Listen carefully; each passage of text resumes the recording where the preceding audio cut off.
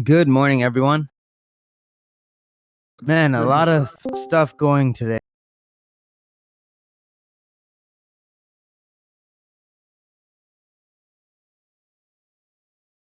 People are scared again about the coronavirus. I was looking into DE. I don't like their earnings, so I'm not gonna touch Dropbox. Not too bad.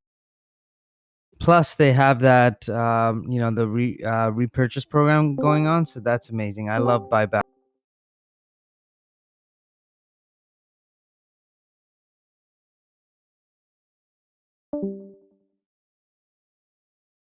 Now, personally, I don't really like. I want to buy Dropbox. Last time I tried to buy it at the 22s, got stopped out. So, I decided to wait. I don't think this is going to be like the major breakout. That could change. I mean, if we stay over like the 21 handle, but I'm going to look for a dip buy. So, probably closer to $20. So, for a swing position, I wouldn't buy it here. Plus, there's not that much volume.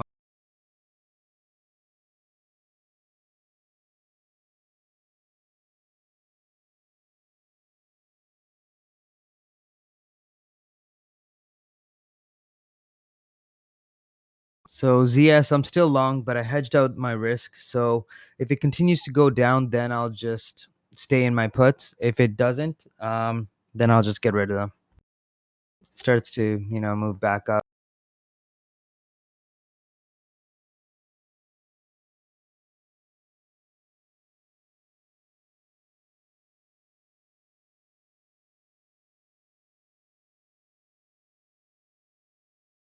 Mar, I was actually down on VIX yesterday. Because I bought it at 15, right, and it was trading at like 14 something.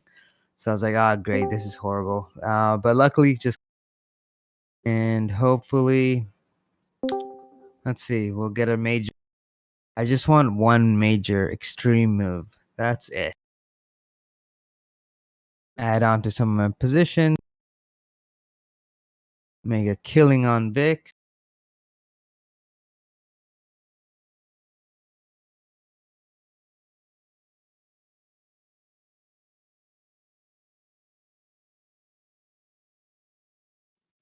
Okay, so my mic's been muted this whole time, so I guess you weren't hearing me. So good morning, everyone.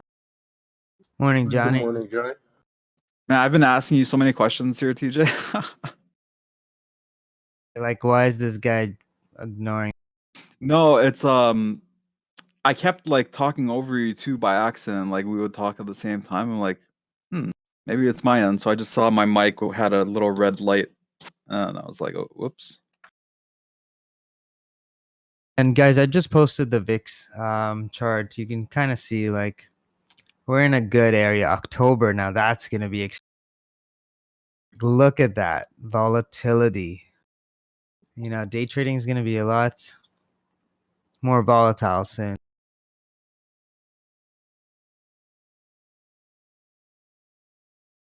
I don't remember the last time I seen people anticipate $20 on.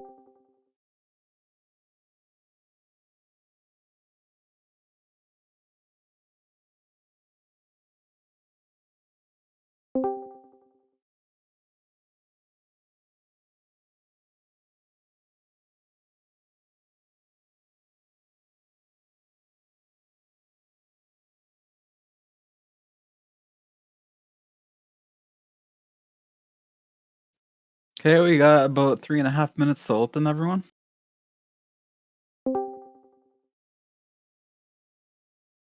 Wow, someone's doing it again, pretending to be me. Yep.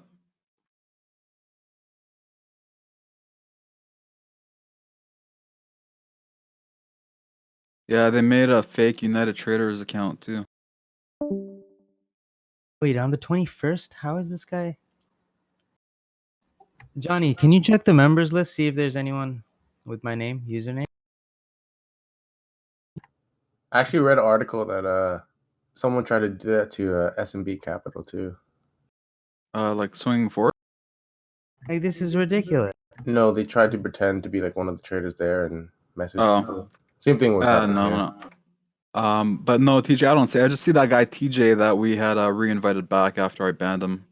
I don't see swinging forward anyway.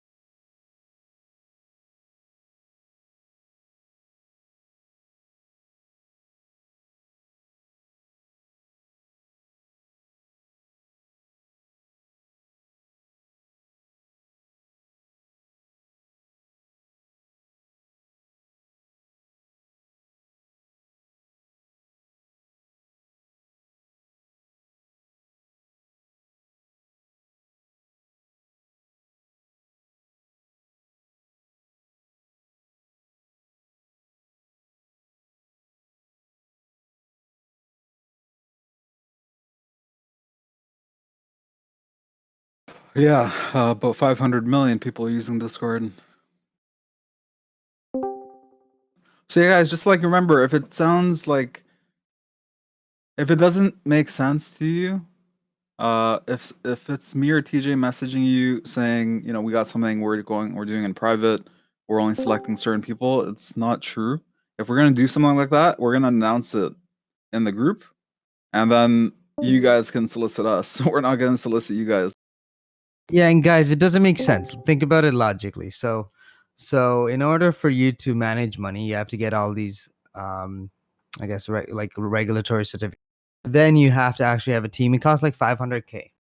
So why would anyone in their right mind spend like 500K to open a fund and then be like, "Hey, I'm only selecting few people"? That makes no sense. It's the concept of having a hedge fund is to take money and then invest it and then turn a profit. So yeah, it's just ridiculous. Now market's opening soon, so let's get focused on that. I'm gonna be watching TVIX right out of that open. I wanna see if we can actually continue to move up or if SPY is gonna hold.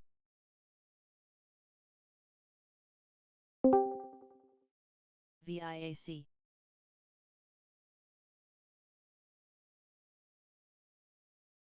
Well, AMD. SFM, DBX, and CMI. AVDL. BXRX. SPY is looking pretty good. Let's see if it can break over. NCTY.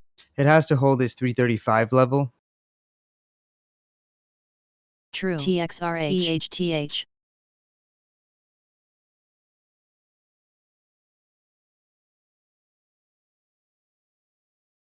BLDR.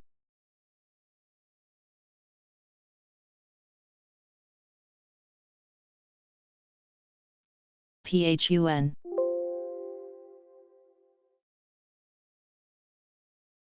And Roku, it's still at that 120 level. I CRC, should be buying it at EYPT. 120. That's where it previously, kind of found support. So I'm going to be looking for an entry on Roku again GRPN. if I get one.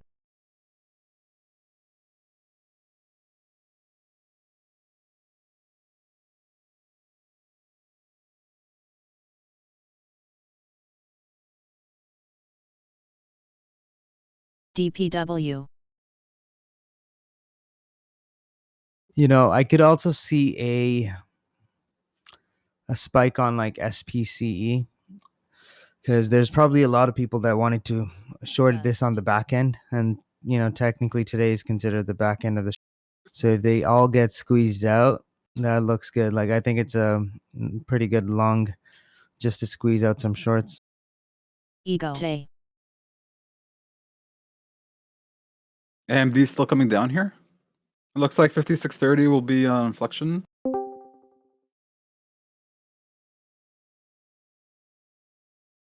Mick.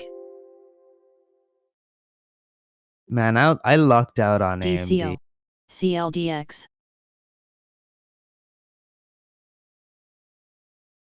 Vici.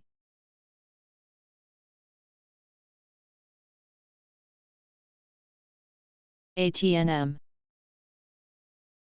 ZIXI.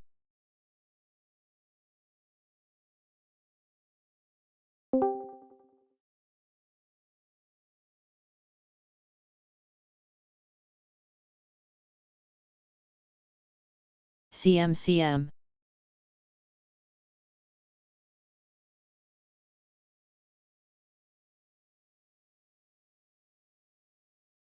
So one of my friends, right, he just started trading, so I helped him out, Airy. got him into AMD, and then of course you can't just get someone into a stock, you got to help them out. So I sent him that text message, check out AMD, taking half off, and he's like, just did. And I talked to him yesterday, and he actually closed his entire position for a good price. And I was like, all right, that's amazing. And then I looked at my exit, and I was like, wow, that was pretty much near high of about all time. There's the push, guys. RSI went from very, very low on AMD up to 30 Earth. resistance. I have a 56.25 IBIO. average. Orc. 450 shares. Nice, I like it for a CLDT. balanced play.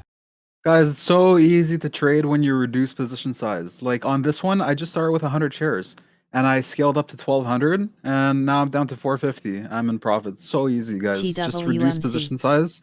Don't chase the money. Just play your chart. And when you reduce position size, you'll make money. Also, I'm looking at Tesla now. It's got to hold that $900 area, but we're not retail, so we want to get it at the best possible price. So I'm hoping we get a test just underneath 900, maybe like a 890 for a potential long play. SPY is breaking down a bit here. JDST. SMH low of day, guys. This is bad. I'm about to short. BXRX. Oh wow, SPY knife. SPY huge knife, guys. Yeah, exactly. Like if this continues, if SPY can't hold this 335 level, it's going down. Just stay on the short. Probably continue throughout the day. And VIX, of course, is going to TBLT. continue to move up. So keep an eye out on. You can see GLDA. a nice little move. Orc.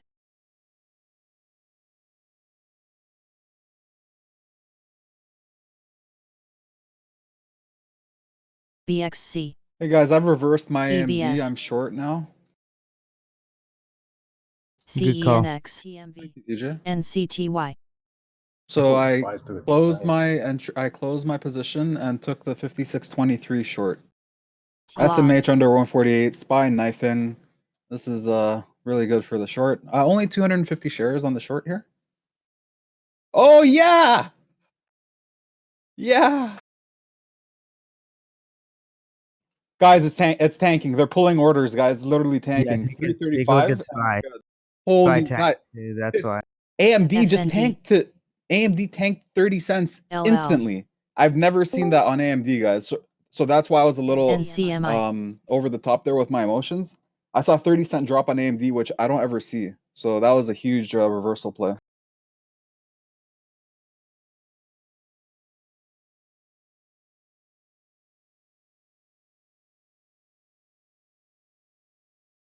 TWMC. OLED.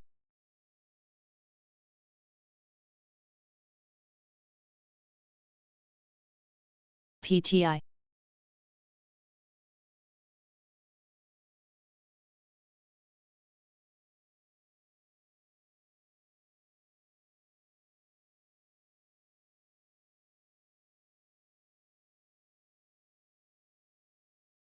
NRZC. Ego.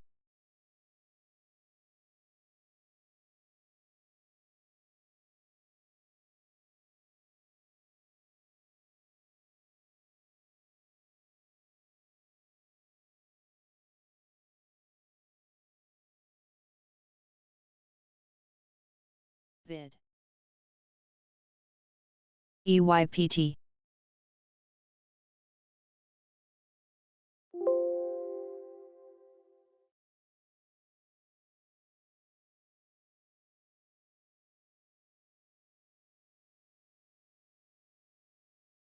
Yeah, I love these bloody days.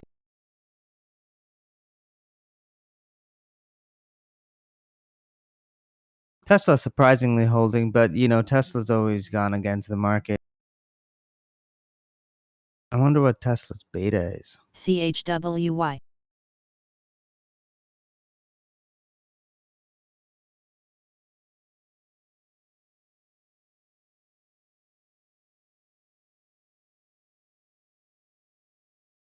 INPX. EBS.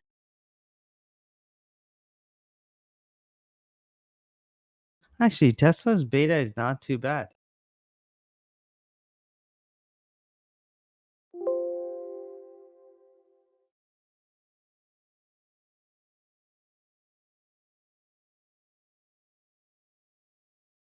True.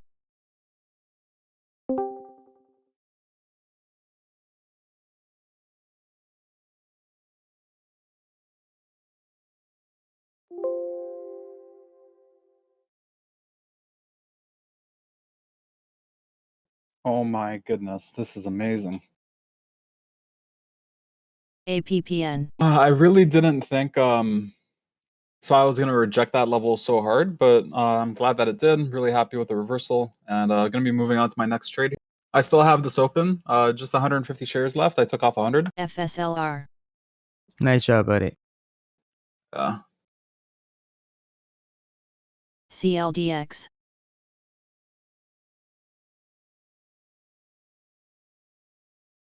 Thanks, DJ. I guess I can show you guys how I did this.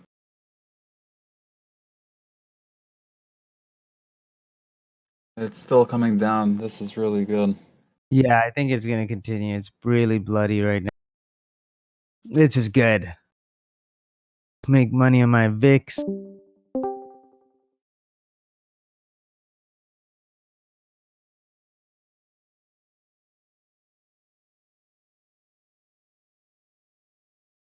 Man, take a look at TVIX.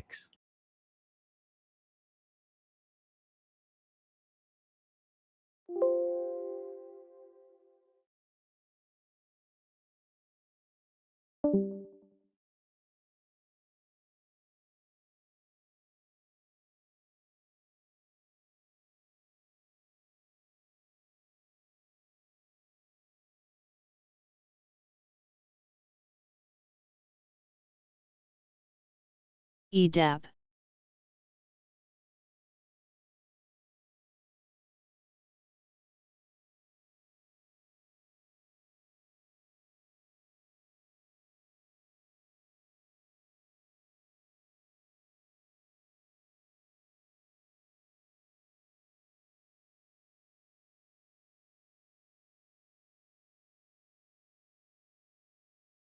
All right, I took first entry into Roku right now.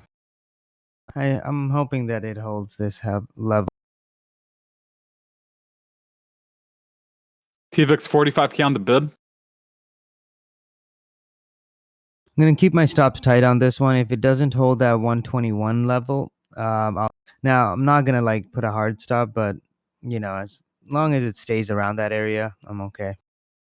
BTG. And SPY's still melting, so stay long on your TVIX, stay short on the market. This should continue throughout the day unless CMCN. Trump tweets about something else.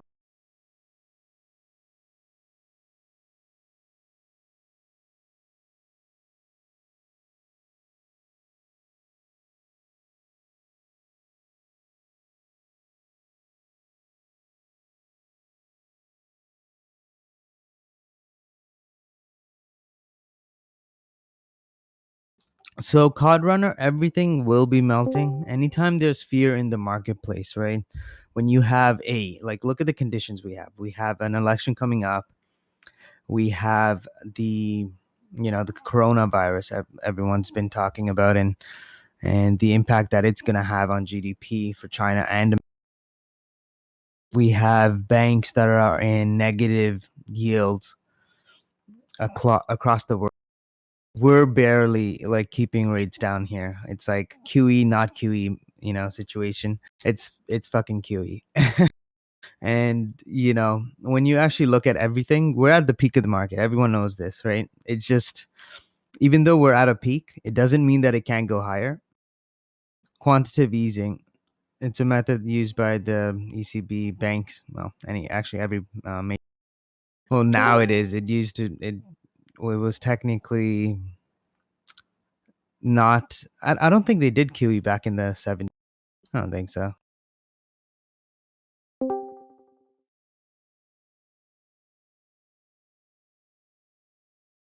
Let's see when the first round of QE was. Curious now. Yeah, it was 2009. That's what I was thinking. Let me just confirm. TBLT. Yeah, that's pretty much when they started. At least in the US equity side. I'm not sure about the every other, but you can see there, True. the Fed really did a job, which also correlates to why our roads are so shitty now. Public transit and everything is just horrible because all the money's going into bailing out the bank.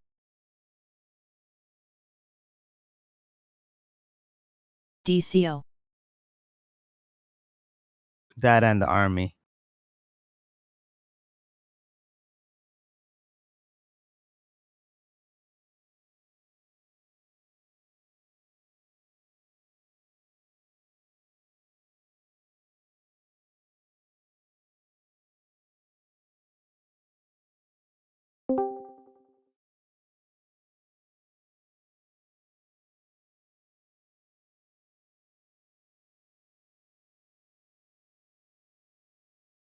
UTI.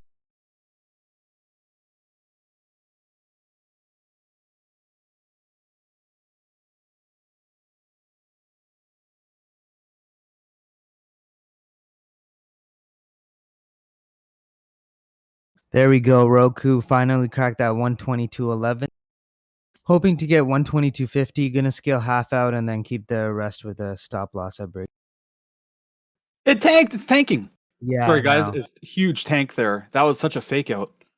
Oh my VS. goodness. I literally just marketed into TVIX. CLDX. VIAC. MOJVDL.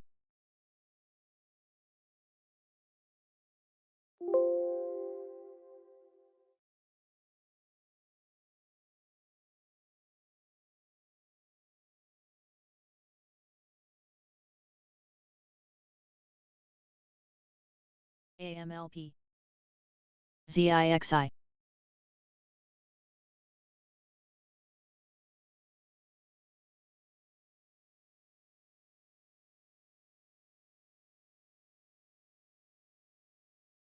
TBF.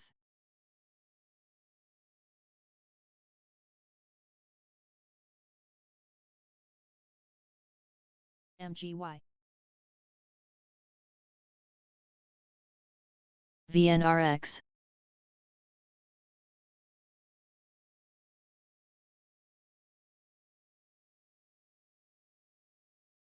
SLRC. TWMC.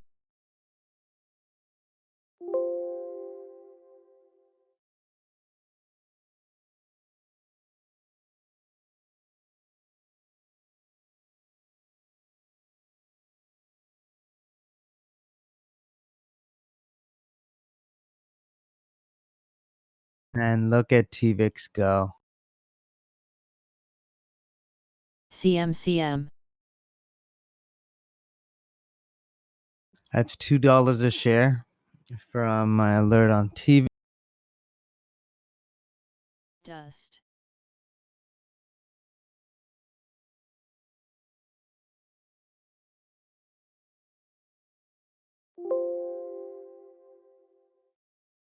Oh, watch list level is lower. I didn't get into 44.50s.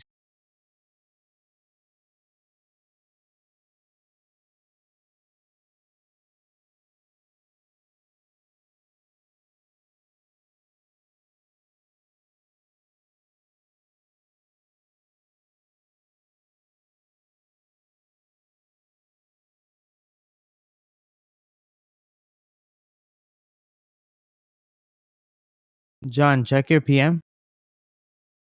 All right. Yeah, the selling pressure is going to be strong, especially on the tech side, guys. Remember, with all these kind of conditions, you're going to see people rotating money into more defensive tickers, and you noticed that yesterday. The when you look at the tech sector, it went down about 1% CYH, overall one go. yesterday, and guess which sector went? The defensives.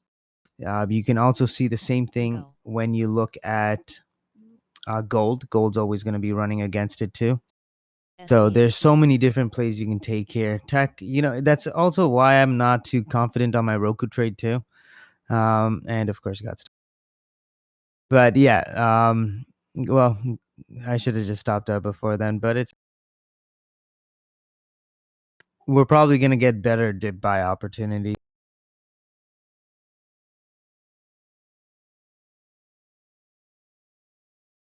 TBLT.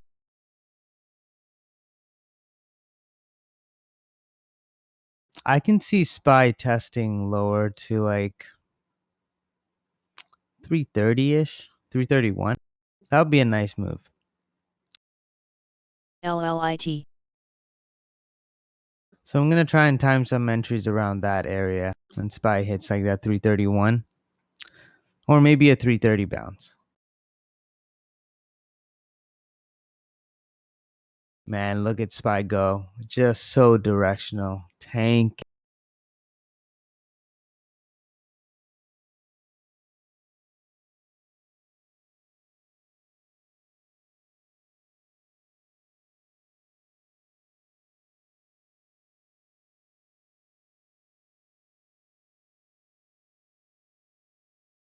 Two. Ping. JDST.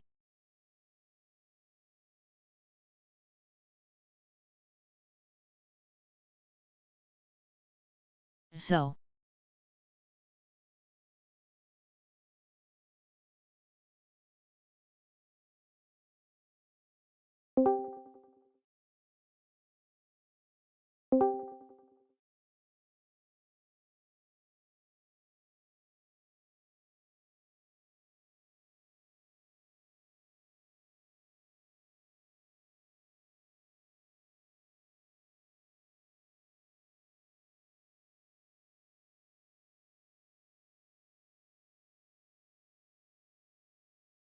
CLDX.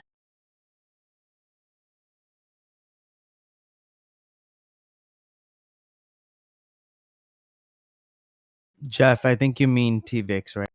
But MLTH. speaking of 6, I think 6 is at a really good value, by the way.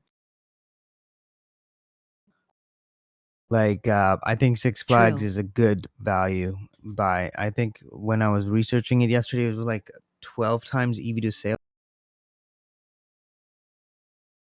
Actually, wait, 12 times EV to EBITDA. So it's not bad.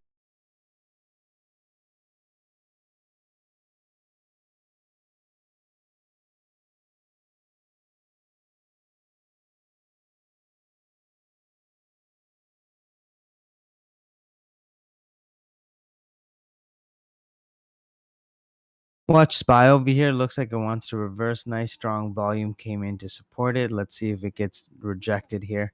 I don't want to see SPY moving over like that 334 area. 330. I'd say 334.80. Just a bit overview off.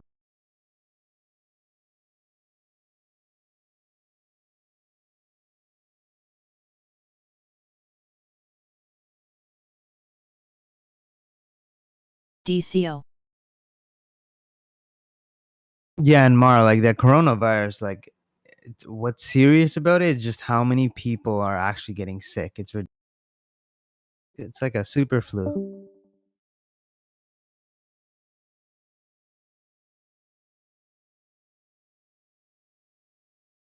And I mean, like within the first 2 weeks, 7,000 people. I mean, just take a look at that exponentially.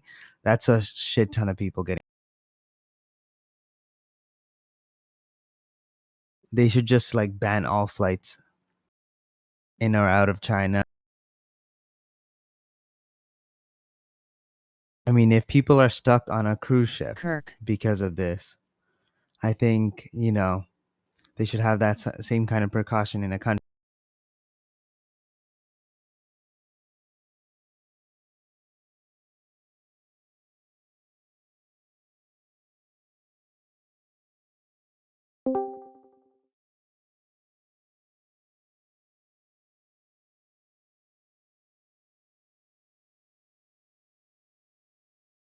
GRPN.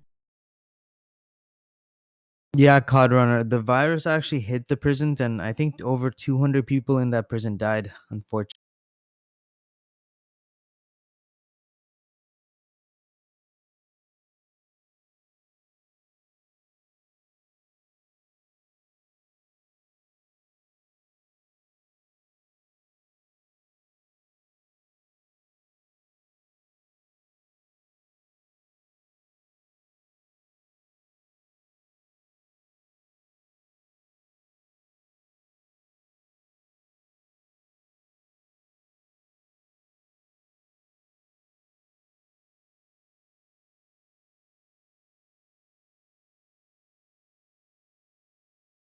EBS. Gonna add on to my TVX position if it holds over the 46.28. CMCM.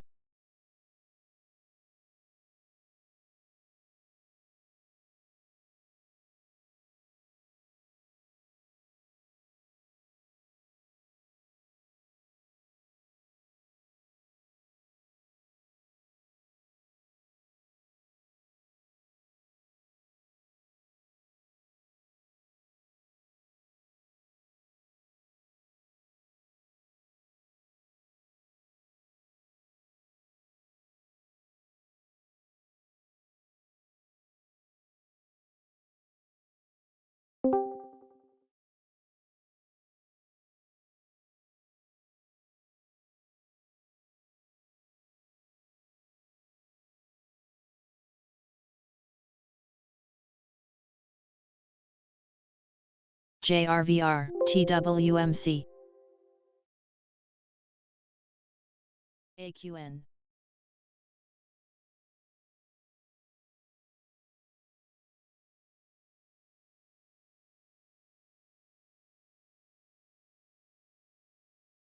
DPW.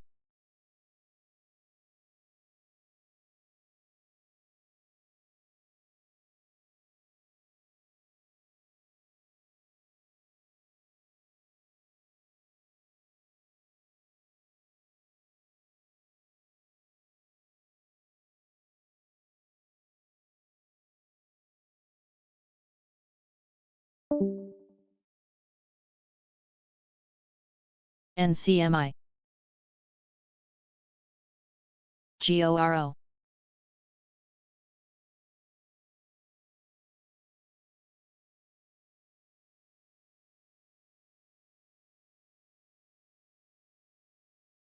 AMZA.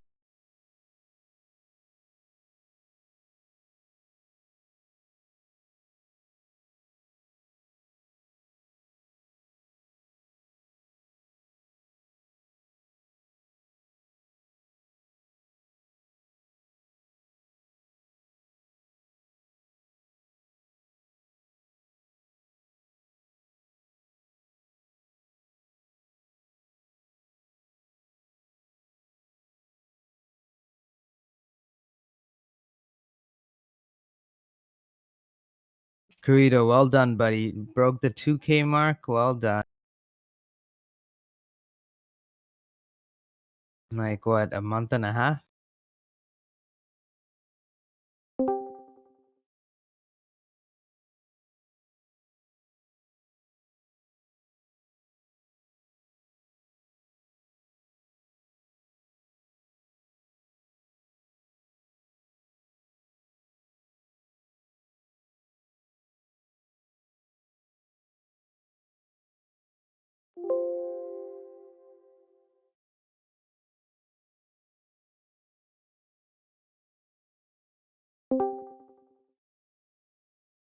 Das, I mean, every stock is gonna be going down.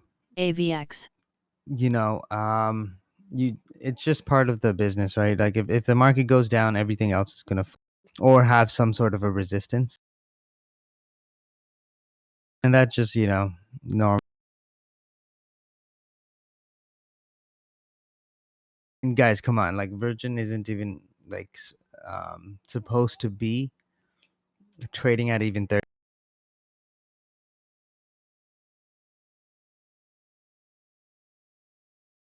You guys have to remember what they're trying to do: space exploration, like space tourism, right? A, who's gonna insure them? How do you insure the richest people in the world for a discount?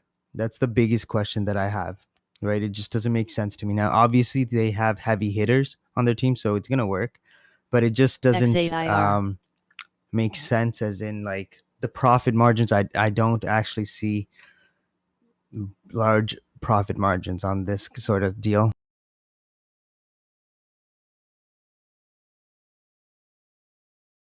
And imagine the liability. Imagine if it's something like Kobe Bryant. Okay, everybody was talking about him when he passed.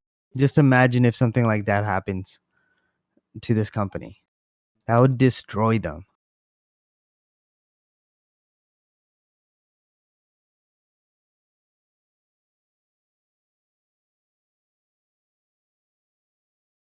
Sen. Remember, TNDM went down like 7 or TSRI. 8% one day because we thought one person died due to one of their medical devices. That's one person. That's not famous. If you're gonna be traveling to space, it's gonna cost you an arm and a leg. It's probably gonna be like, I don't know, maybe 500K plus. I think Russia does it for like 2 million, right? CMCM.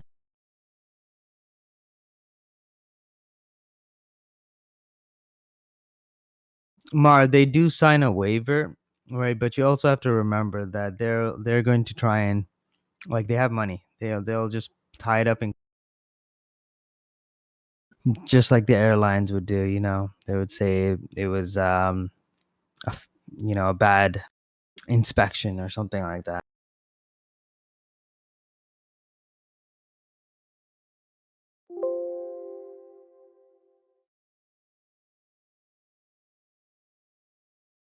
TWMC.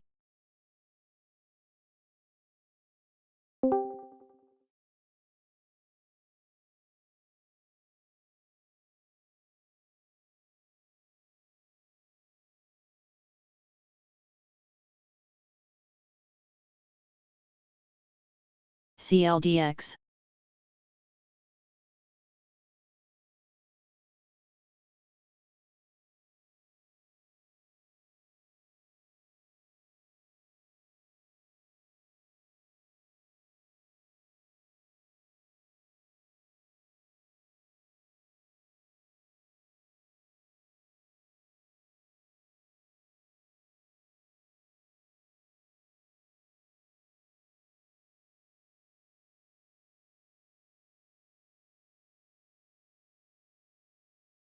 TSRI.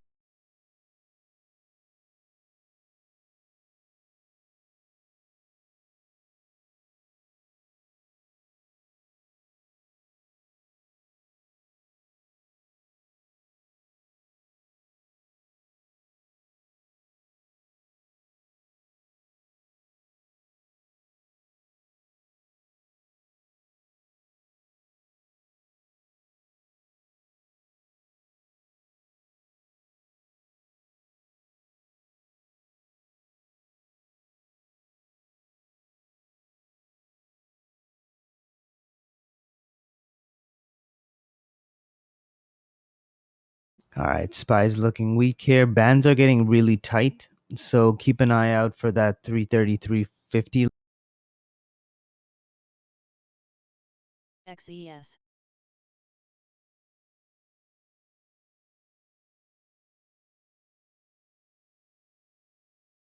AAOI.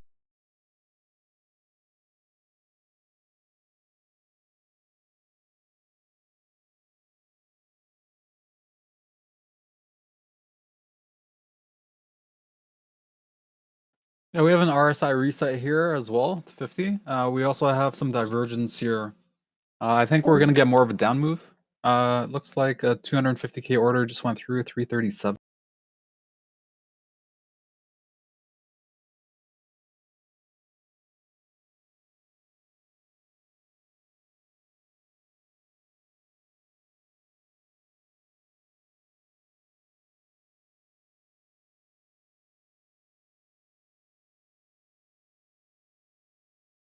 HZNP, And guys, if you don't have the ability to short, you don't actually CSLT. have to short. There's so many ETFs you can take the bearish side. And if we know tech is the one that everyone's going to be scaling out of, right? You can go for tech, TECS. It's the bearish tech times 3 volatility.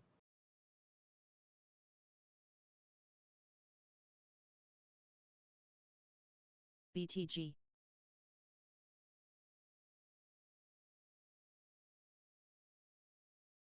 SPXS. That's another one too.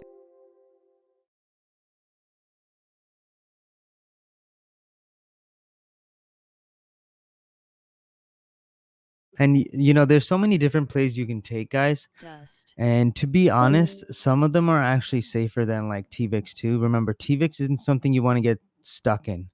You take your profits, you run. Never try and hold GLDM. it on the long side. You will get like rinsed out eventually.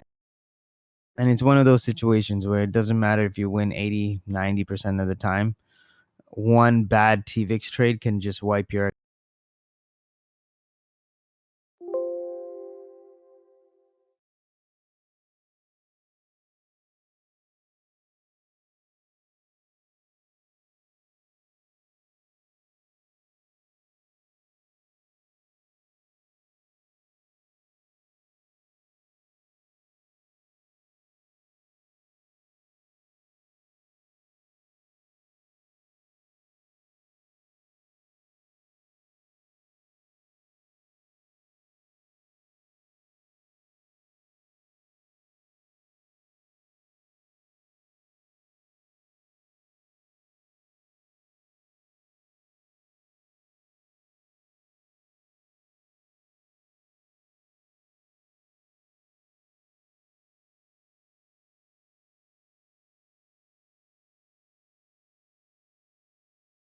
Pikes, keep us up to date about what's going on CNBC.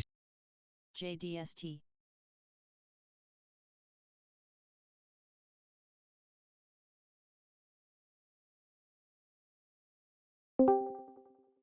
FSLY,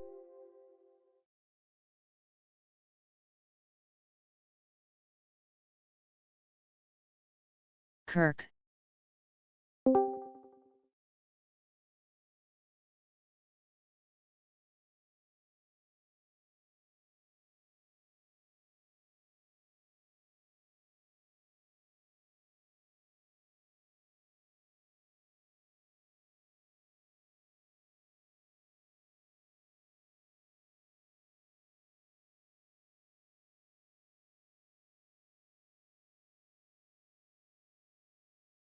TSRI,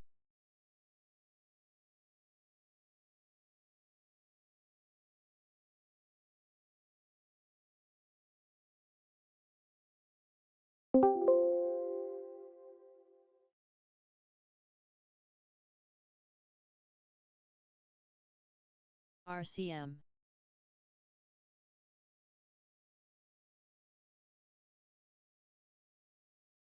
VNDA, CLDX, We got a 20 EMA test here on SPY.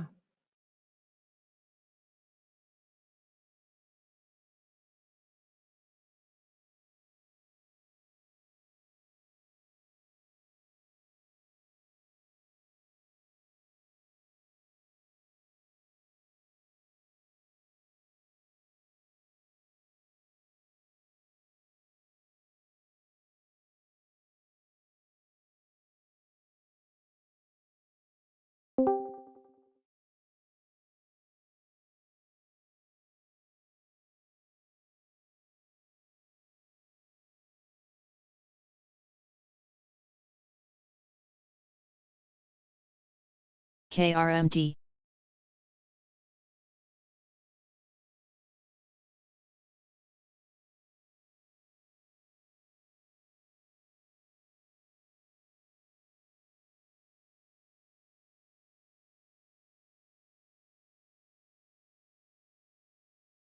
ZYXI.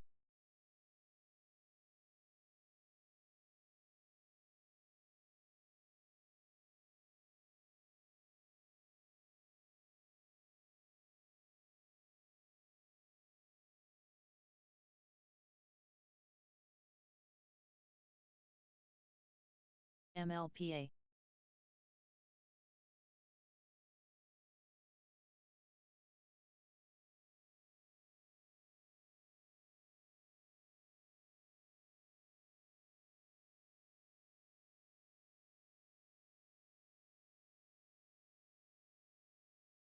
GORO.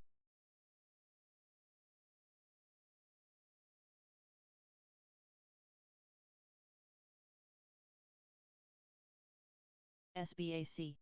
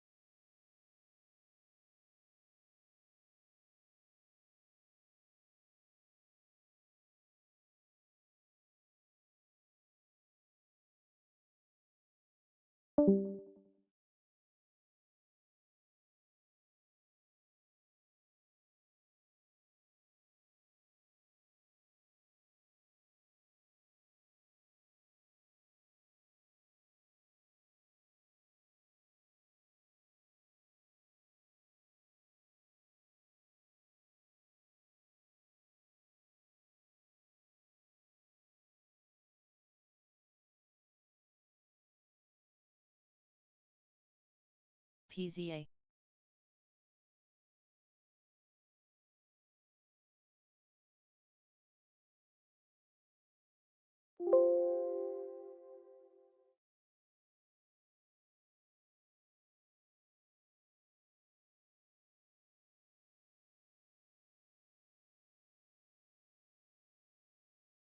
Taka.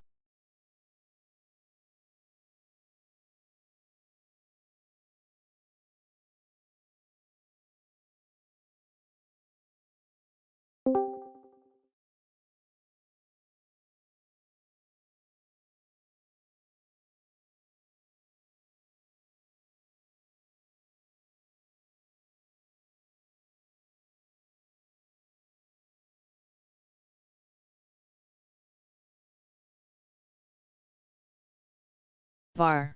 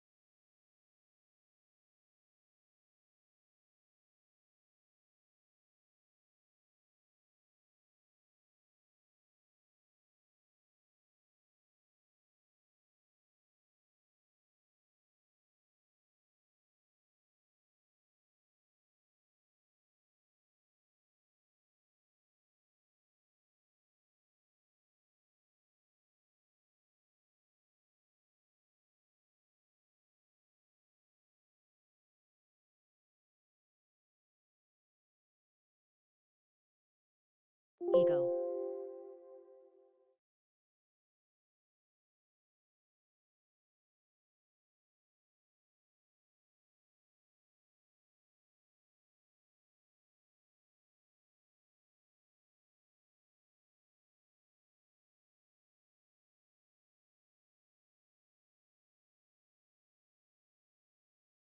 CMCM TSRI.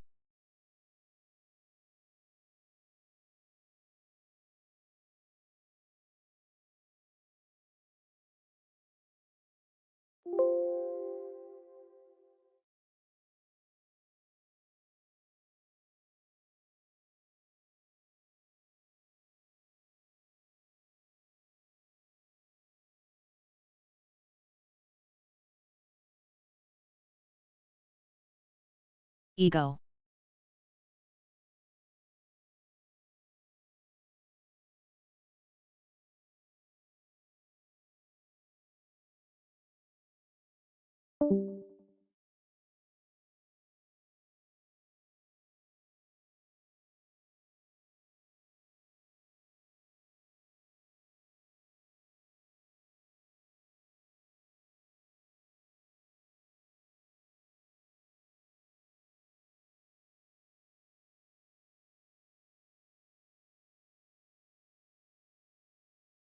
There we go, guys. Breakdown on SPY. Just gotta continue this momentum down. If we get another low of daybreak, stay long on your, TVIX and short on your SPY.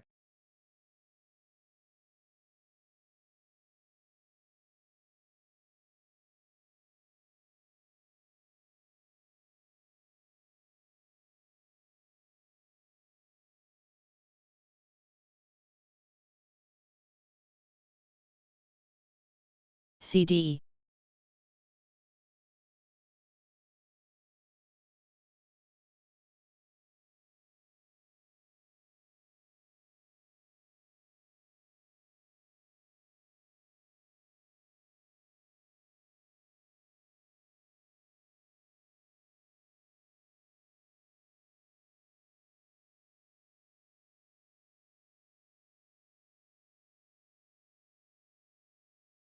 So yeah, you're going short on TVIX. Chill. Sorry. I got no short, bro.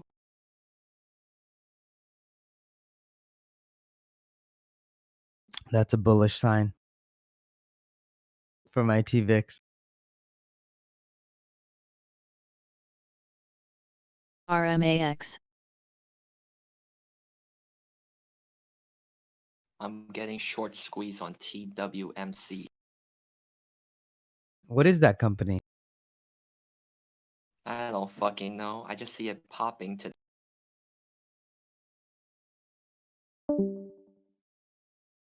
Why? Are you long on Taka. it or short? I'm short on it. And it's trading. I got in 861 short, 7,000 shares, and well, I only covered 3,000 at 717.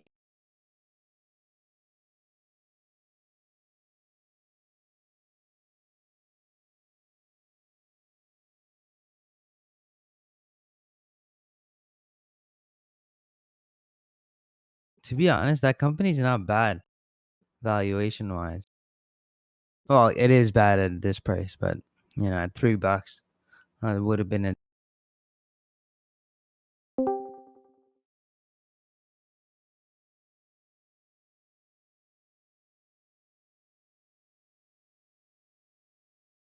PJT.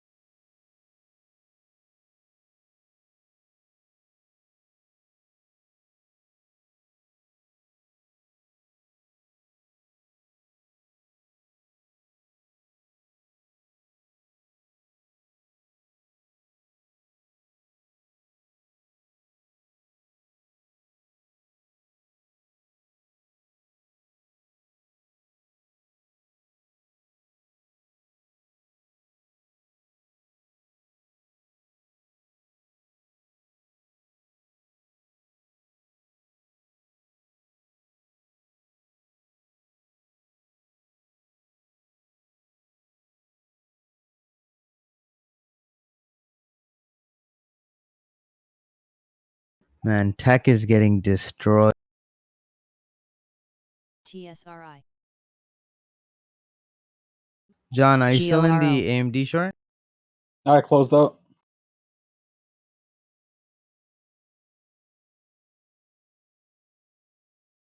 I think it looks good here for another move down.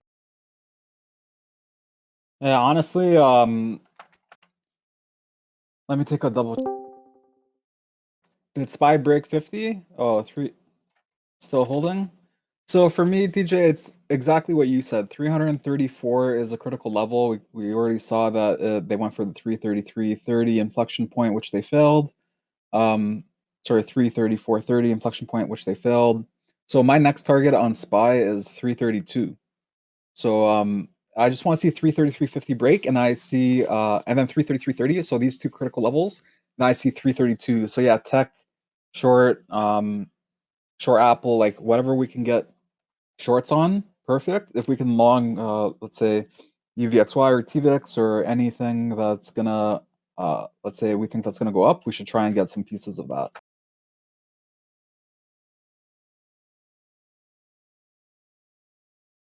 Yeah, and like the tech crash is gonna be easy, man. I just want some algos to kick in and just tank something. Yeah, guys, don't forget the long on TVIX was alerted at 39 as well. I had mentioned it a few times that 338.50 level and 339 were heavy, and I thought TVIX was, even though it's a long over short under 40, there is nice entries at 39. If anyone was watching it, you could see how they held it CVO. bullish, and even on buying pressure on the market, they're holding TVIX pretty strong, and also UVXY as well. So I just noticed a little irregularity there. So I thought, yeah, let's try it. And I ended up making some money on TVX, but I didn't swing it. It's not one that I'd ever want to swing unless I'm in the short side of it and I'm in a smaller position. But that's just because of my strategy and my. But yeah, And everyone. guys, sorry, go ahead. I was just gonna say, just don't forget TVX and these types of tickers are meant to go to zero. So TVX is an ETN trust or ETF. It's an ETN, and yeah, so it's meant to go to zero, which is why they have to keep reverse splitting it because SPY's at all-time highs and just kept ripping. So Taka. I would say expect more. I'd say like a 330 into like 325, maybe a double support test. But I know Elliott Wave is saying 350s to 360s. So I know Elliott Wave is a huge indicator that a lot of these market makers use, and yeah, I've been following it for quite a while. And yeah, I think that we can keep going, but I think support tests first. So if you guys want to try and short, go for it. TJ, go ahead. I think I'm just gonna close out my LB trade. It's already, up like 45%. And we were expecting a buyout, but it wasn't a buyout that was happening. There's just a transfer. Also, they guided really low for next quarter, so I think we should take our profits on now. Whoever got in with me at the 17th.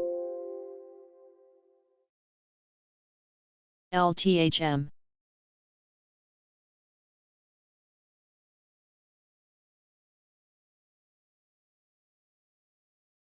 I think I'll close like 60% and then slowly decrease more if it goes.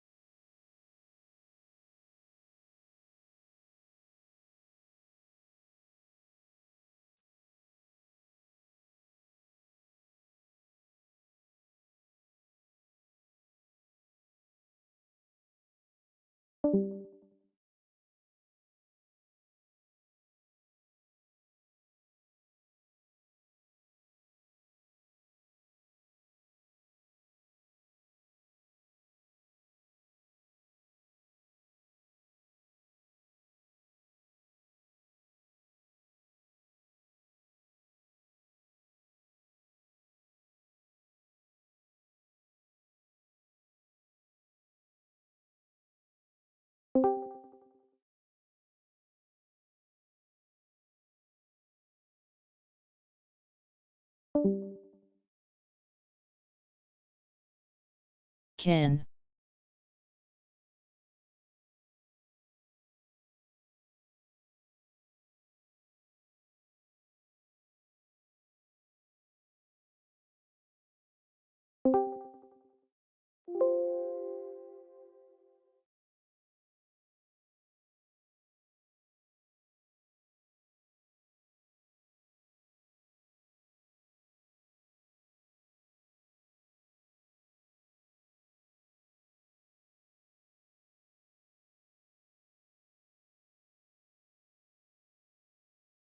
TXRH.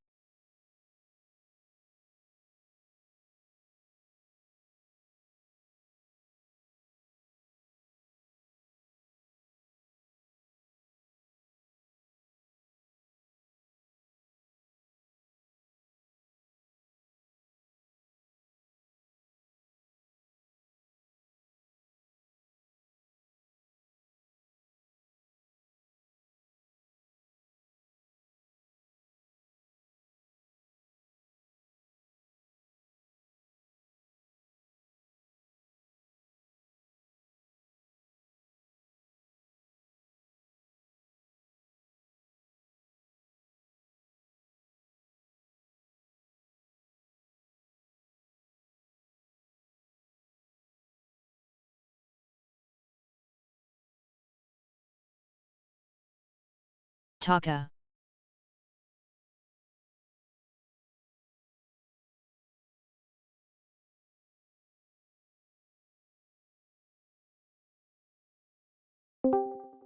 ZIXI.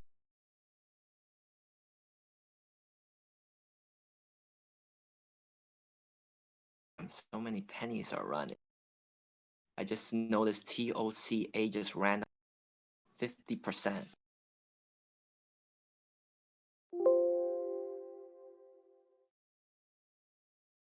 Wait, what's the ticker? TOCA.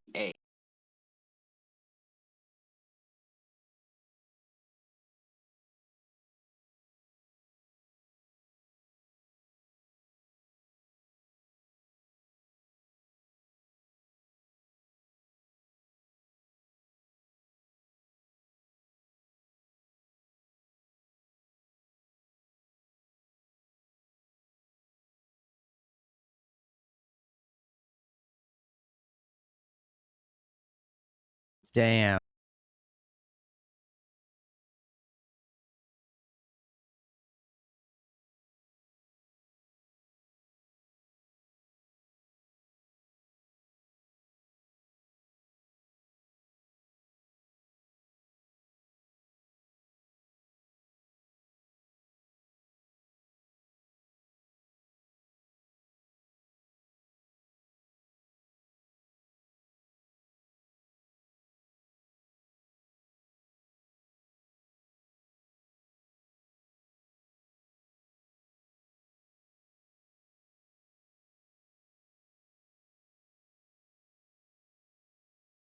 When I got a question that I wanted to answer yesterday, someone asked me how to use like the watch list level.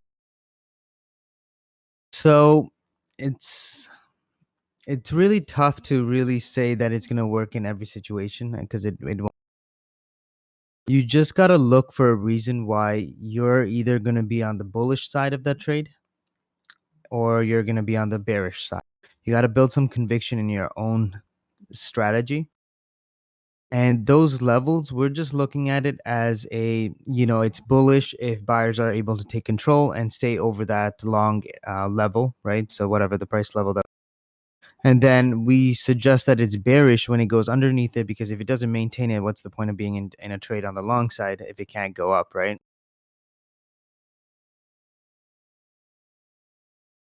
And I kind of keep all mines to like a whole number just to make it easier, but nothing really works in whole numbers. So you guys are just going to have to like kind of look at the actual chart and see where a nice little support level is. And, as you guys know, never buy at support. Buy on that break of support. Your stops can be really tight. You're going to have no problems with liquidity. And more importantly, you really don't have to worry too much, because as soon as you get like, you can have really tight stops with a stop loss under support. Once everyone stops gets triggered, you're probably going to get a better entry. You're going to get at least a retracement, make some money on the retracement, and then hold the other half, hoping that the retracement continues.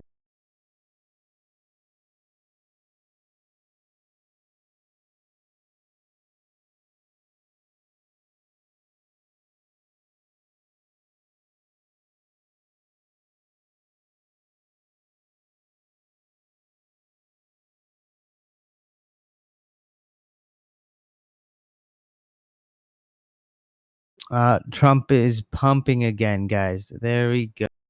Speaking of pumping, check the trading chat. You like that? Johnny flexing those AMD gains. Seriously. Man, I had 3,000 shares of TVX and I closed it out, so still happy with it though. I just scaled in. I just scaled in, took off partial, came against, scaled in, took off partial, came against, scaled in, doubled down again, and ripped it. So really happy with the day. I'm pretty much done. It's 10:30 here, so I want to go for a little break, and I'll be back in about 15 minutes or so. I'm still gonna be listening in while I'm on my break, but yeah, I'll be back in a bit. Cool. Yeah, I'm still long on TVIX, but for me, I don't have enough contracts on the VIX side. So I'm hoping to actually build a bigger position on the TVIX just to help with short term. Yeah, and that was a huge 334.30. Remember, I was mentioning that 334.30 level, and they just retested it again. Looks like 334. Let me double check.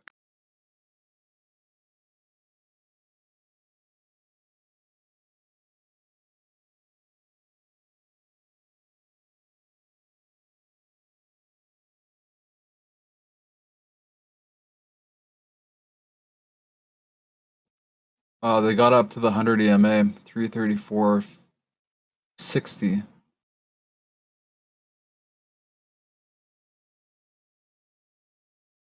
So guys, we had mentioned 333.50 needs to break. Just recently, about 5 or 10 minutes ago, when I was giving my analysis, I said I could see 332. I want to see 333.50 break again. So I had broken earlier in the day. I think it was about 40 minutes ago or so. And like it was around just after 9:45. But on this previous analysis, we needed to see that 330. By the way, I just saw another option play close here, 337, guys. Okay, so yeah, 333.50 was holding as a clear support level. You guys can see it all in the candlesticks and the volume if you compare it. Also, MACD holding beautifully. That RSI divergence reset, and they made the push to VWAP, and it looks like they are touching our bottom Bollinger Band here. So yeah, I think now that we've tested acting resistance at the candlesticks and at our 100 and VWAP, we can get the breakdown. So expect massive selling pressure here, in my opinion, on the market, and tank through 333.50. Okay, and now I'm gonna go on my break. You're So, speaking TSRI. my language, John. Yeah, well, it's all thanks to you, TJ. And I actually I shouldn't be this happy because Bid. my Amazon puts are fucking just dying. But you know what? A nice little tank would be nice. I want to add on to some of my positions and been waiting for a nice, decent. And to be honest, it's like even right now is not a time to be buying into my positions. Like I Taka. think we need like a week or two of just bad. We got an alert from Bagamoody. Hasbro.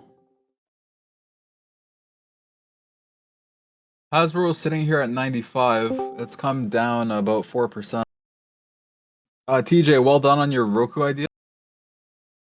You had went long at about 121. So it was our first pivot point there. No, I got and stopped out. Where'd you stop out? 120? I thought 118 was the number you said. CWBR.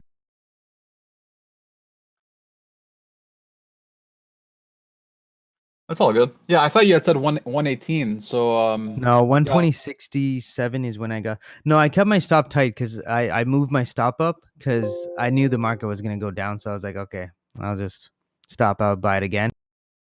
But Okay. missed it. Regardless, that 121 level isn't a bad level. Actually, when you took it, it looks like it went up in your favor, and then you got stopped out after. So it's still a really good play. And then on the retrace, anyone could have tried the 121 with hold up to 120 long over. So well done. TVIX moving up nicely. Let's see if we can get that. I want TVIX to go over 48. That would be nice for me.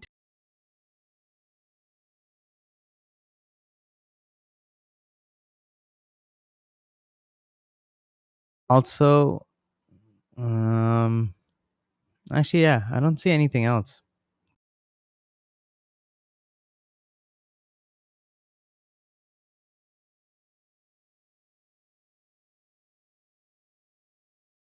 To be honest, you know why AMD is going down so much, right, guys? Yeah, so that they can add more to take it to 65 for April. 100%. I'm just messing around, TJ. But it's because it drives, like, it's the second biggest thing that drives it's like one of the bigger tech tickers.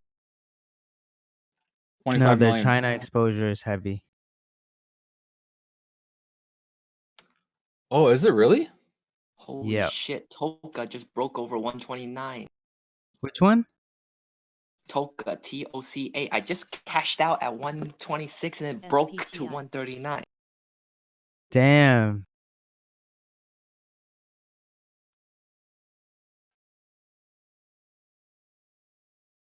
CMCM.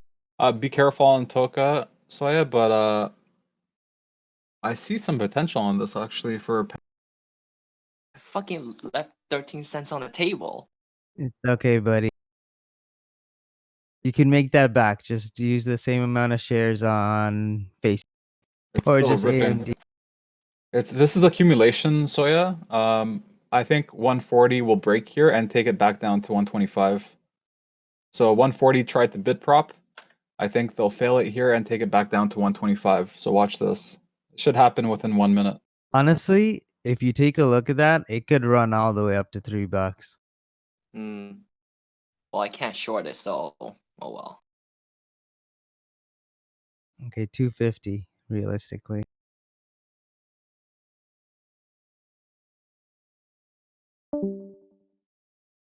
There it goes. Breaking. Yay. Fuck. This feels like that 2017, the penny rush. Oh, I know. Nothing was as good as that. I mean, we fucking killed. It was virtually shit, impossible 148. not to make money consistently. Because like Soya knows, like all I did was just put 1,000 shares on every single one that moved up that gap. Sometimes it worked, sometimes it didn't, but like majority of the tickers that we were trading were running. So because of that, it was just profitable due to other.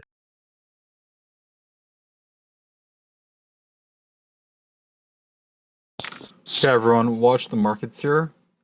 So either we continue this trend back up to 334, like the range, I mean, or we're gonna start failing here. I think based on everything that I'm seeing, we're gonna keep failing here. So I think just like a little bit of bearish consolidation into the Bollinger Band squeezing into the tank. So watch SPY. Yeah, so either just consolidation bearish consolidation, bullish consolidation, but everything leading up to a tank, unless they can get this back over 334, which I don't see happening. This is weak. If they get 3 nice bullish candlesticks, though, that could change. SPY's looking to hold, looking a little bit more better here. You're going to get more buyers.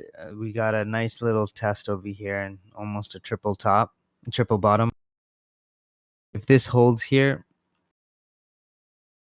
looks good for a bounce up. Which means I'm going to take some profits out on TVIX.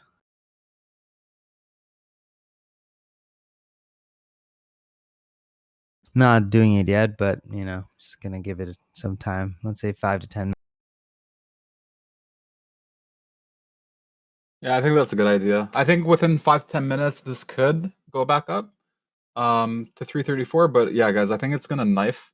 So there's opportunity on both sides here. Just be careful, because I'm getting the feeling that we're about to knife down. And holy, there it goes, guys. So, okay, so anyway, now I'm going to take my break. I'll be right back. Just reduce position size if you're trading the markets, guys. The easiest way to make money, just reduce position size. So, like today, I've made a lot of money and I didn't use big position size. I think you guys heard me earlier on an AMD trade. I had taken like 250 shares, and that's very uncommon for me. Usually I'm doing 500 to 1,000. But on volatility, you just reduce. You don't want to get stuck. So, yeah, I think TVIX is good here to 47.50. So 30 cents here on TVIX idea. Oh, there it is. Yep, SPY just knifed, guys. There you go. There we go. Called 1 minute before the knife. Amazing, right? Yes, sir. Ah, this is good. This is so good.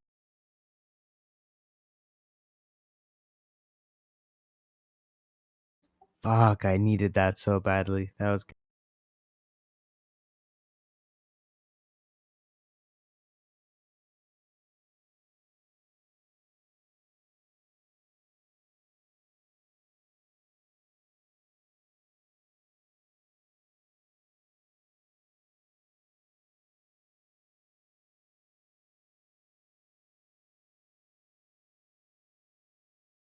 DMYTU.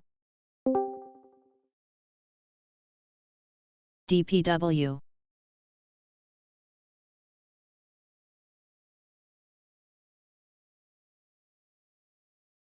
There goes CLDX below $3.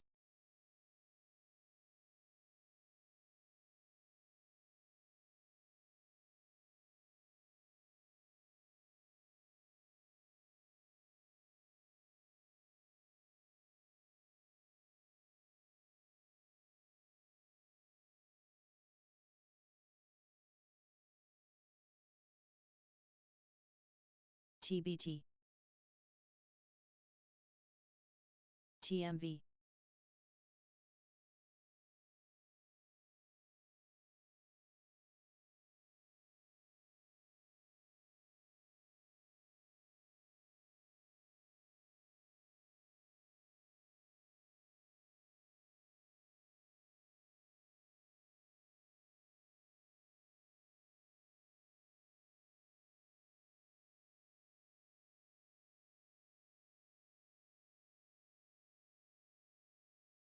TBF.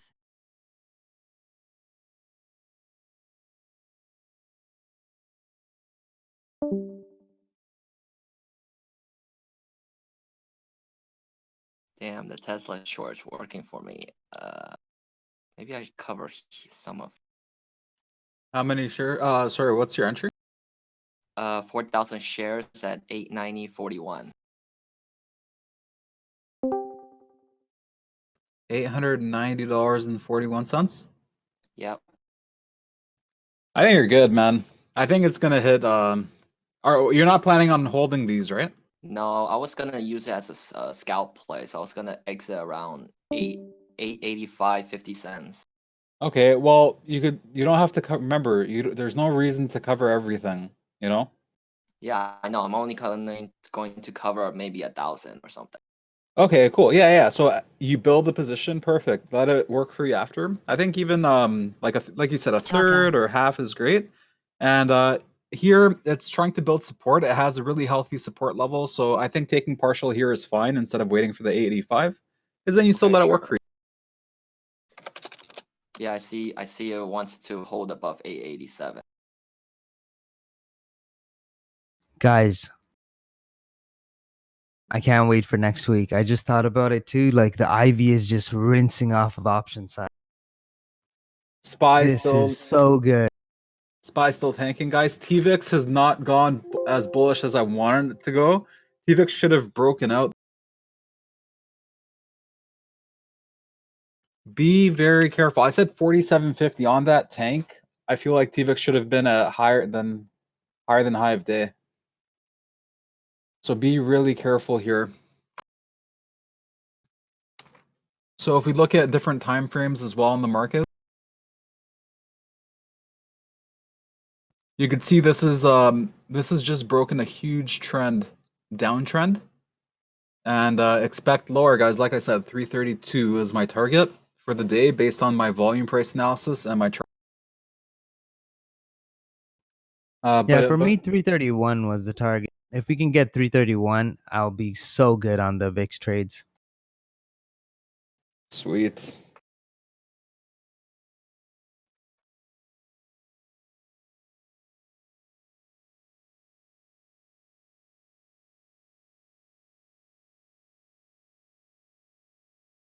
So yeah, nice entry on SPC. I was actually looking at the option side. PZA. ABO. I think your Toka to $3 gonna come true. No, I'm serious. Like, take a look at the chart. $2.50, $3 makes sense on a stock like this. Plus, there's nothing else moving, so every penny stock trader is going to be looking at this. And especially if it just holds this level, if it holds 150, more buyers are going to probably.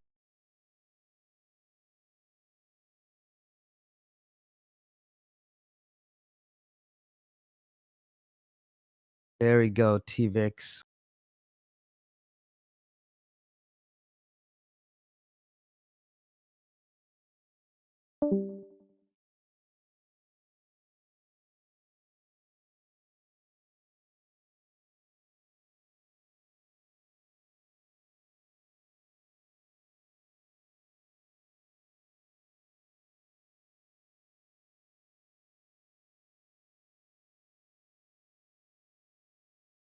So I might actually buy some more Amazon calls, but this time I think I'm just going to buy. I don't know. When's their next?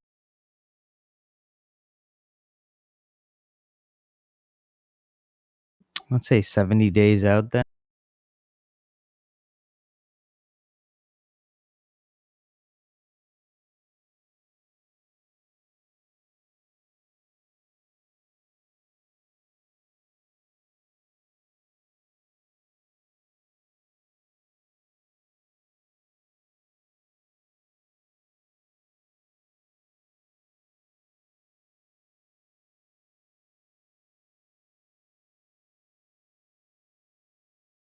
Damn, the May contracts are expensive.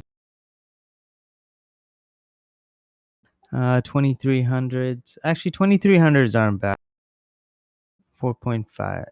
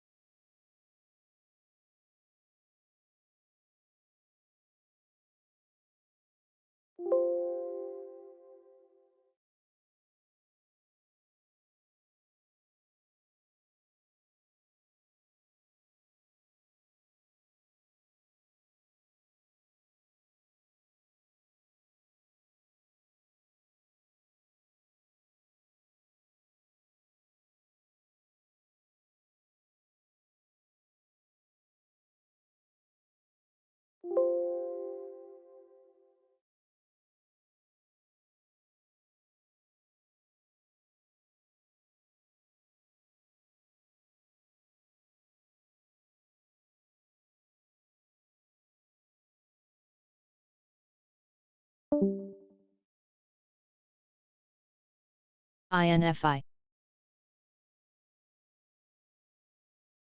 TXRH.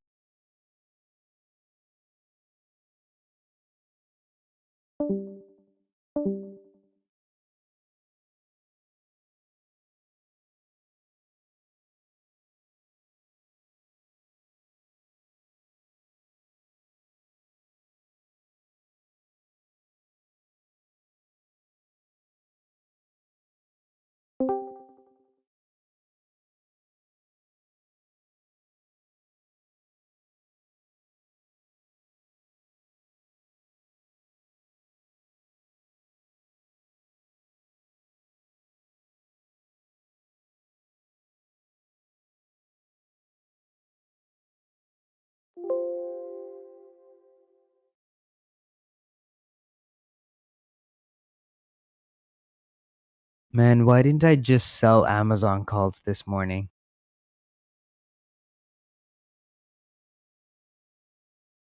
That's what I should have done.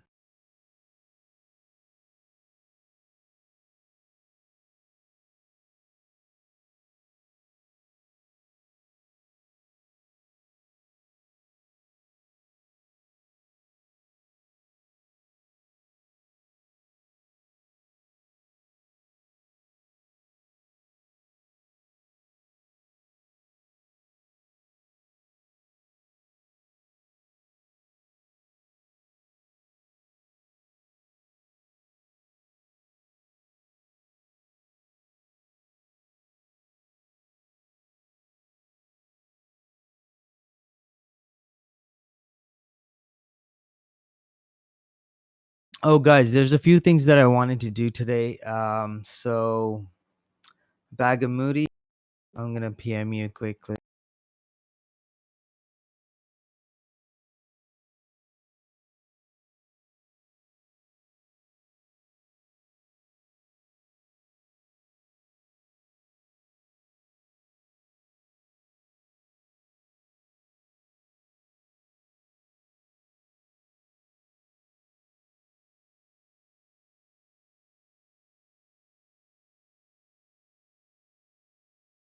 OSBC, UNT.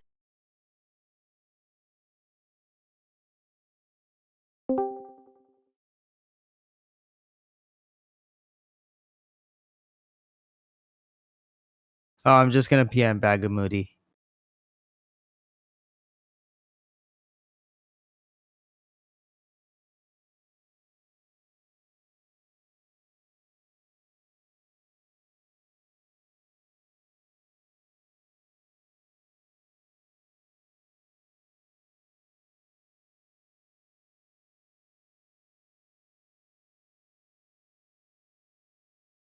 Taka.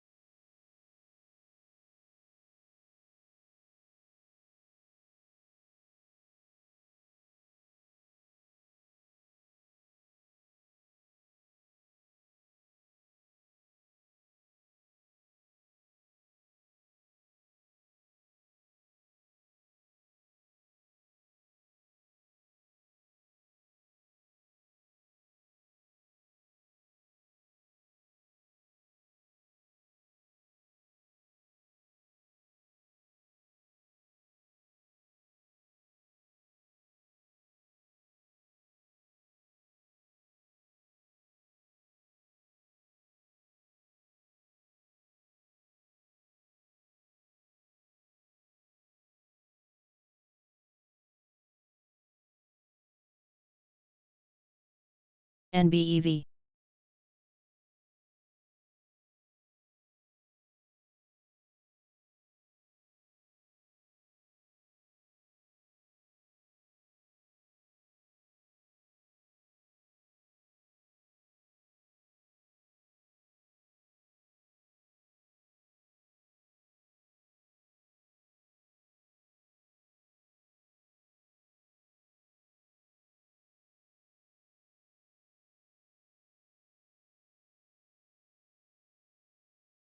think space looks bullish here. Nice consolidation in price, especially after that move down. You can see a nice little retracement.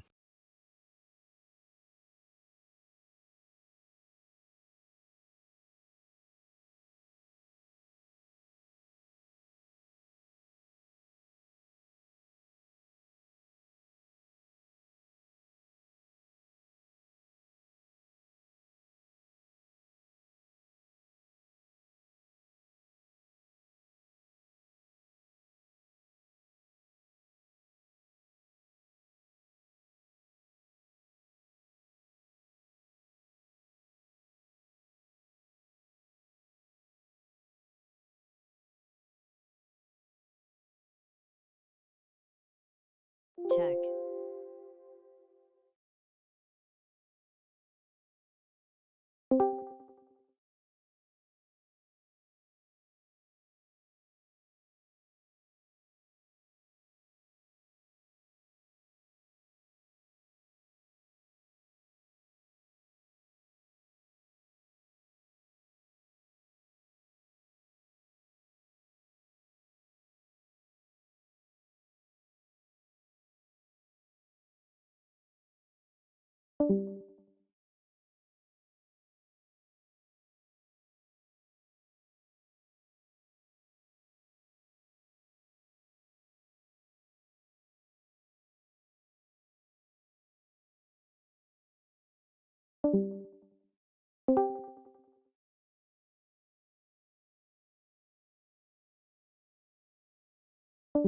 SPY's looking really strong here. I don't want to see SPY cracking over that 334.30.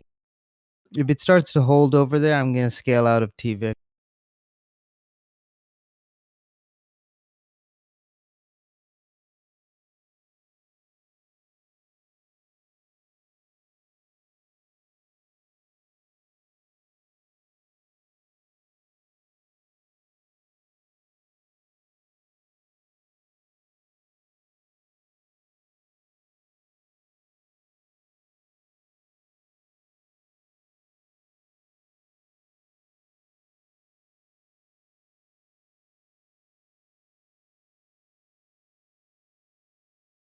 OXBR.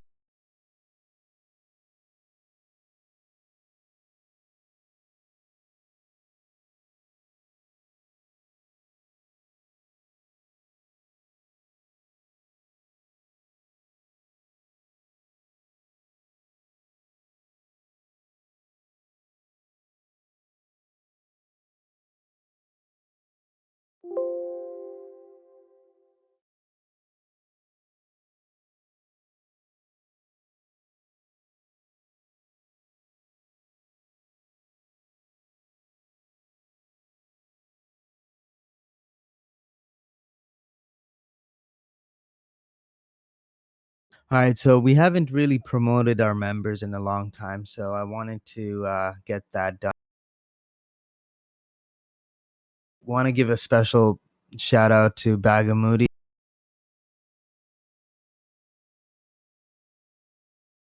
Now going to be under the executive team. Thank you so much for helping out, buddy.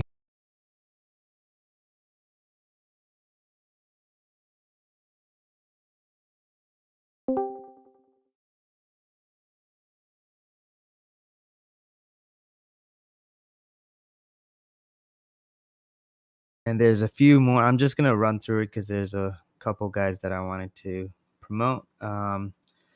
So we got COD.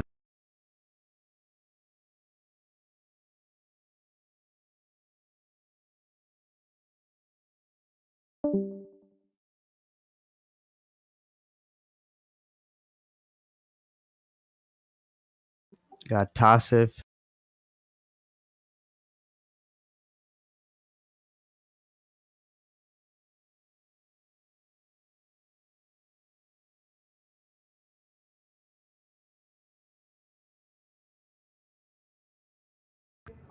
TBLT, lot of volume.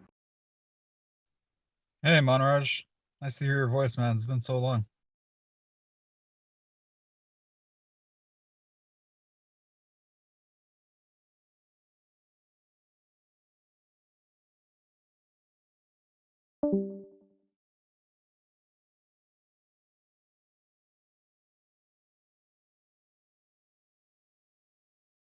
Taka. Also newbie 2.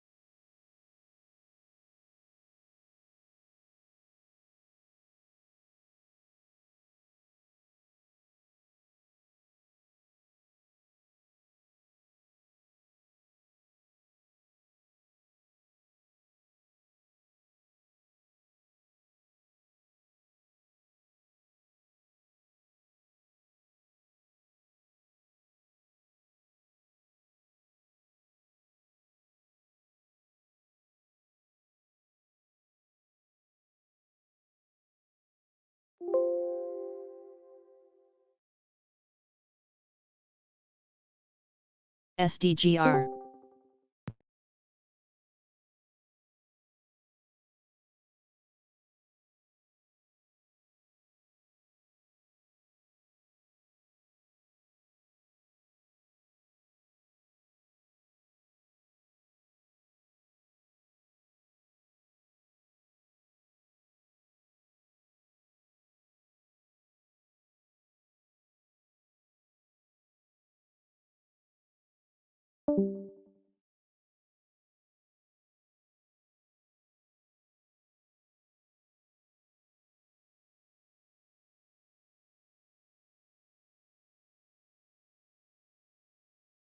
OXBR.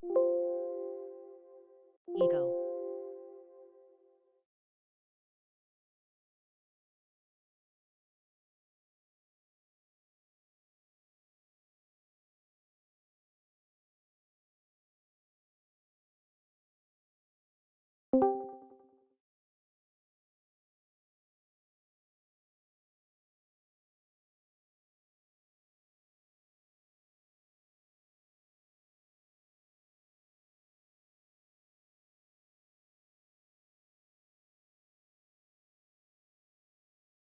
Looks like that 330, 330 level I had mentioned was a nice level to break back over, back to 334 on SPY. Johnny, check your PM. Can you PM my other account? Here, I'll message you. I'm on my phone.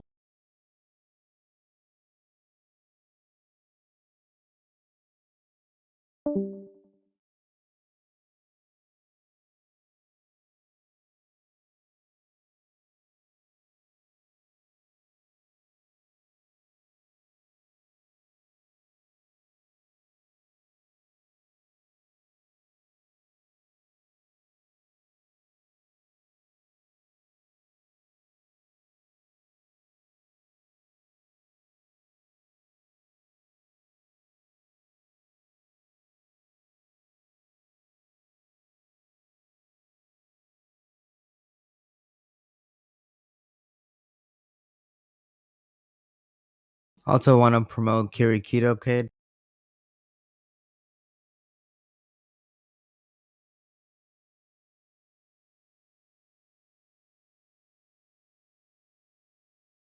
And honestly, that goes without saying. I mean, the improvement in his trading and the way he analyzes it, and I'm sure a lot of people are probably learning from his feedback.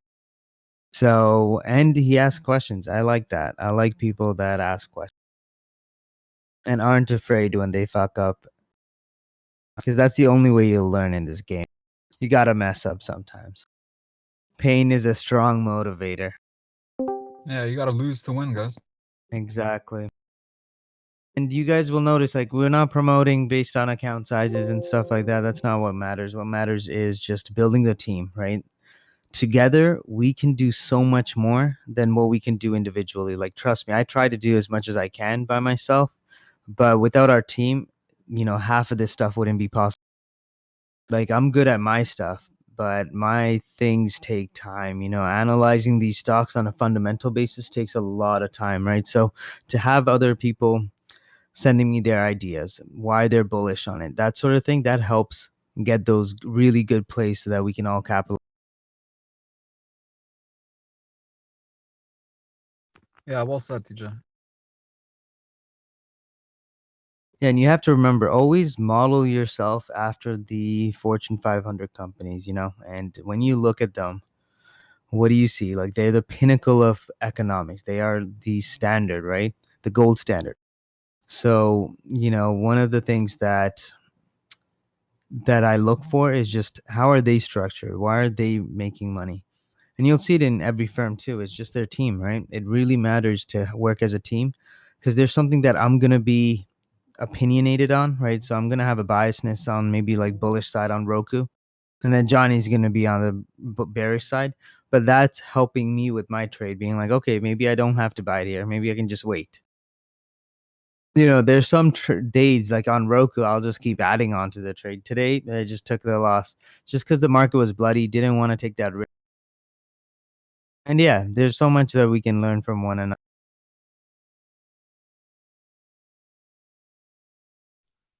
Can you guys hear me? I think I just got disconnected. I can hear you now. All right, so yeah, so I just want to say a perfect example of what TJ is saying.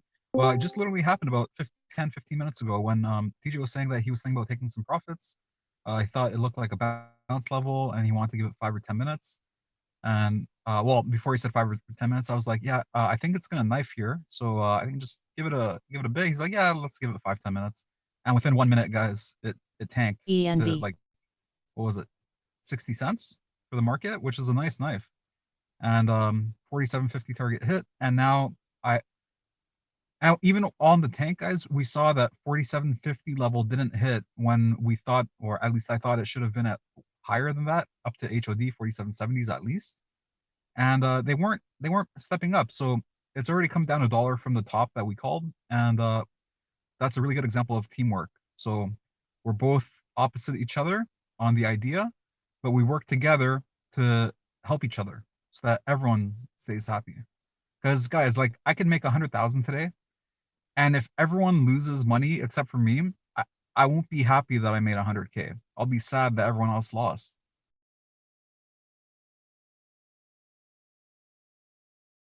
We're a team, guys, and the stronger we are, the better we are.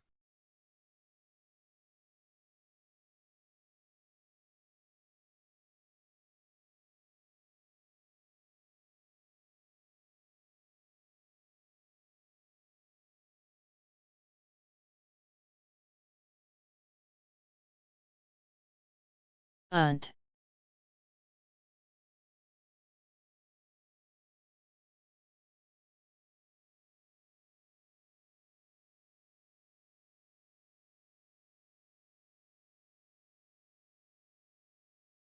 TJ, I also want to do another promotion today. So I saw Yeah, you. go ahead. Well, it's gonna be a bigger promotion, and it's someone who has contributed every day and has been joining the voice call every day. Taka. Helps people, reports scammers, and I think has become a big part of United FEDU. Traders, who I want to see stay here and continue on this journey with us together. And I'm talking about Mr. Blonde. Damn it, I was just getting to that. So It's so yeah, funny because I know, just messaged I'm him too. psychic, man. Okay, there we go. I'm We psychic. agree on it. I'm psychic, man. You already know that. So anyway, yeah, Andrew's been with us for I think just over a year or so, but we have room in the executives. So I'm going to be promoting Mr. Blonde to executive role. So help me in congratulating Mr. Blonde in the trading chat, please. And yeah, And know that guys, you Mr. Blonde is like amazing at what he does. Like, take a look at the FX channels. He literally just flooded the FX channel. like reading through it, it made me want to just trade FX.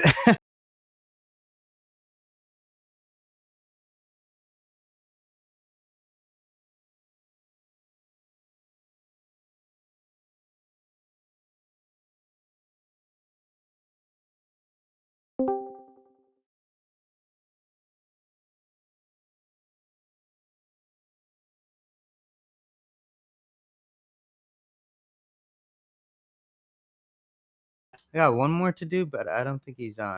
I'll wait till he's on.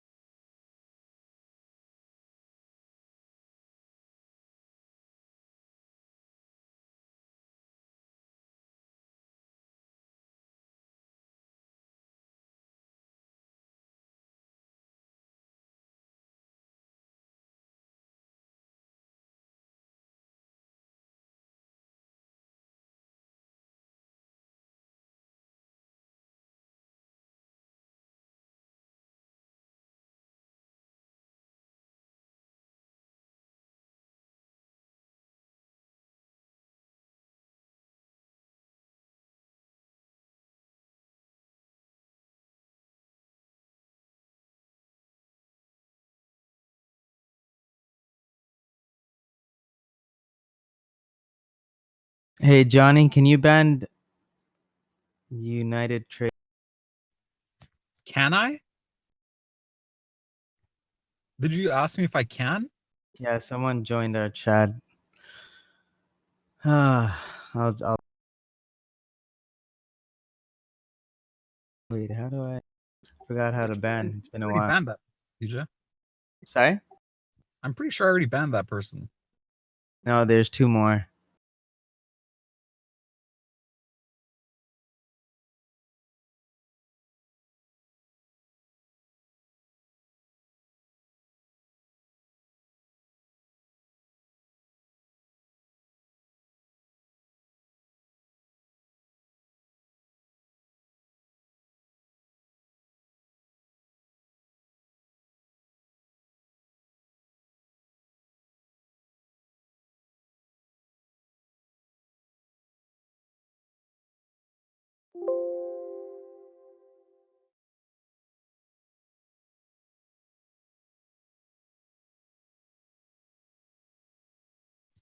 All right, that's done. I got rid of them.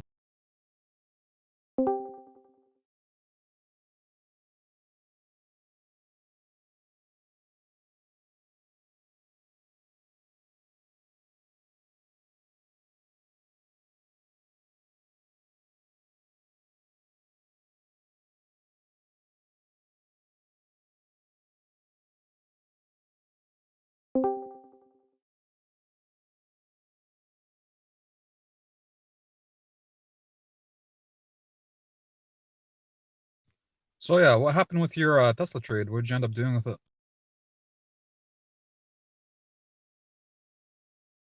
I'm on my phone, so Thinkorswim crashed on me. So, wait a second, I gotta load up.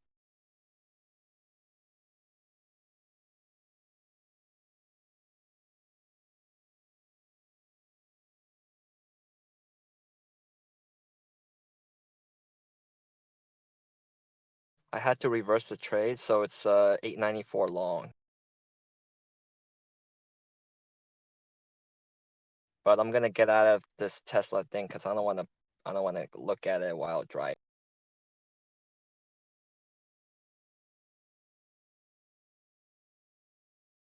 These guys thought they were smart. Oh yeah, I And guess I'm guys, on the trading chat, if you ever see someone joining, copying our name or anything like that, just let us know right away, please. Yeah, it doesn't matter what time of day it is.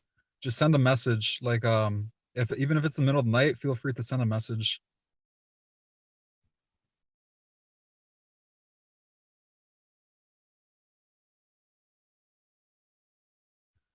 So guess who I'm meeting up with tomorrow? Who? My twin. Wait, who? My twin.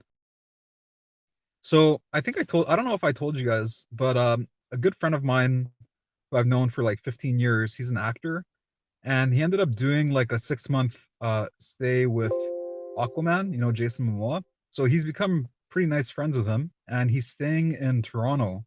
So I heard that he was in Toronto doing some filming. So I messaged my friend. I'm like, yo, okay, so like I need to meet him because you know we look alike. He's like, yeah, I'll message him and see if he has some time. And he has like an hour and a half tomorrow, so I'm gonna meet up with a guy for lunch. Damn, all right, that's amazing. Yeah, that other Johnny Bravo is mine.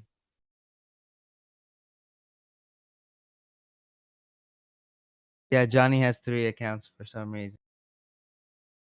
No, I have 6. Taka. Damn. I can't even remember my login for like it's half my broker. That's why I have 6 because I can't remember the passwords. So I keep getting different Puka's at phones. 170 now. Fucking Tesla's at what? No, he's Toka, talking about that other one. TOCA. Oh, Toka. Yeah, nice Told you. lurker, TJ. Yeah, that was good, TJ. Thank you. Yeah, everyone's gonna go for that gap fill. So still good pick. I wish I got in when Soya mentioned it and I mentioned it, but I didn't want to touch. I always touch the piece of shit ones and then turn it to gold. I know. But today's bloody for me on my long term, so wasn't gonna turn, you know, another day.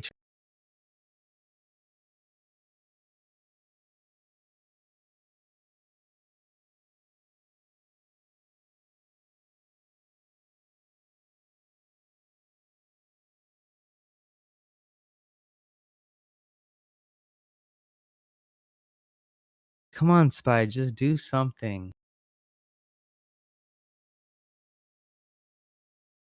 I'm gonna take a break.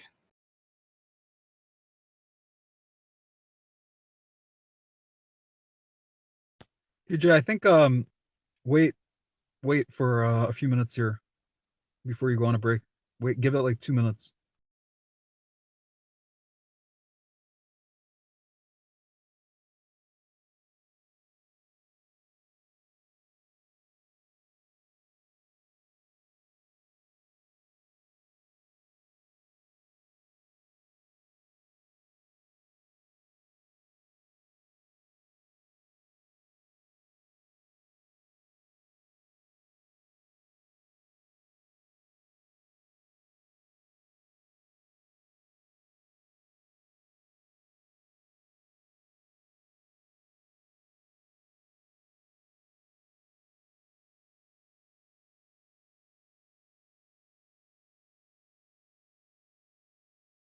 Oh, looks like Mr. Blonde's back.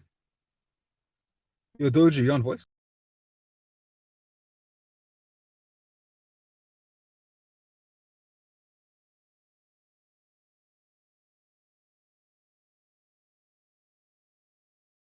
Ego.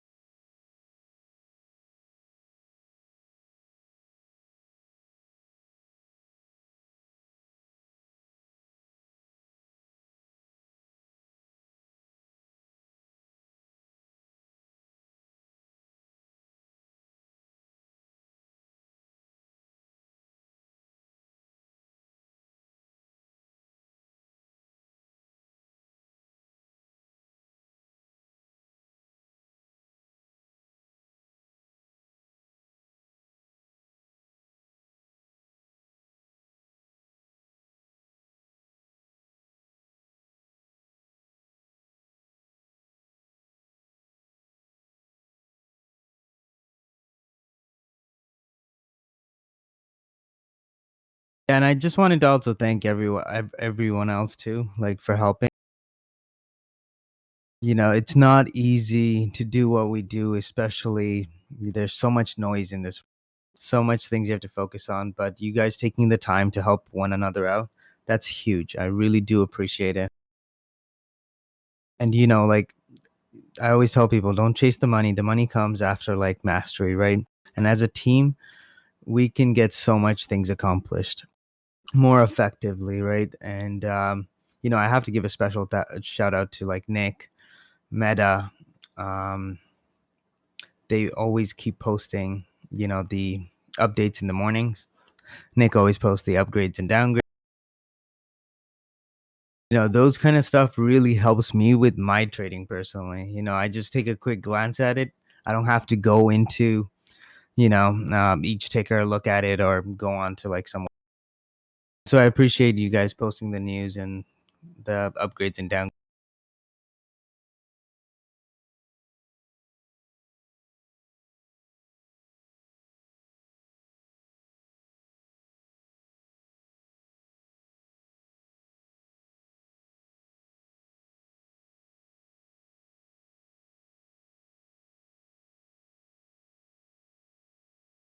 Yeah, So I also Chino, give- sorry, guys.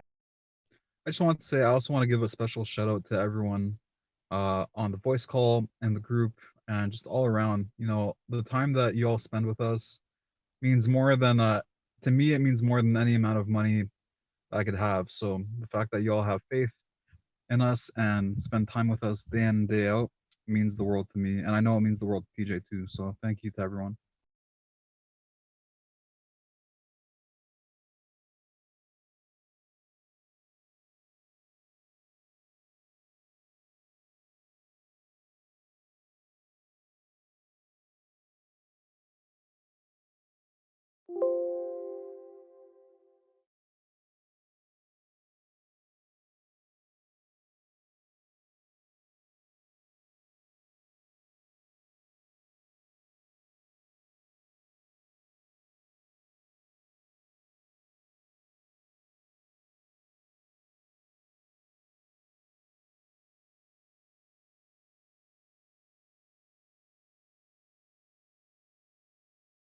Oh, sweet. I got a Tesla.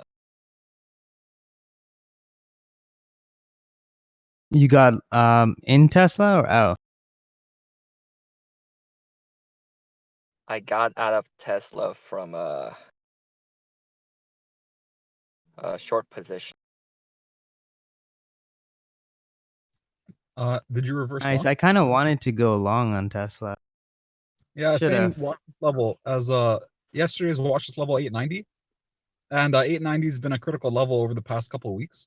So yeah, I think 890 is good. TJ, well done on finding that level too. Thank you. Yeah, I was actually going to do it too, but market was bloody, so I was like, I'll just sit on my. OEC.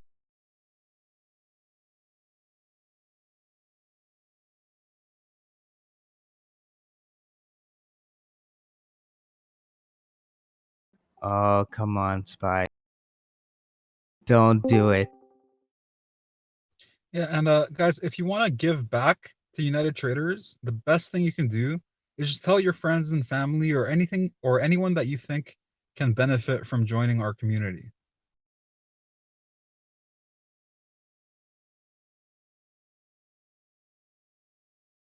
Also, liking and subscribing to our social media helps a lot.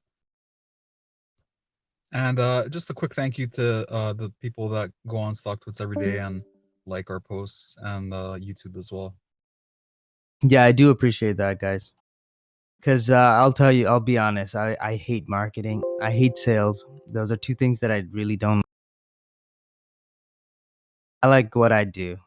I chose this as a and analyzing stocks way easier. Analyzing people not so easy, or even managing them. So, one person told me I should be like a people manager. I'm like, fuck. No.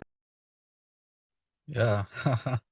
And it's interesting how you say you chose the profession, TJ. I feel like for me, I feel like this profession chose me. And it was thanks to you for getting me into it. So thank you again. No problem, buddy.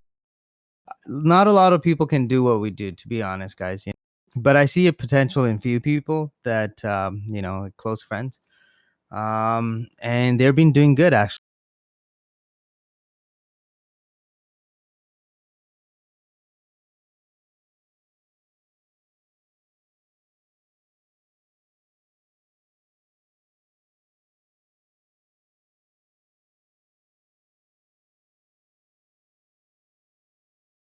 And also, what what is it, Kirito?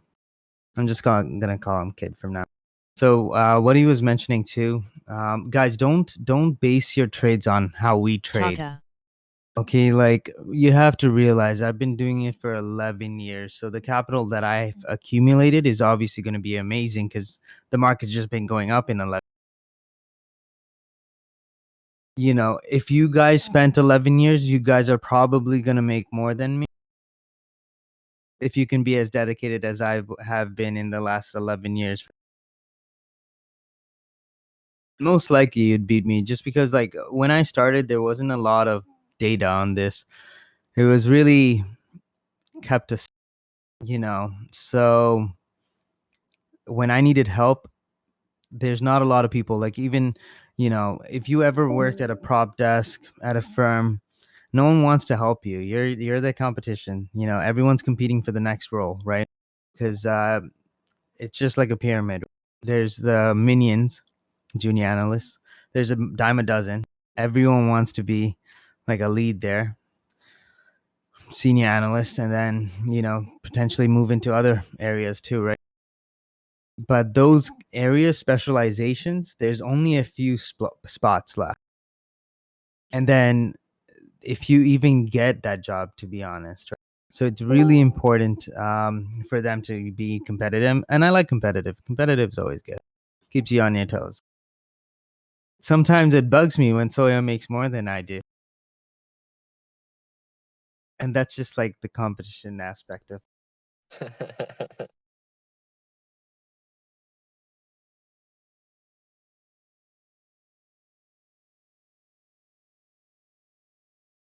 Yeah, competition's healthy. Can be complacent.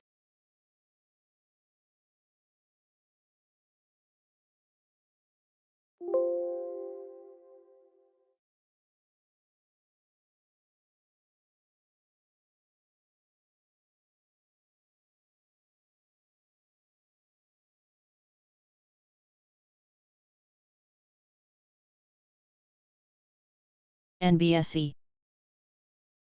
But Mar, there's also this saying. Moral of the story, don't be a potato.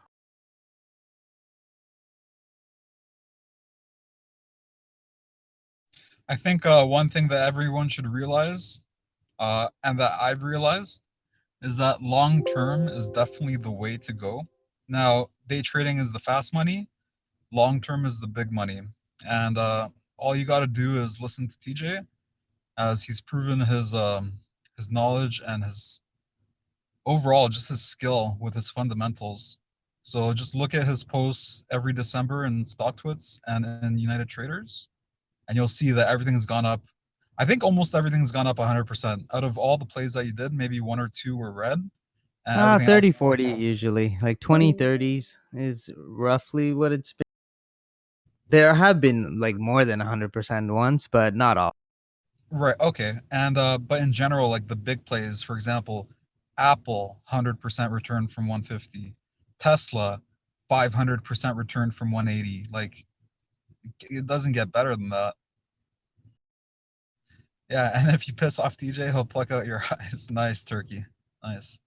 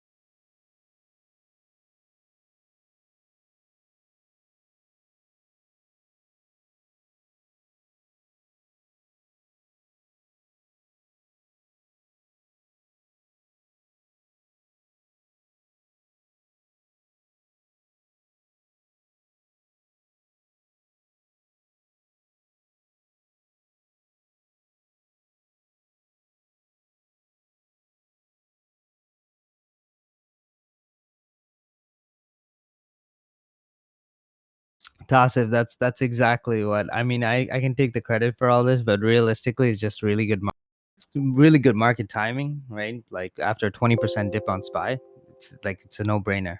What's the max risk you have after a 20% dip? Historically, it's another 14%. So I was like, okay, take 14% risk to get the best positions that I can to hold on for dear life. And it worked out. I mean, that dip buy was one of the best dip buy opportunities in the US equities like history. So buying it at that time was just like the best deal ever. Didn't think it was going to be like this amazing, but you know, it worked out well.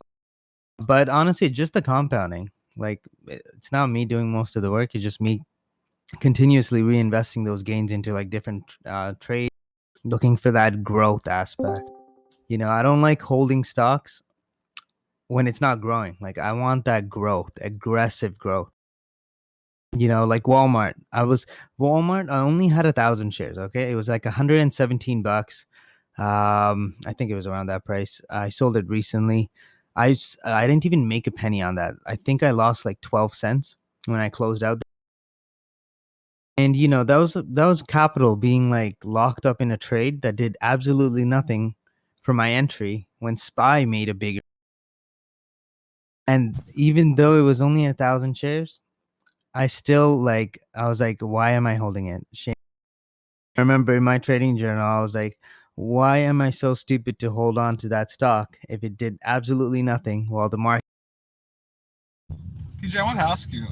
Yeah, what's Remember when Warren Buffett invested 15 billion into Apple before the big rip? Yeah, but he got out. He scaled out before Apple ripped here. Right. So I'm just asking you. You're in before he invested that, right? I don't know. Don't remember. I'm just trying to remember if because I remember you're in at like 150, and you even VISL. told me you're like, yo, like put money into Apple and just hold it because you're like I could see it going to like 250, 300, which I didn't because yeah, PLG, I still got to focus NDSE. on the long term. But I want to ask you, how was this similar to Apple boat that you're in Apple for quite a while before it had to make a move and your money was just sitting around, or did you see it fluctuating No, so quite often? Apple was the first trade I took, right? I realized when I CYXI. first started trading too that funds have a problem. Okay, they can't execute and like just take off trades when it's not growing, when they have a bad quarter. If they lower their guidance, they don't have that flexibility, right? So one thing that I noticed is most of the stocks that we were holding in a portfolio, right, on most of the mutual fund portfolios and pretty much every, is stocks that have already ran up and they're not in that growth aspect. They're like a matured company at that point.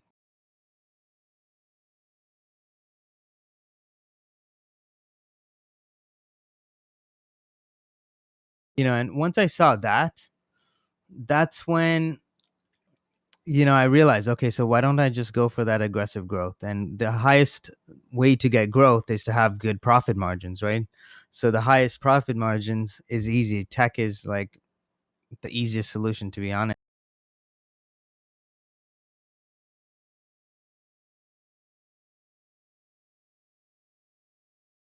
And yeah, with Apple too, I remember, I think in 2016, I didn't hold Apple. I didn't see the growth in it at that time. I think it was 2016 or 20. Yeah, something around there. And yeah, we made a killing on it afterwards. Same thing with Tesla, actually. When I bought Tesla too, I think it was that, why that 185 was so valuable to me, Johnny? Uh, Like that was the range where Tesla always traded. Like I still remember to this day, I sold at 280s, buy at 180s, and I just kept doing that. Of course, like there's sometimes that I took a loss. Well, not a loss. I didn't book a loss, but I was down on that. But it was Tesla. I had confidence in it. Remember, like I remember Apple and Tesla turned my 10K into like the first 500K. So just based on that, I had more biasness into those two stocks than any I remember I was watching CNBC just randomly when Tesla had tanked from your short idea at 250 down to 180. And I remember hearing the guy saying, the analyst, he's like considered a market god or whatever. I don't remember his name. But he's like, yeah, guys, 180 is a nice level to buy. It's a double bottom. And I just remember laughing for a good 5 minutes. He's like, yeah, it's a double bottom from like a year and a half ago or 2 years ago. So it's a good buy. I'm like, oh my God, why don't you say that they have cash now? I know. I remember that too. I actually Like watched it too. funding secured, literally funding secured. And at 180, you came and told us, guys, at 180, they're going to come out and say that they are good on cash. And if I remember correctly, that's what they did. And that's when you said, okay, guys, time to get out of the short and go long. And I remember you Yeah, even see, that's the problem with me. I got out of the short, right? And not all of it. I still kept 50%. But then I didn't go long. And that's the problem because I didn't cover the entire position. I wasn't able to go long. And because of that, missed out until what do we trade it at? 311s or I 211? know you have a three. I know you had a 311 entry, but I thought you had gone. I thought you took a small 280, position with your 290s. other broker. I Let me thought you had check. gone long on one of your other brokers at like the at 175. But I don't know. Maybe I'm remembering incorrectly, or someone else. But I know we have a Maybe few for a going scalp, here. but I don't think I went like I didn't hold on to it in my long.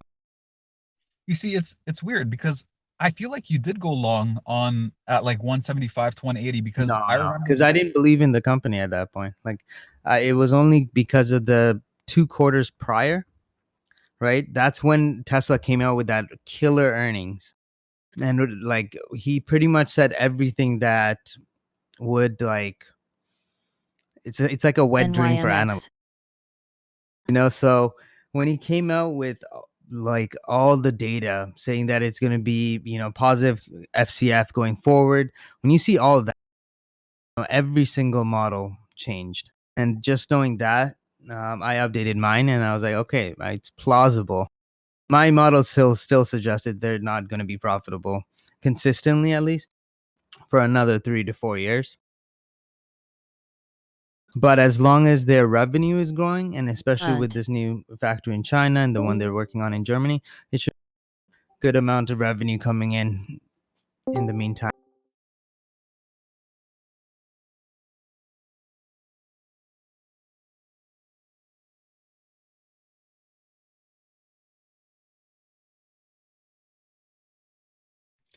Maybe I'm just confusing it as a partial cover, but I know I told one of my friends at 180 to consider a long, because you're covering part of your short and we're considering a reversal.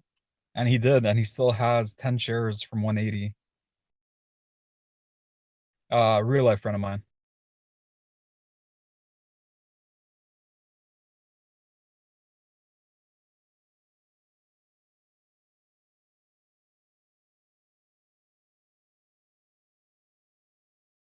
Hi, Tash. I also have some friends in high places that kind of help me out too.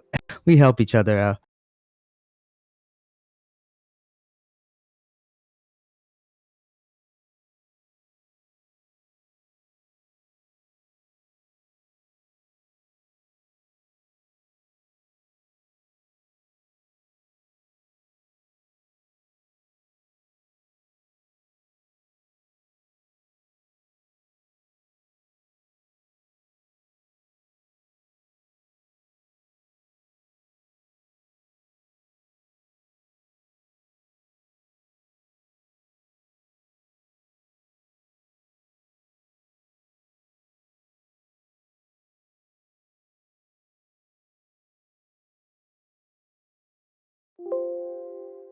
Yeah, you guys remember? I think it was last year, right? My buddy came on, Vlad, and he's like, just buy silver.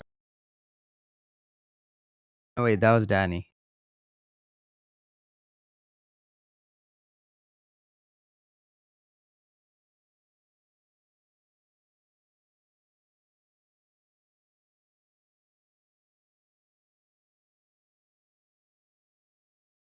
Space is over 35 now. Yeah, don't forget long over 35, short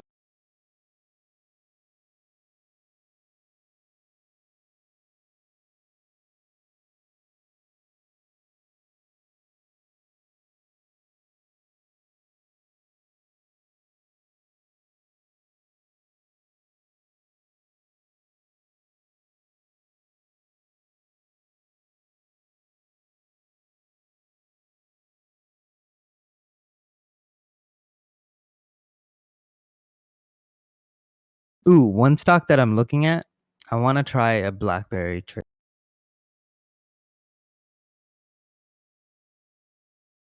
Damn, I was gonna say, are you gonna do Nokia trade now? Honestly, I wanted to, but I missed the entry, so I'm not gonna chase. I wanted to go lower.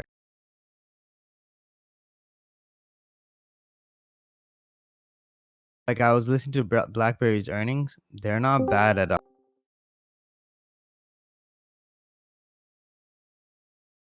I wonder if they're still located in, what is it, Windsor?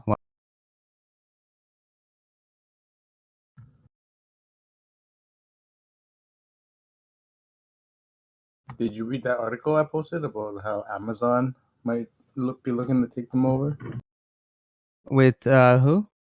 BlackBerry and Amazon. What? That's sick. Yeah. I still don't think that's a big deal though, because of one thing. Amazon is gonna expect like dirt cheap. So the profit margins for BlackBerry is gonna be bad. Then you're probably gonna see revenue obviously increase, but margins decreasing. And that's not good in this time period in the economic cycle. Because right now rates are low, right? Just imagine if the market crashes, rate starts to companies that are now making like 3 to 5% profit margin, they're gonna be like eliminated.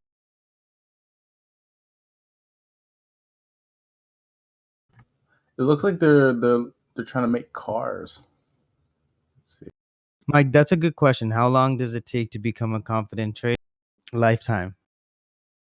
There's no such thing as being a confident trader, to be honest. The market will humble you down. That's the one thing I can guarantee. But trades itself, like you can build a good amount of conviction on a trade, but for that, it's about like how hard did you work towards it? Like how much effort did you put into it? Are you on the right side of the trade? Are you buying ahead of everyone else? Like the stock isn't gonna like move unless someone sees it after you. So you always have to try and be the first in, first out. And that's hard. For that, like you guys have to realize, like I have OSBC. some, like a lot of experience actually, not some, like 11 years. I think that's a lot of time, right? That's pretty. It's almost my lifetime. It's my entire adult lifehood. So, doing this. So, I built relationships. I know how things operate in different sectors within the businesses itself. So, that kind of experience, I can like take it and use it to this day. And I think like a lot of things that, I wish I can explain to you my DCF models, but that's my like secret. If you join my fund, Chaka. when I open a hedge fund, I don't mind sharing. There'll be a non-compete in there anyway, so. Oh, hi Tash. I started at 18. I was like, as soon as I turned 18.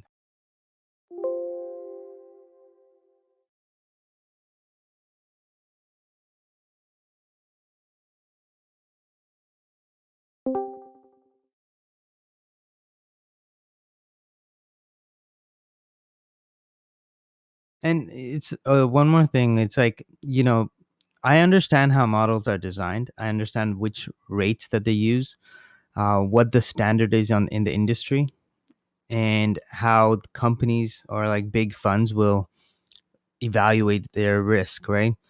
Now, I use that as my foundation for everything that I do on a fundamental basis. Because, guys, you have to remember that there's teams of analysts that do this for the bank for a living for years. Like I've known guys that I've known one guy is like in his 50s, and he's still like doing good there. Actually, I think he's like a I forgot what he is. I think he's like a MD now, managing director.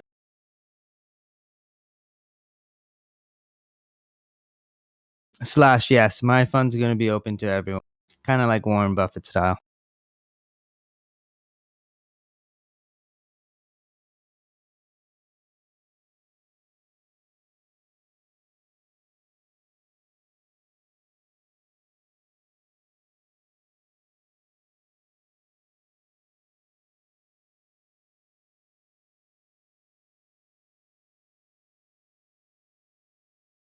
Yeah, and remember, like I make money on one simple fact that I know how their models are designed. I know which figures they use, which discount rates. I know every single value that they're putting. So then when new data comes out, I know how much they're going to be adjusting their model by. And that's what I use to get into those really good fundamental trades, is where the expectations were lower for that company. It can be a commodity too, to be honest.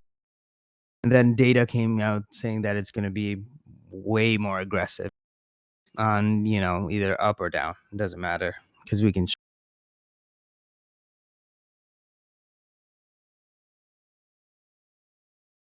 And that's kind of like my strategy around it. Just make sure you're in before they do. And I like to buy value. That's something that a lot of people don't do anymore because everyone just buys growth. But you can have value in growth. I mean, look at LB. No one wanted LB. They have 7% profit margins that are declining year over year, right? Nobody wanted to buy it. But when we bought it at 17s, PRGX, that was just an easy play for us. SRAX, And it still outperformed the market. Making like 45% on that, not.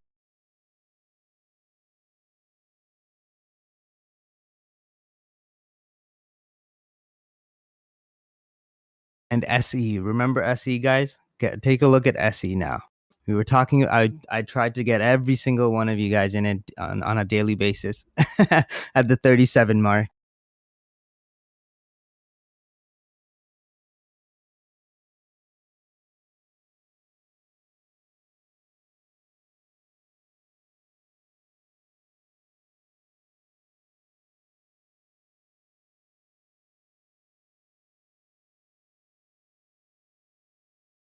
And that being said, on SE, I'm not gonna gamble into earnings onto this, so I'm just gonna close the position. I'll re-enter.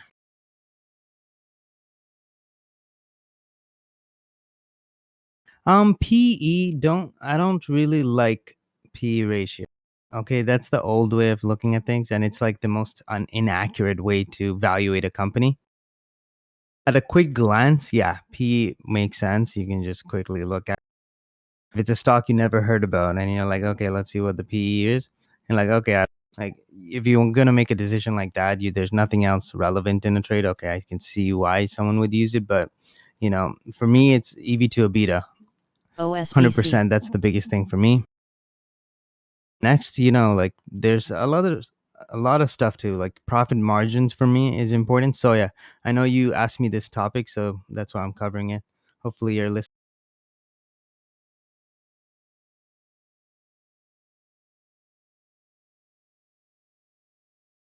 Sorry, are you there?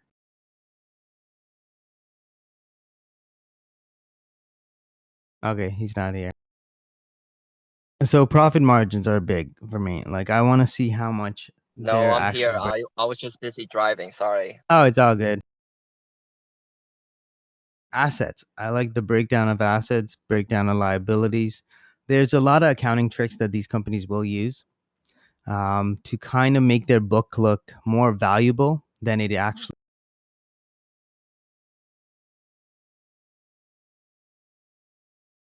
Now, this is actually something Ripster brought up to me. It was AQUA. So last night we were doing some research on it, and this is why I have no life.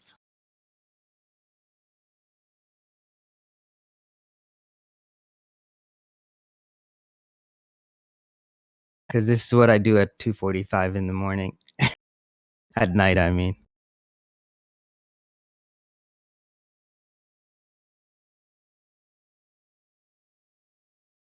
So I didn't like this company because of their practices, right?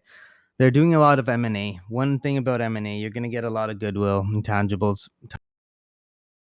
But when you have BISL.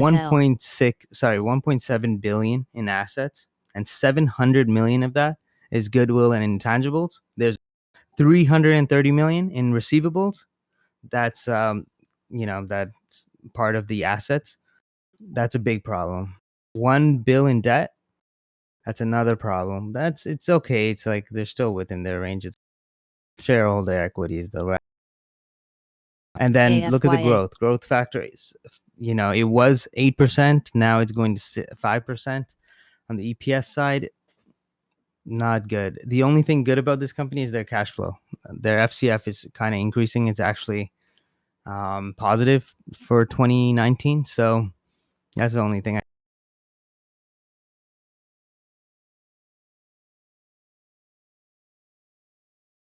Oh, one more thing. Accounts receivable, guys. This is one of the biggest. I think I can probably call it. So you can give out a product to someone, saying, "Hey, if you like the product, it's try it out for 60 days. Let us know." They can write that down as accounts receivable and be like, this is the value of the product, even though they didn't actually receive the money.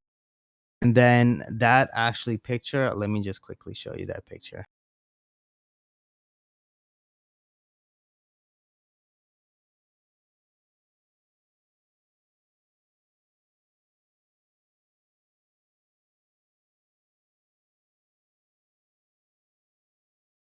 So take a look what's on their filings. GMAB.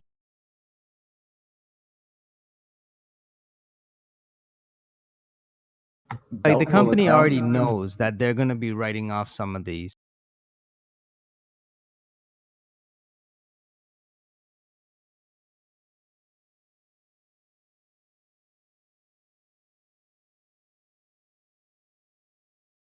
Do you get it? It's like the company considers receivables being delinquent after the term expires. There's nothing about going after them, asking them, nothing. They just and this kind of stuff is used so that they can take more leverage out, so borrow more money, right? So you have to, if you want to borrow money, what do you need? Assets, right? You got to back something up. So this is the kind of trickery that these companies will use. Also, like 7%, guys, we're trading stocks with 20-30% growth or more. So trading 7%, not the best utilization of our capital.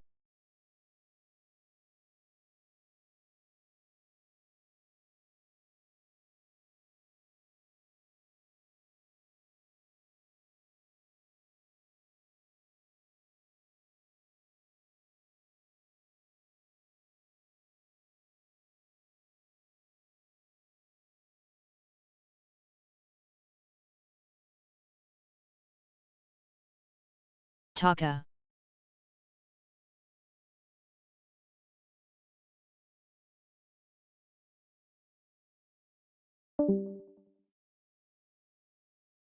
See, that's the thing. Oh, one more thing about this company. Let me show you. You bring up a good point, newbie. I don't know what Munger said about EBITDA. Yeah, can it be messed with? Yeah. That's why I always read the book. That's why I go through the assets and liabilities and like religiously and the cash flow side, because you can actually see where they're actually taking advantage of the golden rule. Let me quickly show you an example. I gotta pull up their filing, so it's gonna take me a little bit of time.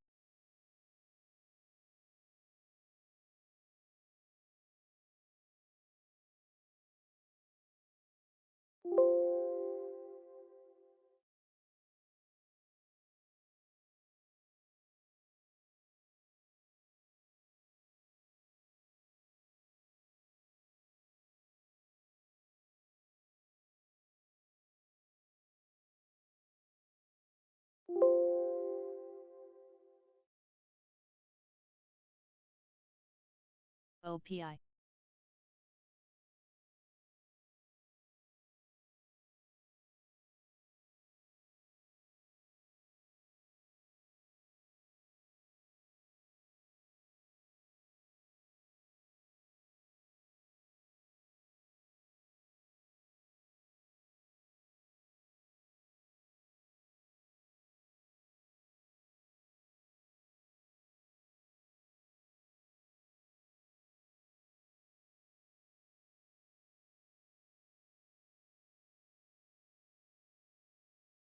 I'll give you some time to just read over.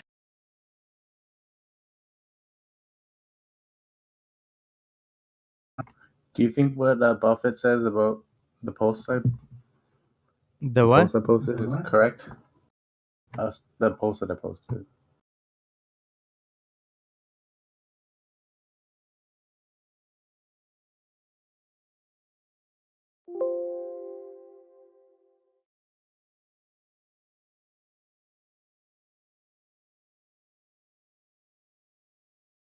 I'm pretty sure it's the article that Newbie was referring to.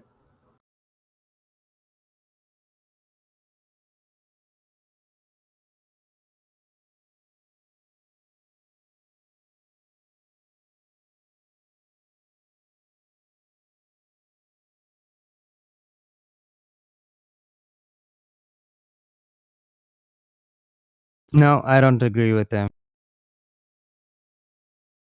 Because like if it's a smaller company like Aqua, 100% I agree.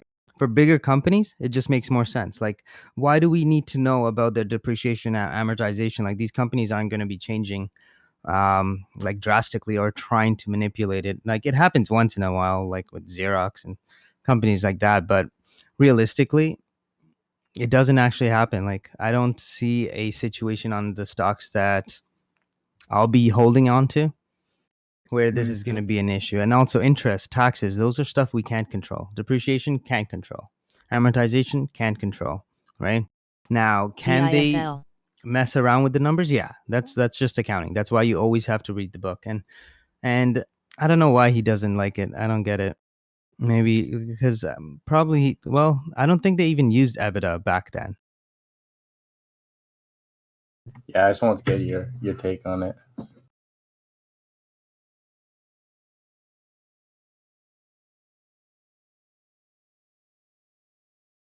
Yeah, because like with these tech stocks, there's no other way to evaluate DPW. them without running, some variation of a DC. EBITDA is like key because cash flow isn't always going to be consistent. Warren Buffett's strategy. Now, I'm just assuming here. I don't know. I'm not his, his brain, but his strategy is more value, long-term growth, slow gain, but more importantly, consistency. Right? That's his like one thing that he goes for: consistent profits that he can see in the books. A good track record, good management. Those are the kind of stuff that he looks at.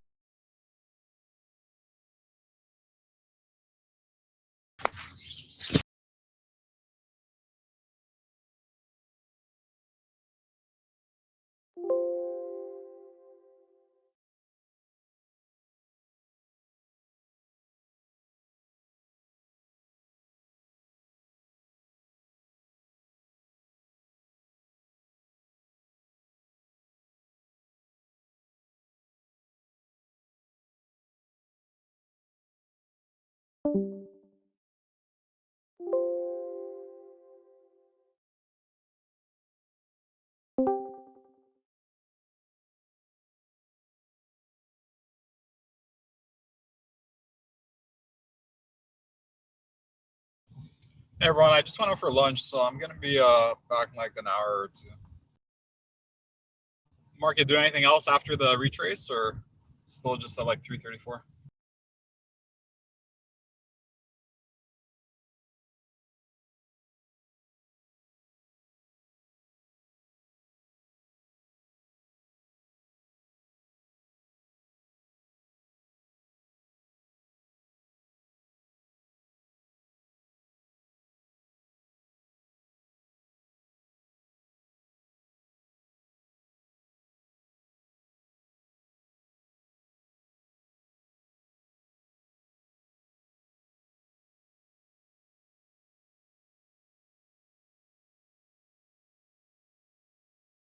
I mean, for his trading style, EBITDA doesn't make sense, right? Like for him, he'd be running like DDM models. It makes more sense for him to run that because DDM models are actually the most accurate INFI.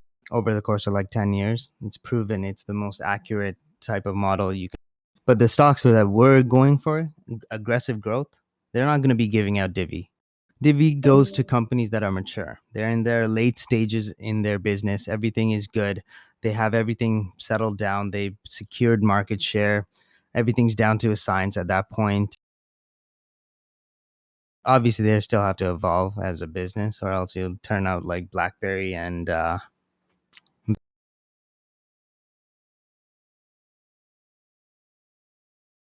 that pretty much sums it up. VTIQ. For our trading style, for aggressive growth, we need DDM. And you can see it from the picture that Nick posted. Sorry, we need DCF. Take a look at, like, you know, you can see the 52-week range. You can see how much it actually trades. Look at the ATR on that. You can see the analyst forecast, which is more pinpointing the price. But on the DCF models, you get a lot of wiggle room. So then you can time your entries. You can be like, hey, you know what? The lowest part of my model is suggesting, you know, we can probably, you know, let's say 36 in this example. So am I going to be buying it at 40? No, I'll just wait till it goes back down to like the 36 handle, right? Because the 52-week range was 22 to 40. So I'll just wait for that little drop. And then the comparables evaluation, I can't see the entire one, but I'm assuming comparables is the biggest range, because that's Taka. going to be like so off. You know, you can't really evaluate one company based on one thing that they do really well and compare it to another company that does another thing, but it's just in the same subcat. Like a good example of that is like AMD and NVIDIA. We think it's the same, but they're actually two different beasts. AMAT, I guess that's a good example.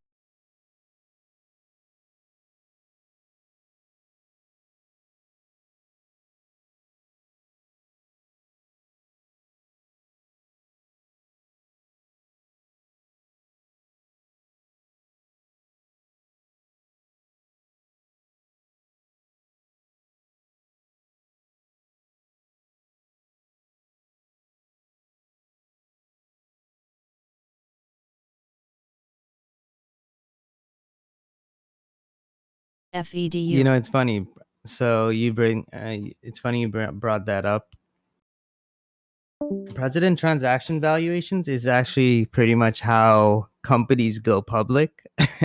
That's their trick on how to ask the most money. Because remember, underwriters, their job is to make sure that the IPO is successful, and more importantly, they milk as much money as they can from it. So bringing that valuation up, that's one of the things, you know, strategies that they're going to compare it to something else, like how people compare NIO to Tesla. Two very different companies.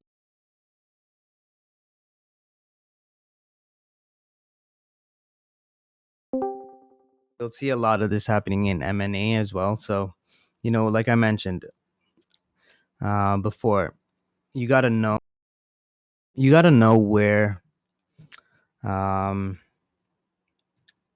pretty much like who's paying you, right? So if you're working in M&A and you're the one that's acquiring the company, what kind of valuation are you going to be giving to, let's say, Amazon? You want to buy out Amazon. What kind of valuation are you going to be coming out with?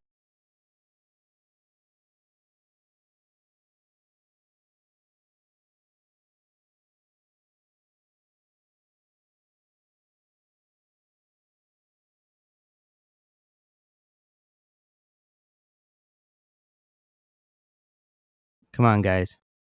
Is everyone sleeping?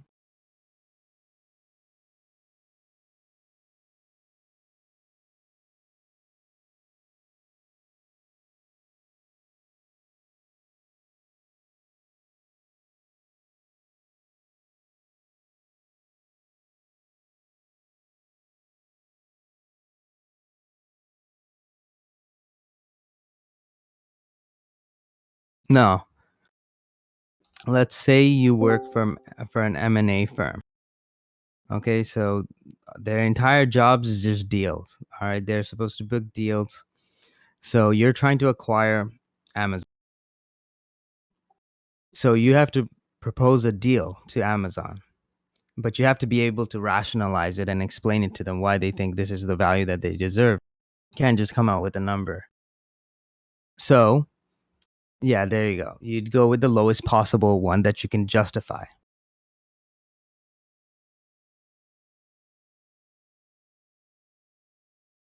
Now, if you're the opposite side, if you're Bezo and you're trying to actually sell your company, what are you going to do?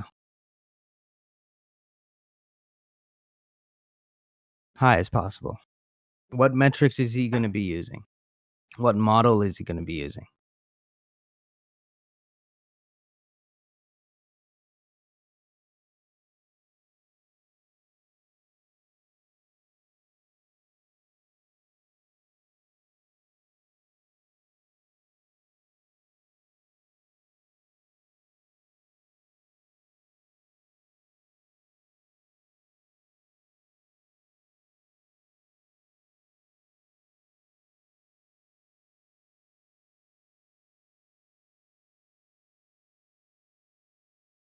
Yeah, and relative valuation models is just the way that they're going to just.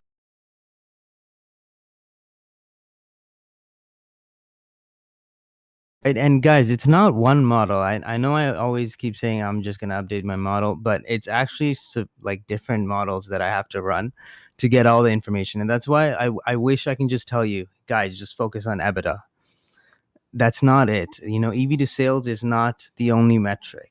If it was that easy, I just run a scanner and just buy everything. That's a decent value. But it's not that simple. You have to look at everything holistically. Every company has its ins and outs that you need to know about.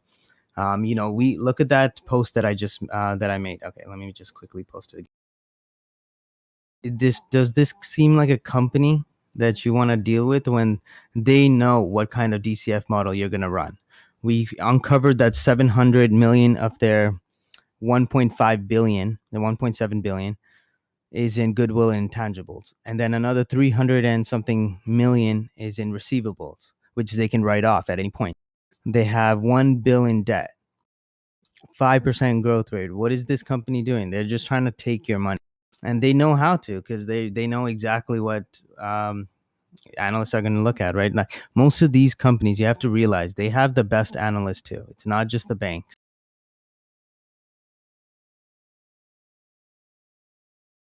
To be honest, analysts that's working at tech firms, Taka. like CFAs, make way more than what they do at.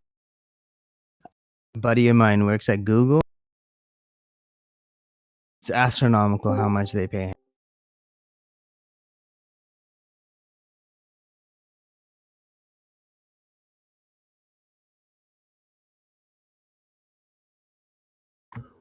What kind of numbers are they trying to forecast at Google? No, they want to get the insight on the street, right? So what these companies will do is they'll hire people from Wall Street. It just makes more sense. It's a publicly traded company. These are the guys that manage them. So they'll know what kind of words to use, what metrics to focus.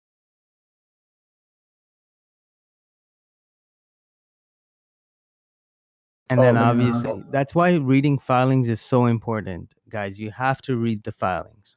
How else are you going to uncover this? Like, take a look at just that picture that I.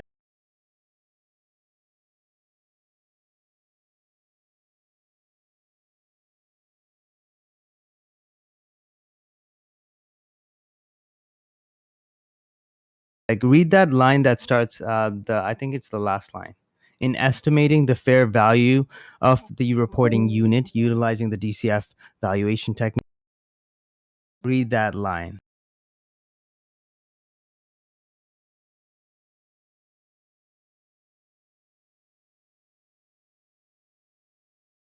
It's the most important aspect.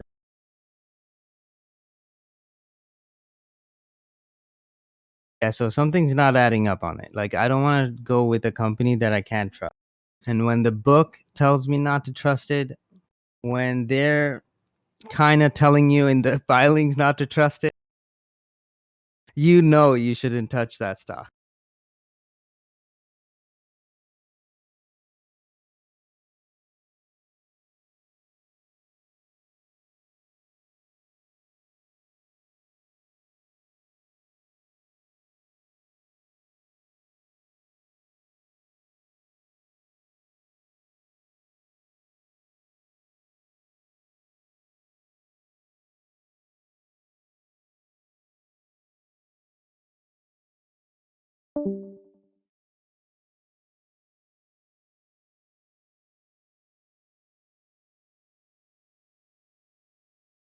Exactly.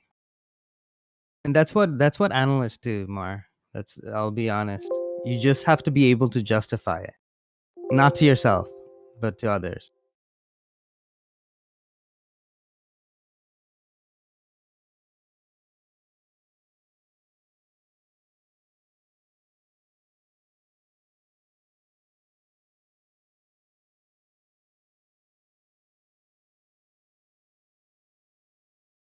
Oh, they just estimate. Like we just literally base it on other companies. Like you can't evaluate a company without having some sort of groundwork, right? So for the groundwork, what do? Compare it to with other stocks in that sector.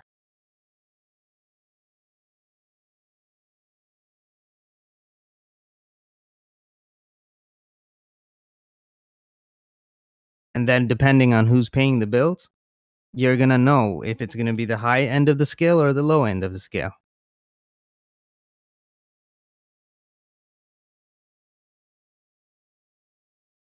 Yeah, I mean, Uber's good. You know, the way he came out with his earnings is amazing. Like, I think Uber is a buy just on the CEO or CFO, one of the two. They're not going to have any cash flow problems, going to be positive. That's amazing. That's exactly what we to hear.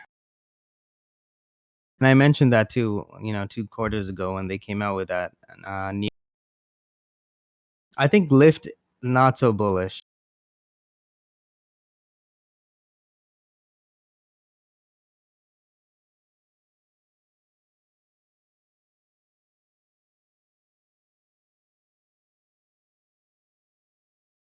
Yeah, exactly. So everyone wanted to buy Lyft because they think it's like Uber. They used Uber's valuation to justify Lyft's, and obviously you can see where the stock's trading right.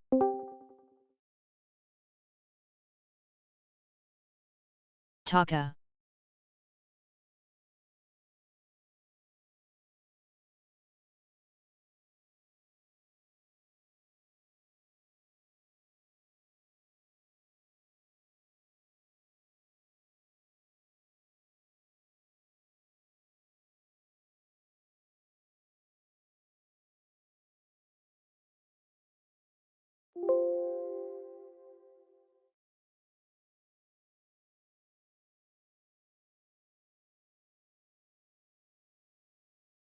GLUU.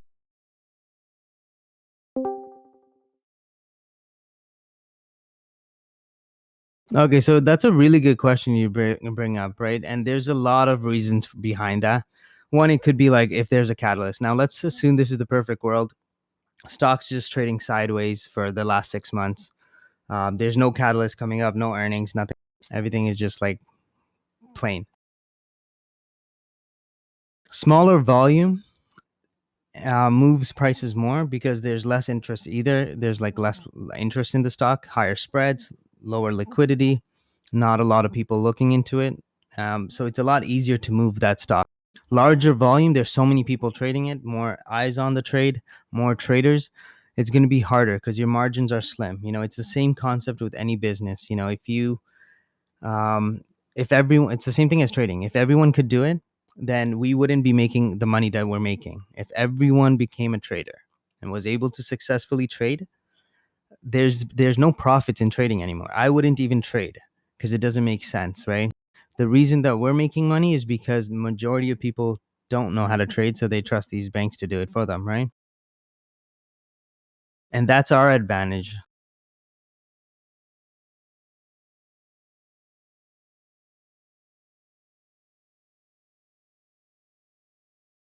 It's like Shopify or Amazon. Like if you ever were a seller, the guys that started in the beginning, VISL. I don't know anyone that started with Amazon, but I do know people that started with Shopify in the beginning. He can True. sell anything now, guys, because of all the reviews and time that he has on there. He can sell literally anything and make.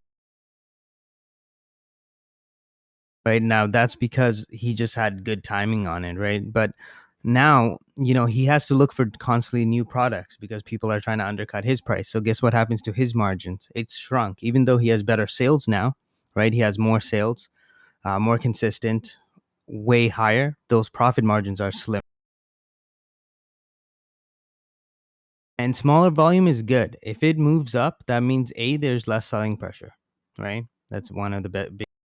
B, it means bids are going to start moving up. You want to just refer to that picture that Soya posted in the morning. Shows you all the bid props. Well, bid like, I guess, like techniques. Yeah, that's pretty much it.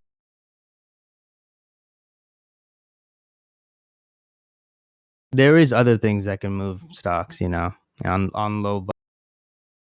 If there's aggressive selling consistently, no market maker wants to buy it. Maybe they're already over leveraged on that stock.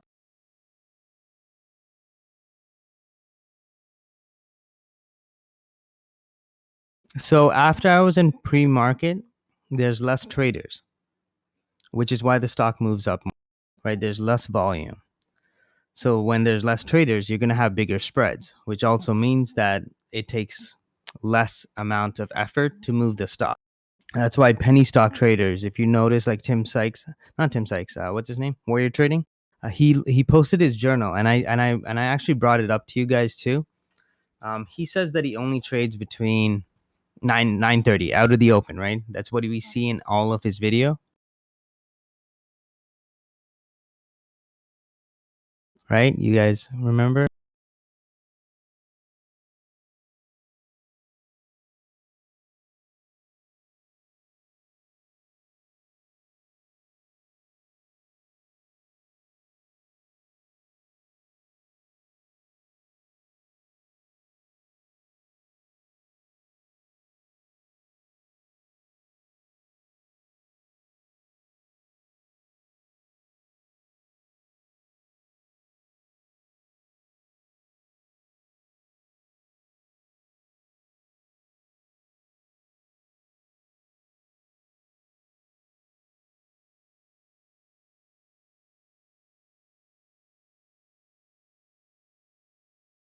I'm trying to find it. I don't know how I can find it.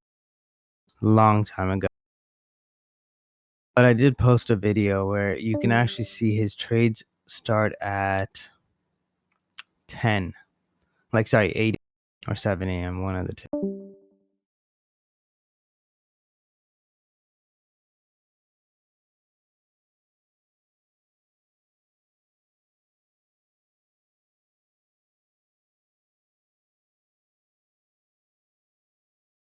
OPI SCON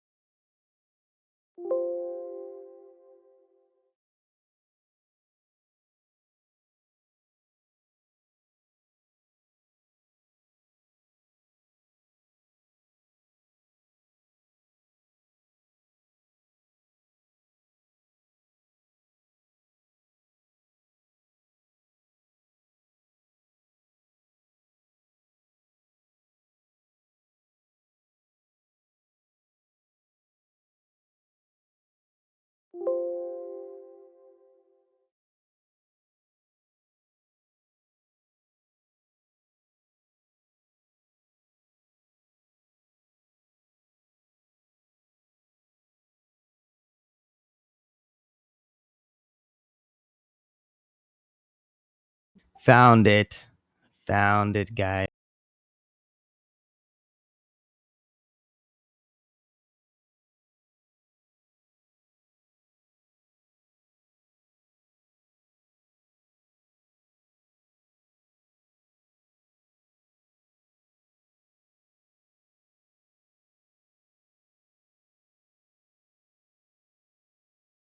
right, guys, time to expose the. So this is the video. I'll send you the link to the video too. BXRX.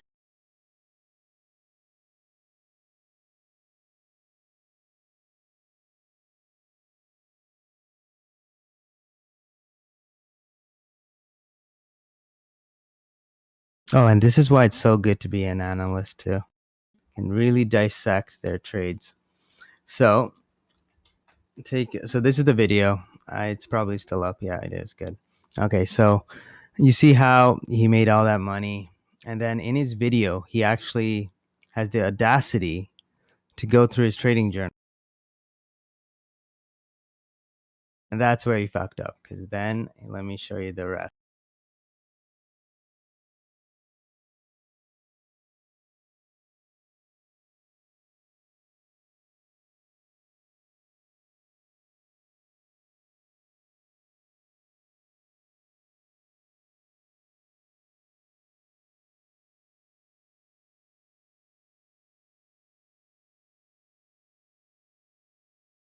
So this is a guy that just goes in and out, right? He finds that first pullback strategy or then open range breakout. That's his two main strategies, right?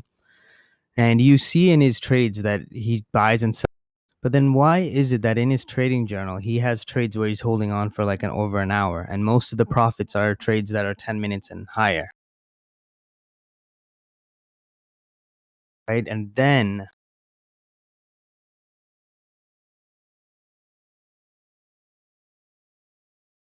within that video, there's more.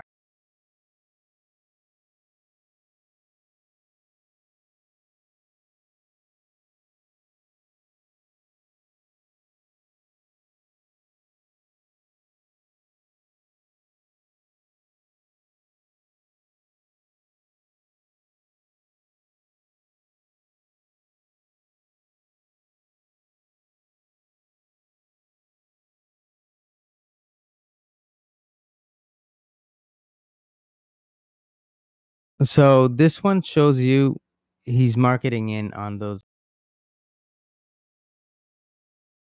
Taka.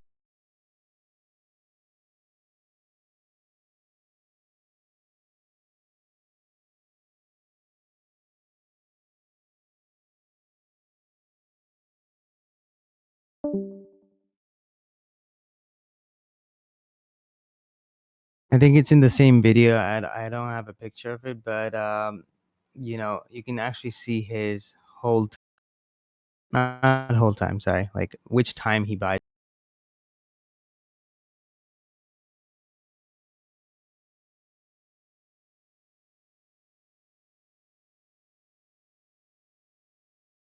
And remember, he always sells you on the fact that he trades for like an hour, right?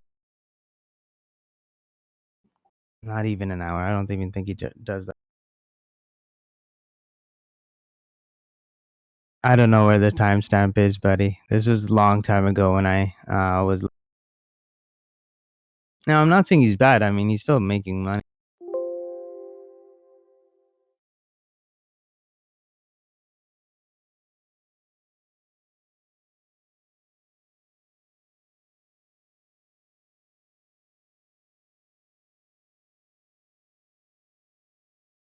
Found it.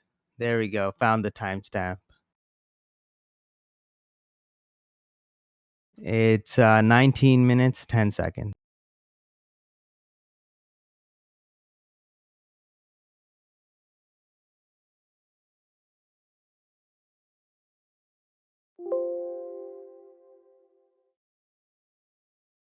Sway.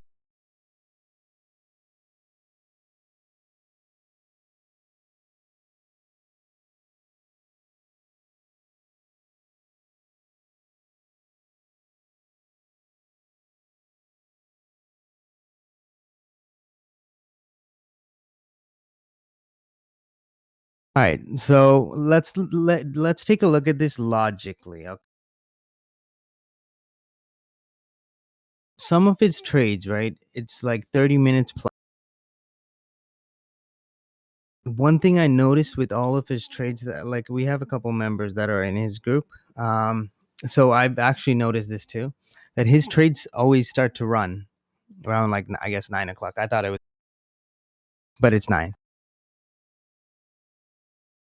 And then it just doesn't make sense. Like, look at the distribution of his average holds. Look what he's selling on, he always sells the facts you can do like 1 or 2 trades, call it a day, right? Unt.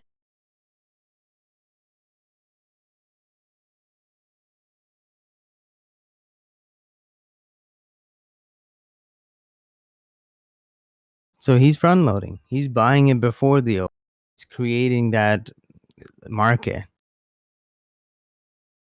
It's the only thing that makes sense according to his data.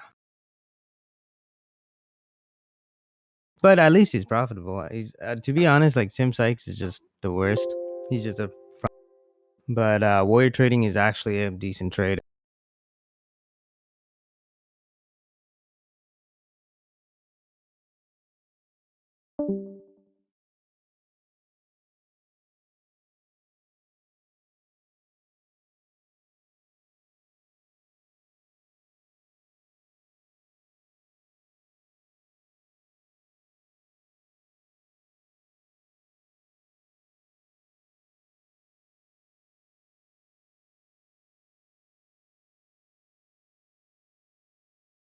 BXRX.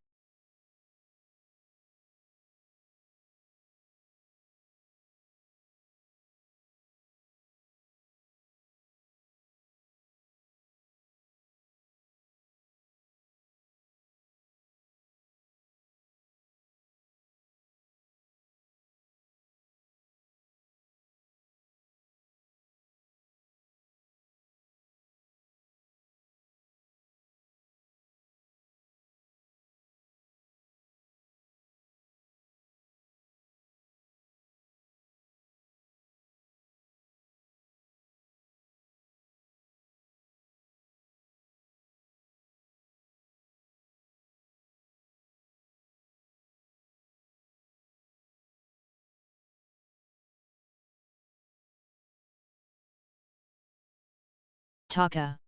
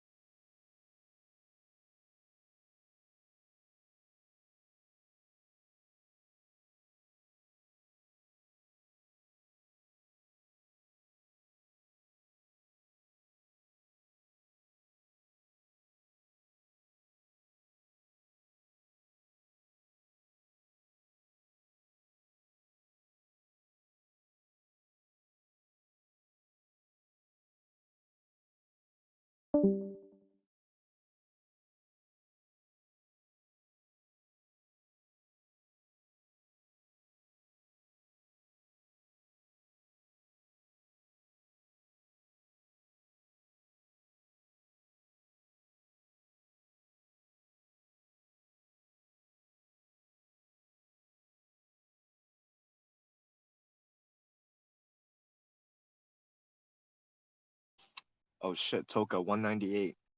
It's running. TSRI.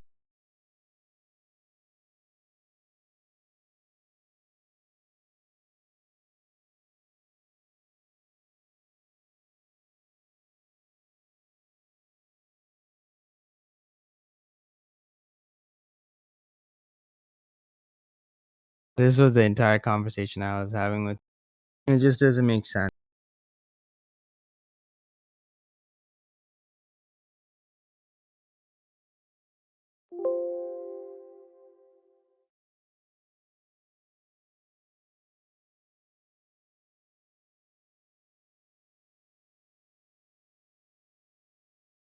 Well, I mean, that's why we stopped trading low floats, penny stocks too. It's because it's hard. Like, for me to get into a trade with size, for everyone else, and someone's gonna get tanked on. That's why we switched to long term, like bigger tick with more liquidity. But he's taking advantage of it, and by my calculations in that post, about I'd say like what 900, 800K is from front.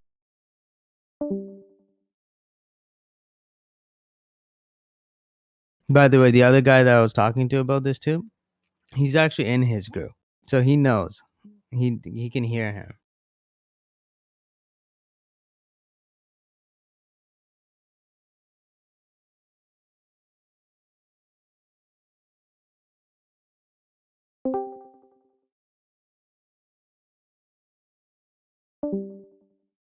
I'm kind of glad there's companies like Warrior Trading.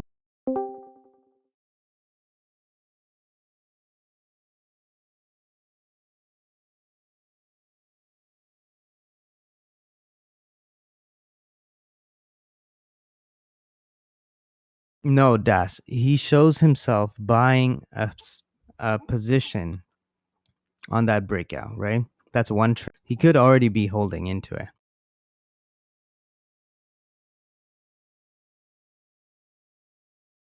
And remember, this is his actual trading journal. It could be multiple accounts in one.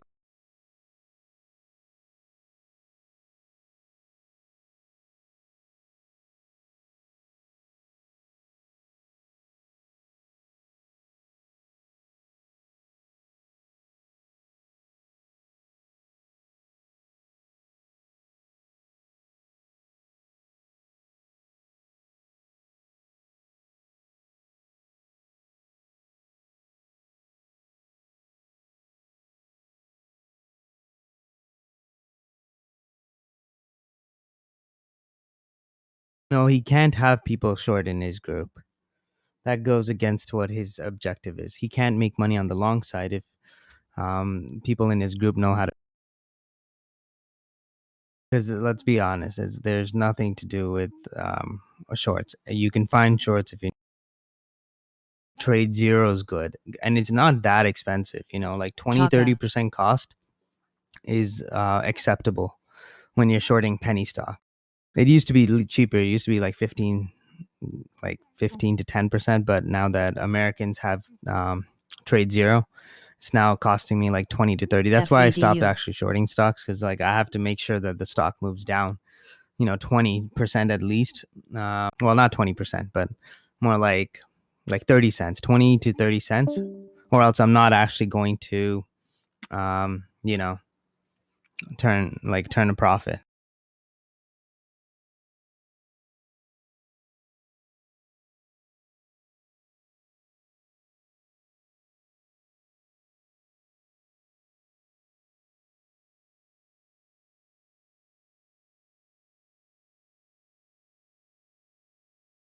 Yeah, and notice how he always he doesn't, like, you guys know I always will recommend toss.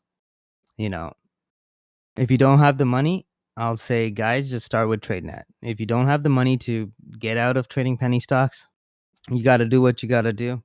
So at least, burning $500 on a 14K capital, that's not a bad deal. You already know my opinion on that. But like him, he had like SureTrader, which is now closed, still under investigation. Brokers that aren't realistically the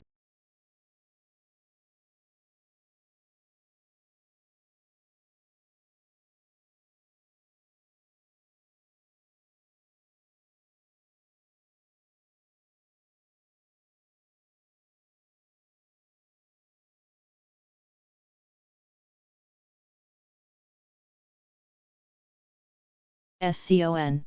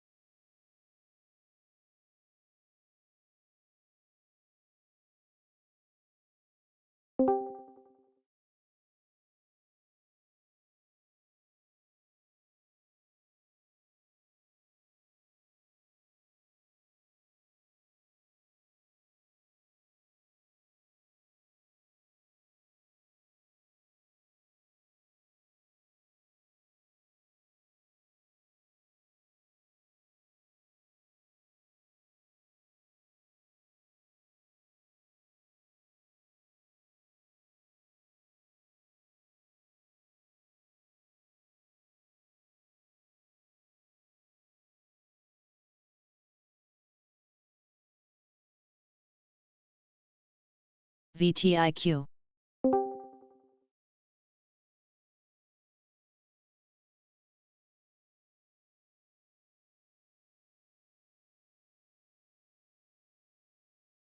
And if you guys really do have to trade penny stock, there's like a few tips that I wrote long time.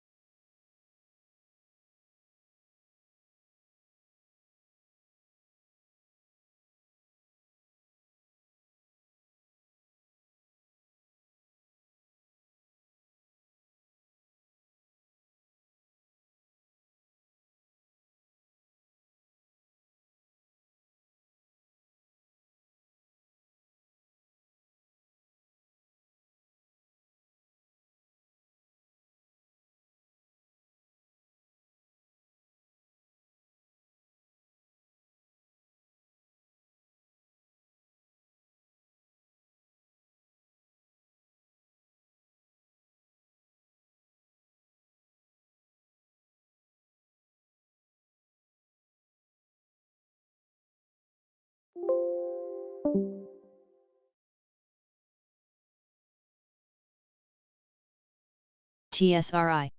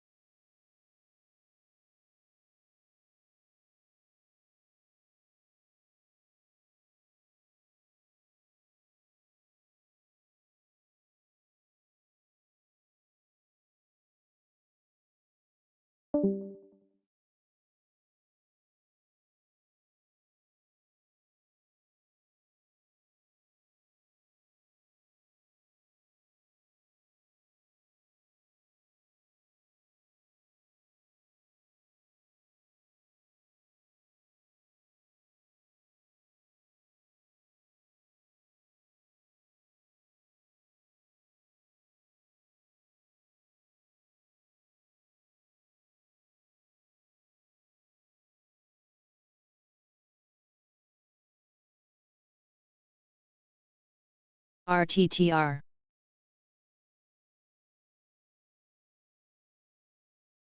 So yeah, are you still on?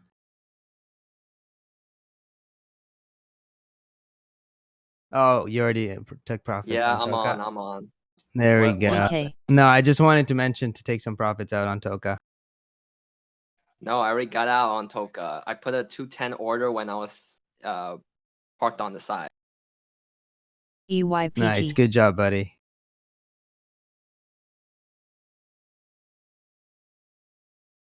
See, that's good teamwork. I wish I took the trade, but it's okay.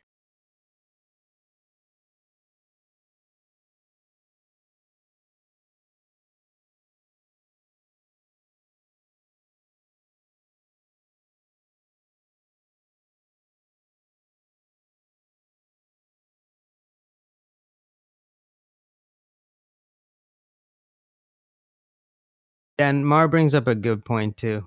Back then when Tim Sykes was, you know, starting, like penny stocks were just the wild, wild west. There was trades that went up like 1,000%. OTC markets are ridiculous. Also, it's like not heavily monitored. And the worst part about it is there's a lot of insiders that are getting on these arrangements.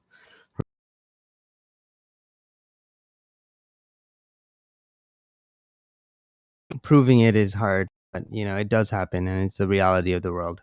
This is money we're dealing with. There's always going to be someone that's greedy and wants to find a cheat code, I guess.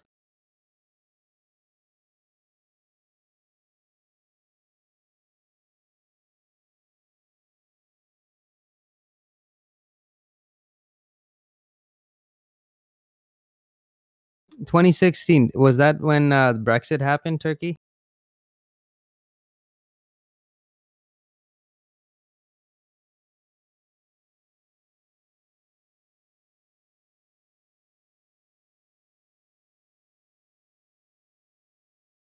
Oh yeah, I made money then too. That was the easiest trade ever. I think I held it for like 6 months.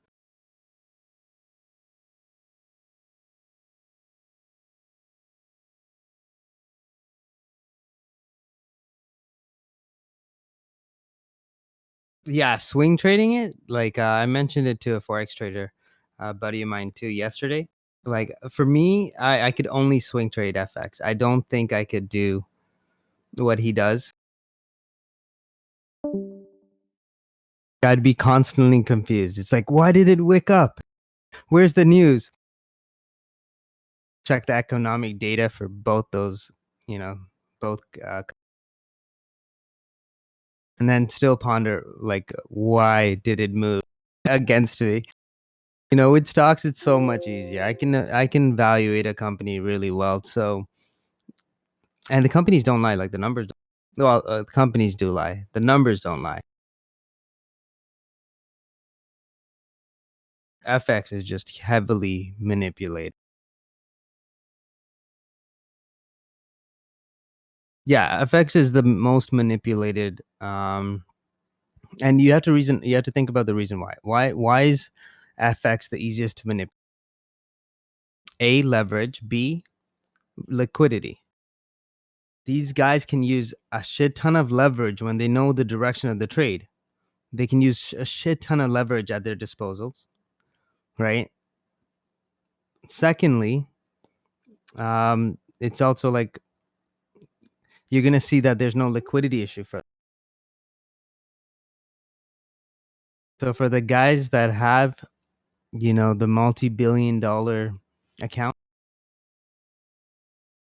they have advisors in companies that'll help them decide which way, any event is gonna lean on.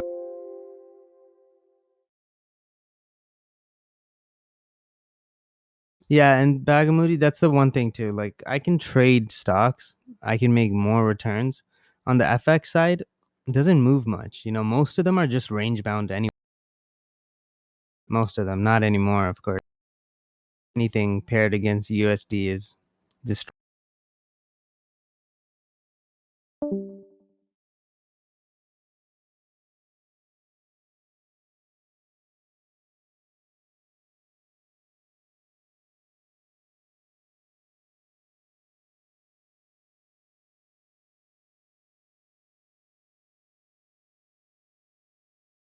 And for me, it's one more thing too. I remember making this decision when I was trying to choose which one should I trade, right?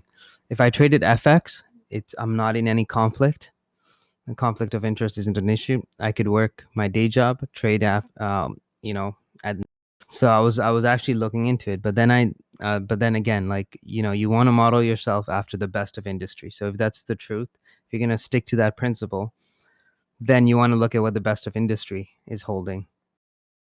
None of them hold FX. Majority of them hold a stock portfolio. Some will actually have FX, like Apple is a global, like any global brand is going to have some FX risk. So yeah, they're going to be trading some derivatives one way or another just to like hedge out risk. But that's a company. I'm talking about the actual CEOs, the guys that are making $60 million plus a year. You want to see, okay, what are they doing? Where are they putting their money? Because they have a day job. They can't trade. I wanted the easy money when I started, right? So I wanted my money to work for me without me having to do much. And I imagine the CEO's job is always constantly busy, 19-hour weeks, days, I mean. So in that case, I was like, okay, let's see what they're holding. And when I looked through it, the one thing in common, RTTR. it's all stocks, most of them. Unless it's like a portfolio. Portfolios are different. Sometimes they have currency in.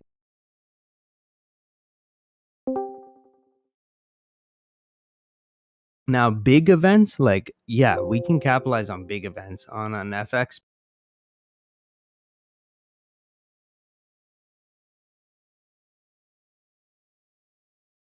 Like, we're already expecting like the markets to come down in September. So shorting USD closer to that time period, not a bad idea either, right? You can take profits on like a nice.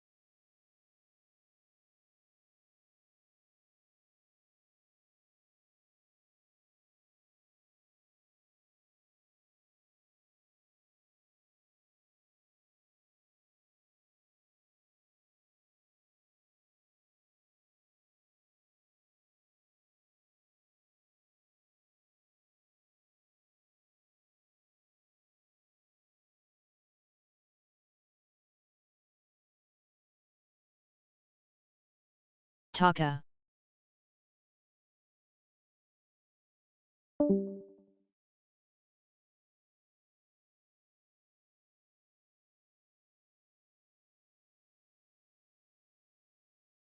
Ooh, nice trade.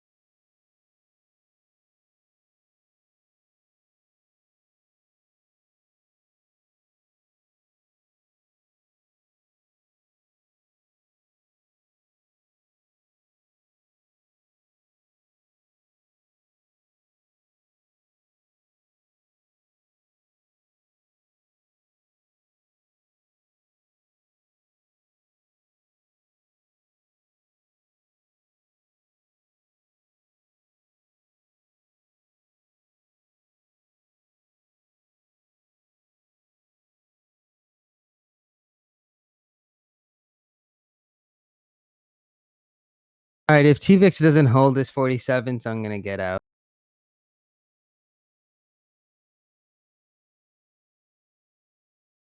Got like 60% left, so I think it's a good if we don't hold that 47 handle.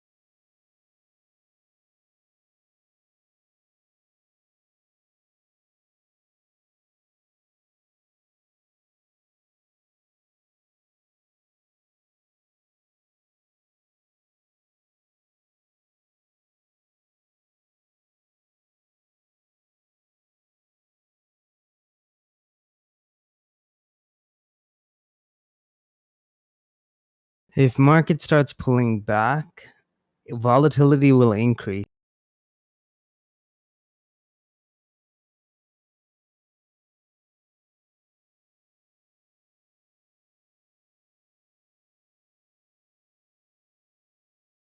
Because here's the scary part, okay? With AIs and algorithms, they're all designed to do the same thing, protect the money. Now, when you look at it, if you actually, like, if there was a market crash, because of all the algorithms that are in play, it's going to be so fast and so drastic that it's actually scary. Shorter term algorithms are going to start dumping first. And then by the time that they're done dumping, the longer term algorithms, all of them are going to start dumping too. Before you know it, like you're going to see days where we're actually gapping down on SPY like unreasonable amount. Like let's say 3% plus.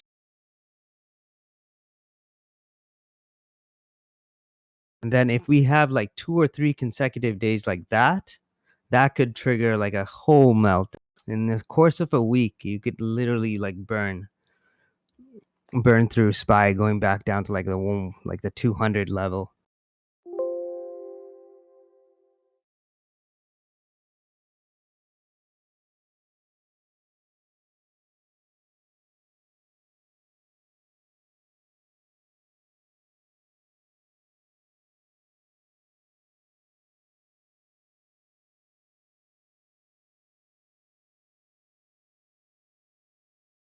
Oh yeah, yesterday. Oh yeah, I saw that. Like yesterday is a prime example of this. Just imagine what happened yesterday, but a little bit more severe. If this continued, it would have been ugly. It's kind of scary to think about it. That's my one biggest fear. That's why I always have trailing stops on my position. Not all of them, but most of them are like 11% and plus. But I don't get like stopped out for no stupid reason, and then it reverses on me. The tank from 2 years ago. Probably Algos, right? Yep. That's the one that got me because all those options got priced so bad. I was selling contracts left, right, and center. And obviously it was like 1 week into expiry too. So, I got destroyed like 300 to 500% on some of those contracts. Still hurts to talk about it.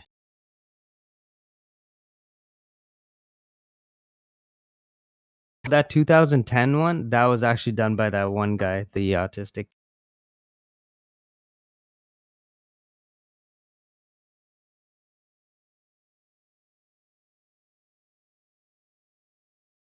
Wait, I think that's him. SCON.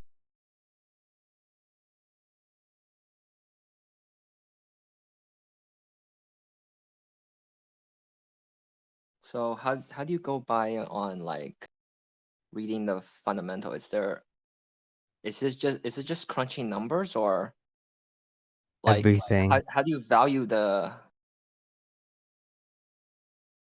Like the company?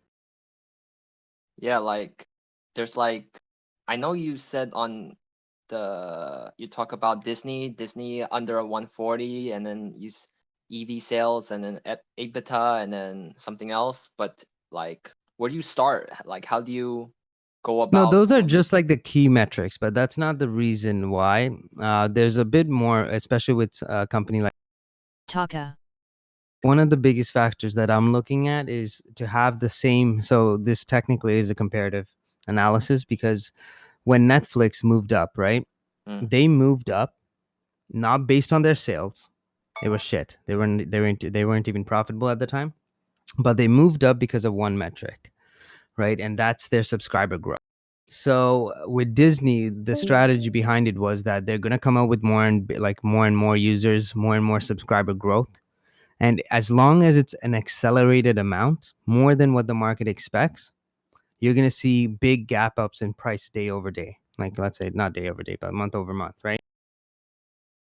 That's the kind of um, thesis behind why I should enter the trade, because I need to have a reason for it to go up. So what's the reason? How is that reason going to happen? What are the conditions that it has to meet? That's the conditions for me to even look at a trade. Where's the upside? Then you look at, okay, am I buying it at a good level? Am I buying it near the bottom? So, that 140 range, like over 140, I think it's a strong buy. I'm not in it, by the way. I stopped myself out at like close to break even. But I think it's a good buy. I think based on its, current valuation, not a bad idea. When you look at it in a 5 to 10 year time horizon, really think about it. In 5 to 10 years, is Disney going to be there?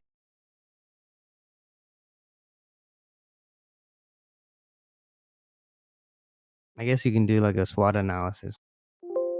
Strength, multiple pipelines, revenue stream, right? They have huge amount of pipelines.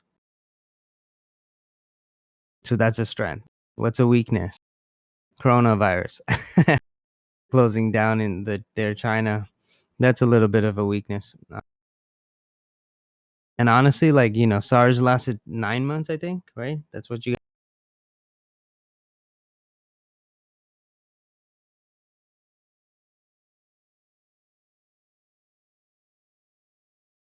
Most of the money that I made, I didn't Damn sell sway. naked. I sold on my holdings, right? And that's the problem. Before that whole crash happened in 2018, right? All you had to do was buy the dip on SPY. Okay. All I was doing was selling 1 month out contracts, closing them within 2 weeks. I milk out as much as I can from it, usually turning around like about 40 to 60%. KREF. Now imagine on my entire portfolio doing that. So it was just milking money while the stock was literally slowly grinding up. Right? So it was a lot of money that I was milking. So like what I did lose, like it's a portion of what I've actually made from using that strategy, but it was just so sad. I like froze up, and then before you know it, some of the stuff that was down 300 went down like 500. And then, I panicked. I covered. I didn't want to blow my account. And I was scared that it was gonna go to like 1,000, right? At that point, like I would have fucking blown up. So then I covered, and then obviously the next day it recovered. And I could have if I just waited one day, if I just decided I was gonna do my Tilray trade technique, grab the bottle of blue, sit down, finish the and then just wait to see what happened. My Tilray technique. Maybe I would have been better off. I probably would have recovered like about 80, say 70 to 80% if I just did that, but nope. Oh, that's why I had to take like 2 months off, because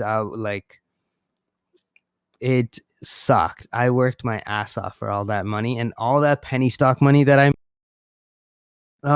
it sucked. And then it took me like 2 months to just like recover like emotional.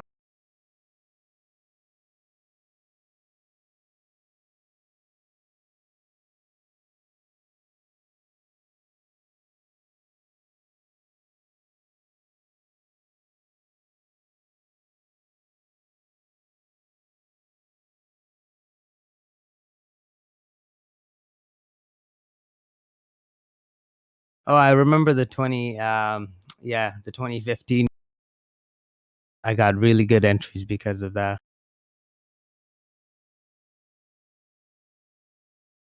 Oh, she didn't posted a picture.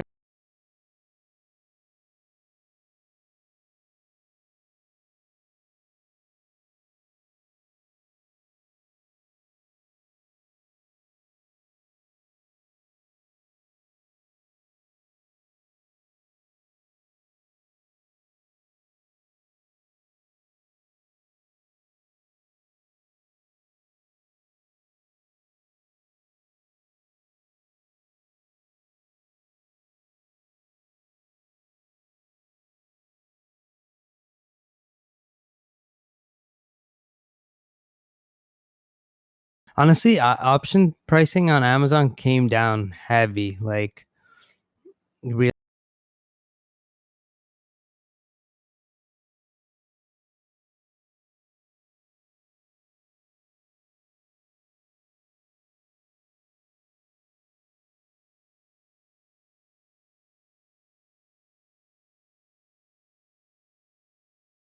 And just to like make some money while I'm just sitting here. I just sold calls on earlier today.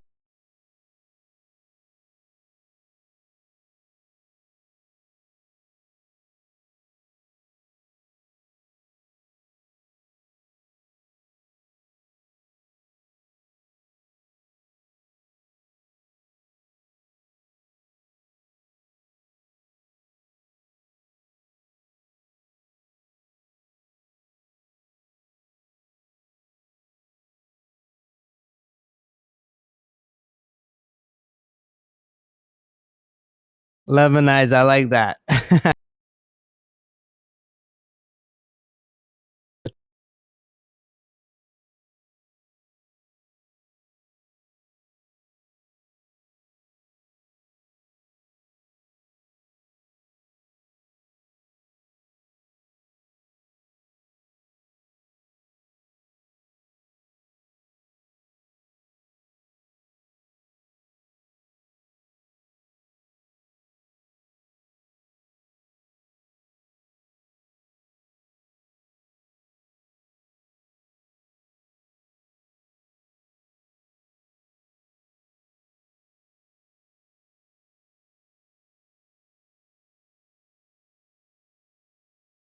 Taka.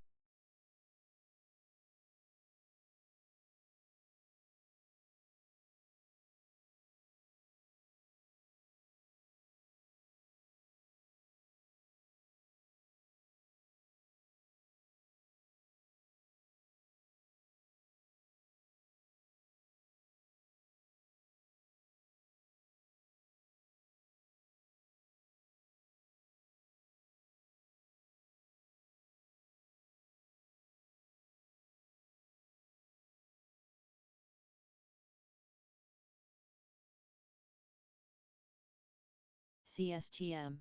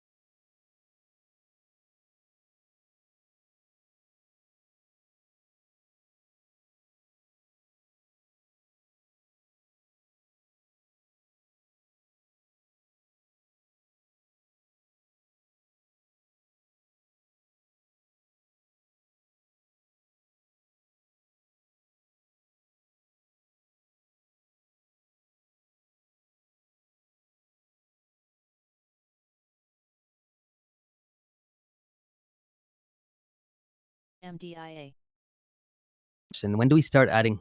Like, I want to add on to my AMD position. I'm thinking 52. I think that's enough. I'd do the 52.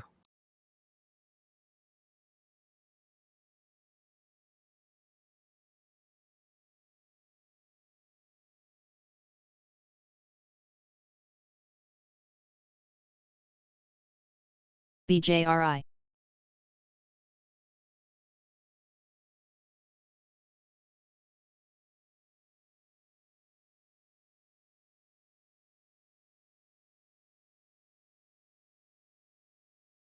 CNDT.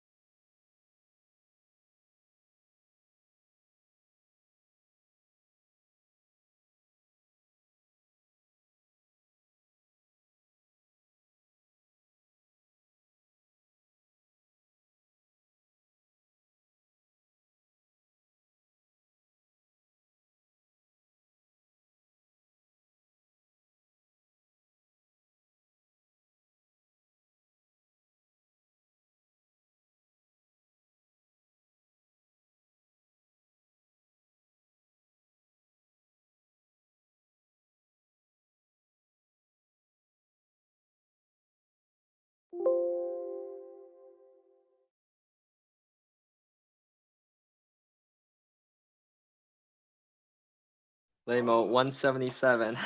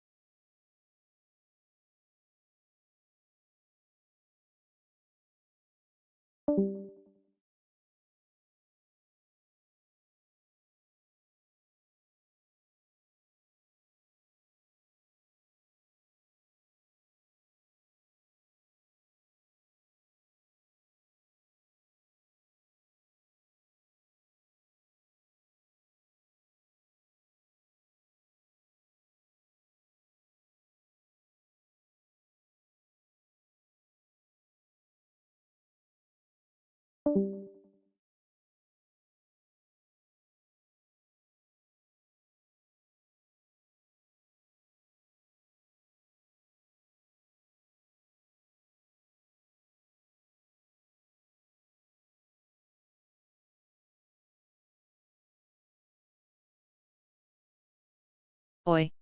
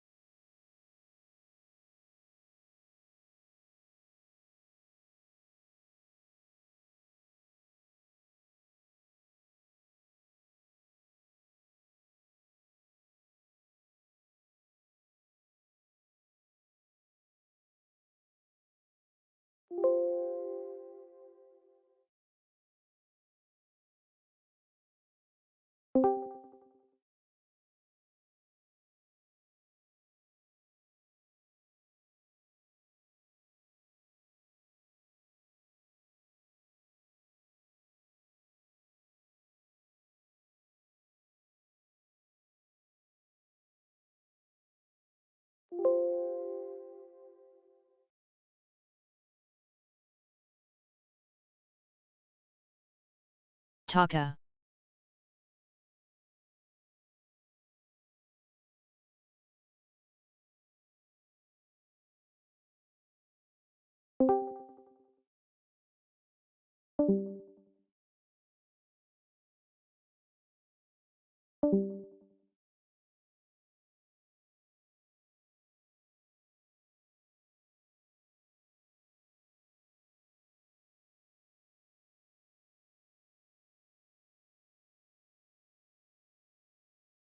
EYPT.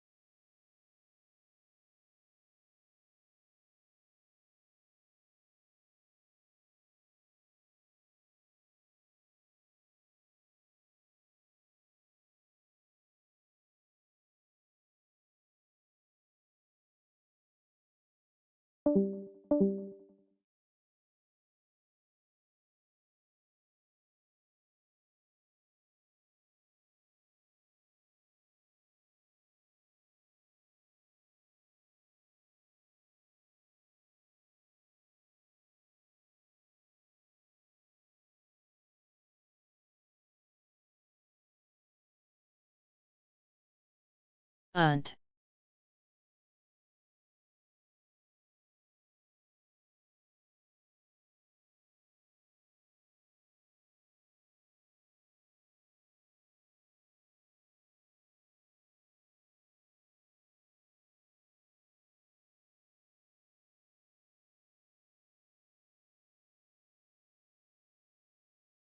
Who is Eunice Wang?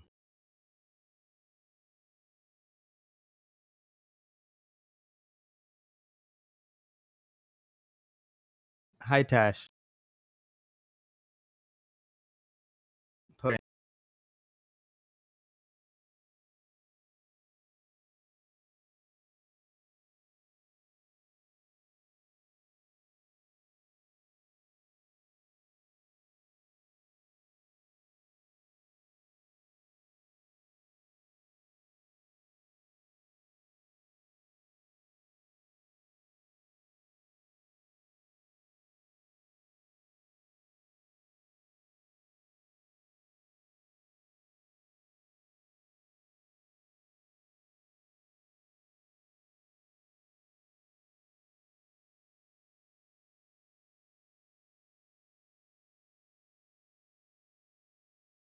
VDQ.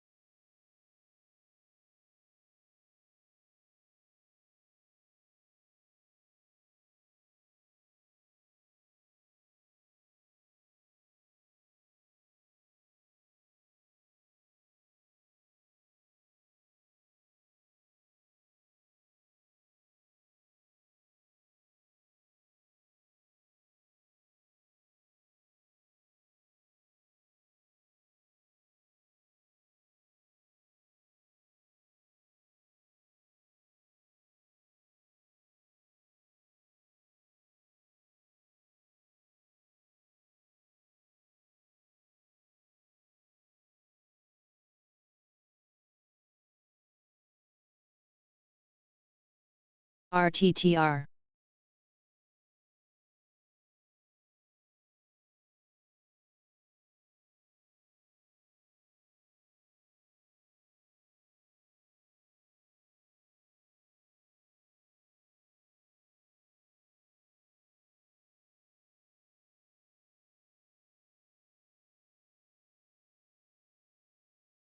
CSTM.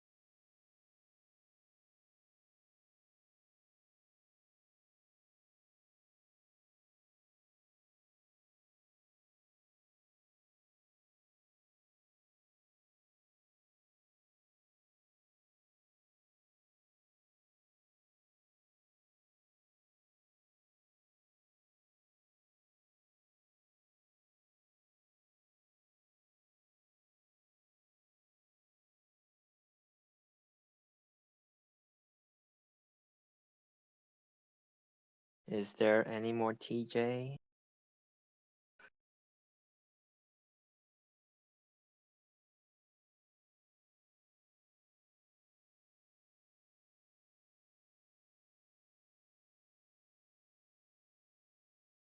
What's up?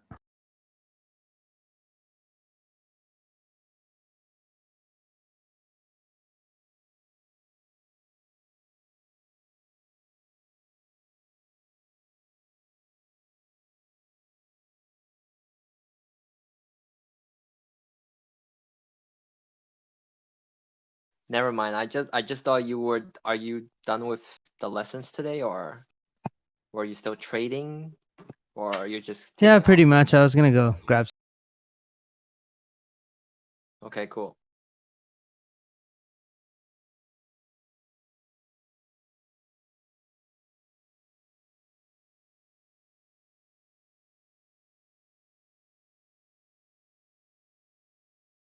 Taka.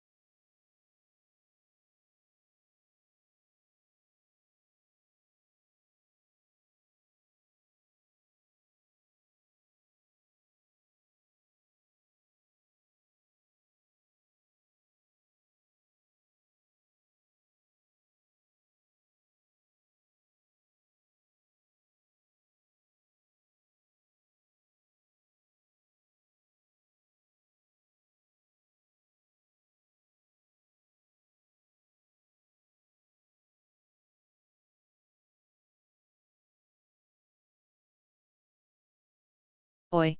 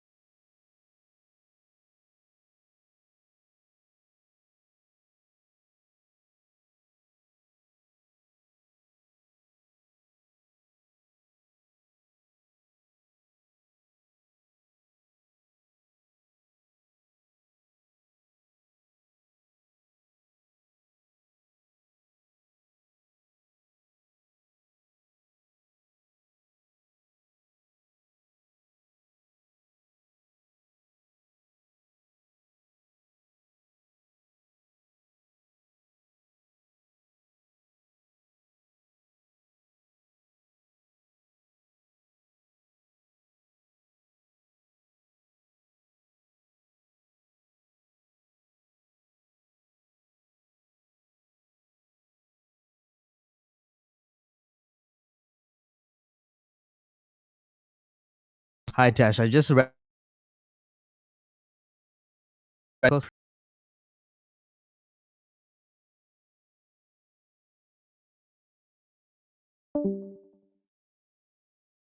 This guy on Twitter too. Her boyfriend.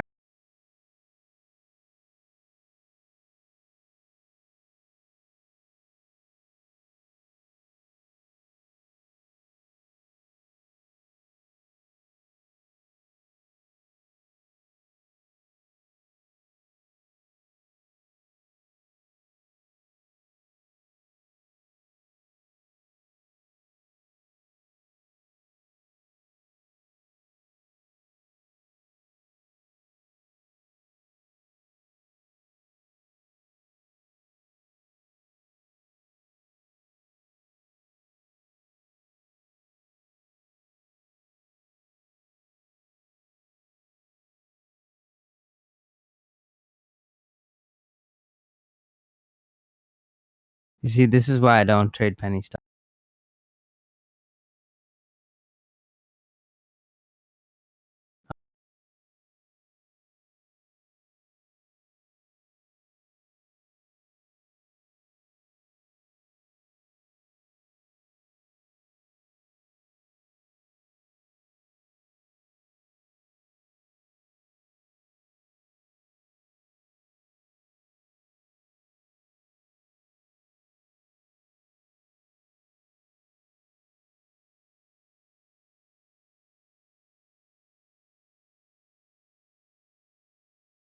GMAB.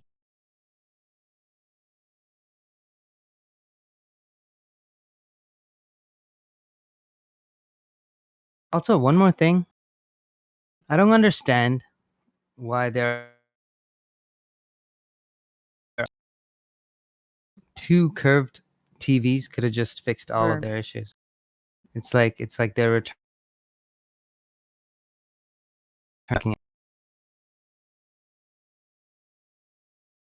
Yeah, I know the last part was just jokes too.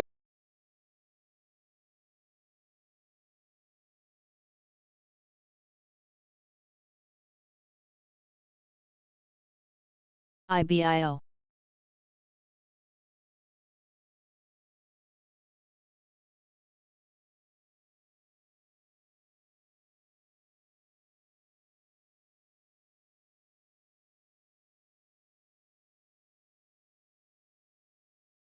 Ooh, COD SXTC.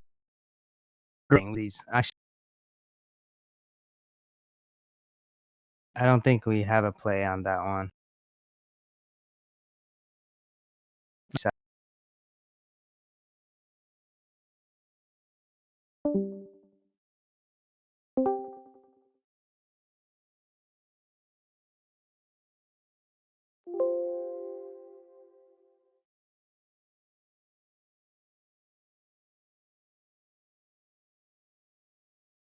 All right, if TVIX doesn't move up here, I'm gonna close.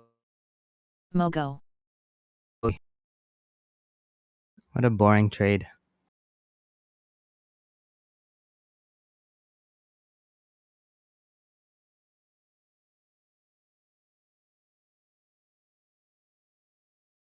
I'm gonna start closing out some.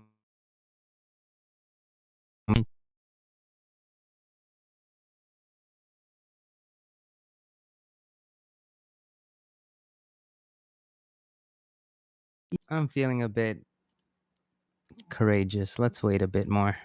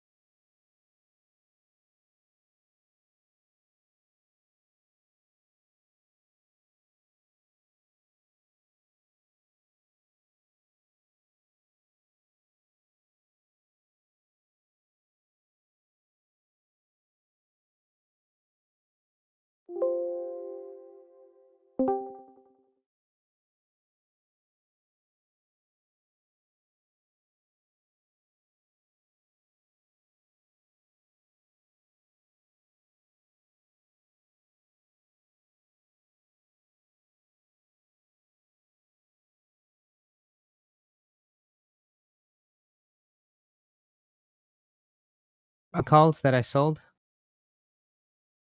1140 something average.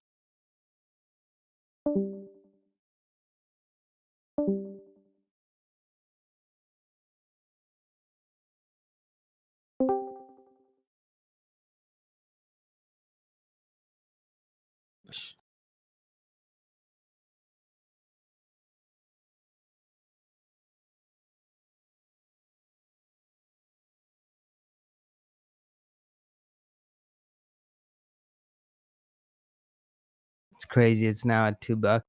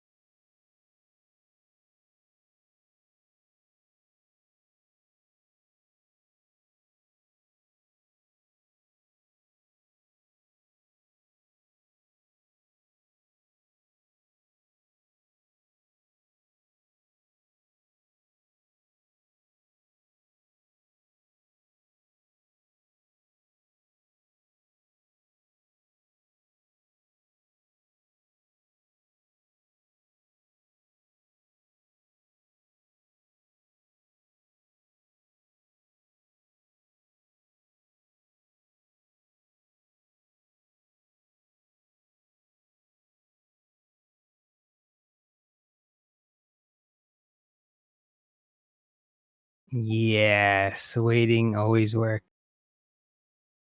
FANH. Going down.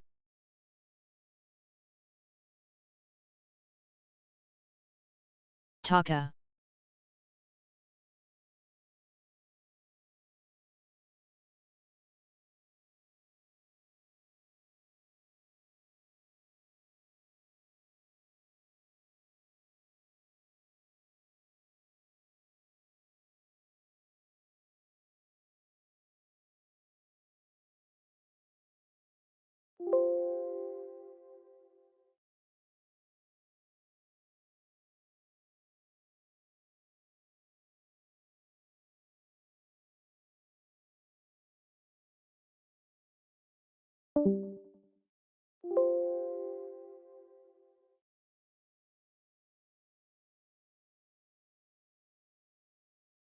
All right, that was a good cover on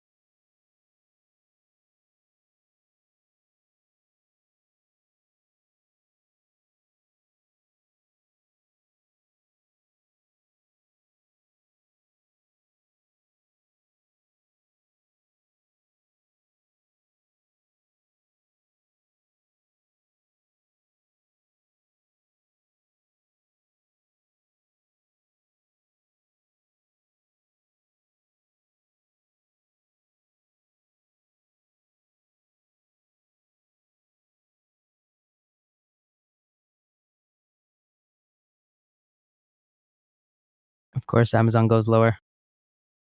Why, thank you.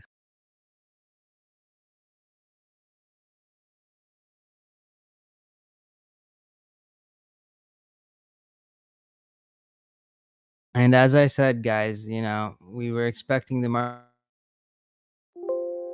get to the 331 level. I don't think we're going to get 331 today. Maybe it'll gap down tomorrow. Who knows? As for TVIX, I think I'm going to take some profits out.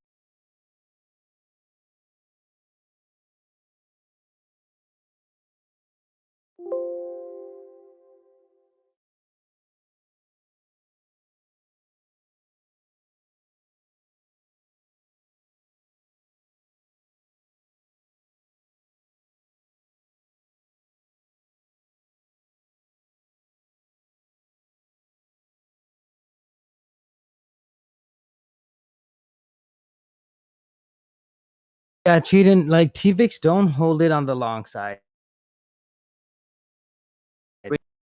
So I have 5% left on TVIX now.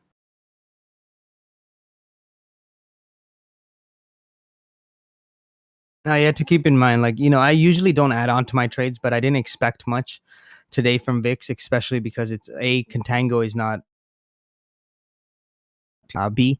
Everything's already priced in by the time we woke up in the morning, so it already gapped down, right? And TVIX gapped up.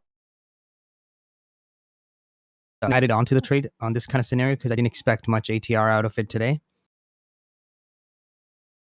So Amazon closed it a little bit too early, but it's okay. Maybe I'll buy.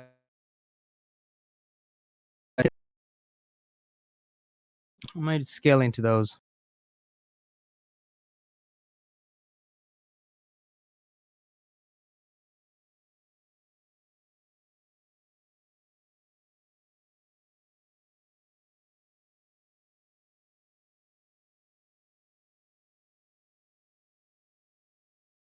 Still CELH. pricey. Like I can buy the 23s. That's not too pop.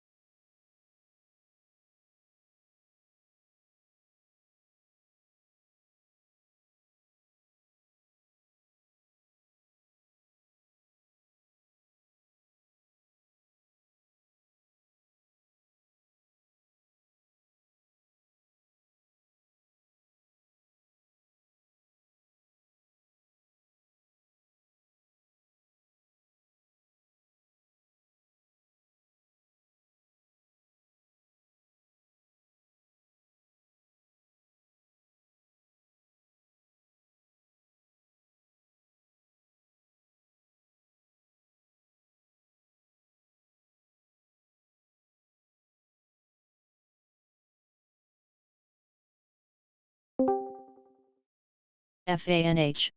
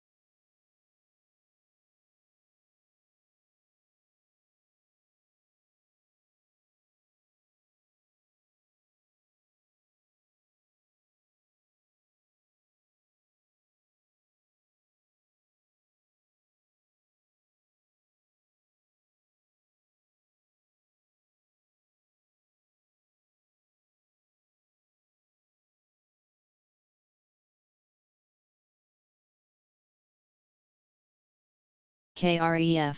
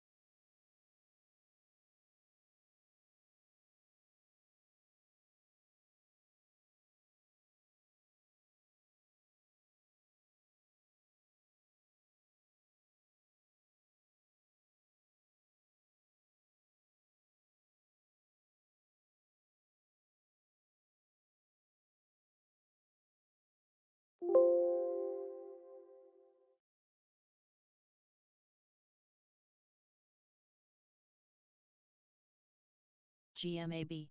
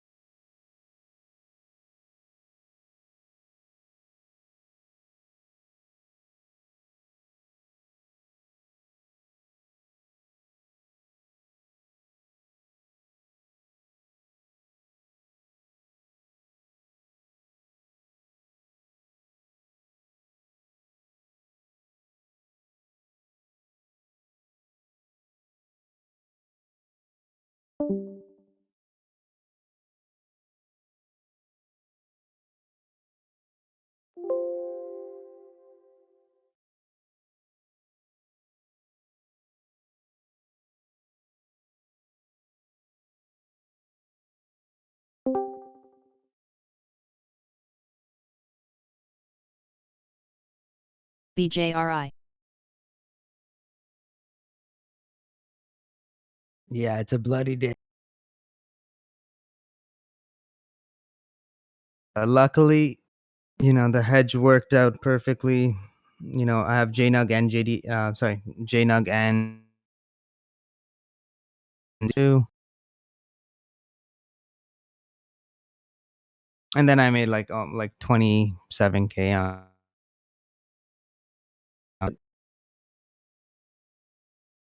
You can finally leave now. Cone.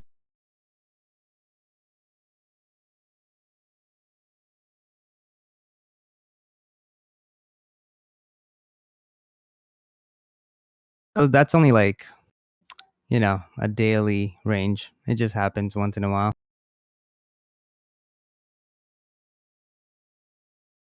Part of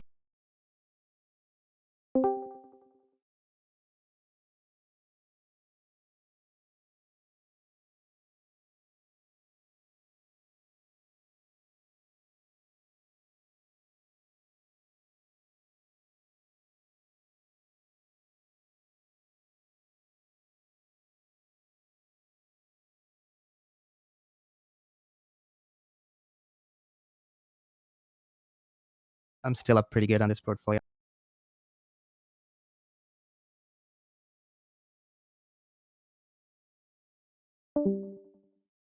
Bounces around. Look at the fluctuation. Went from 44 to 36.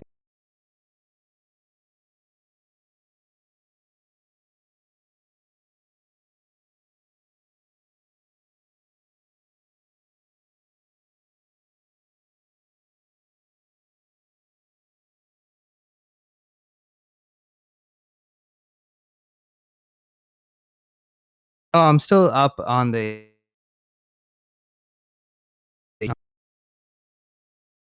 Just today was bloody, and luckily for me, VIX worked out fine. Called. I sold the 2110s, so that worked out too. Taka. Like about like 30K almost. Wait, can you hear me now? Am I still cutting out?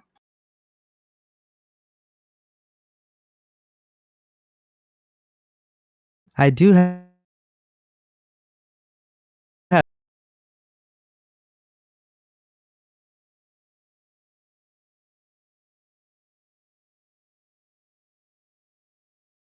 Can you hear me now?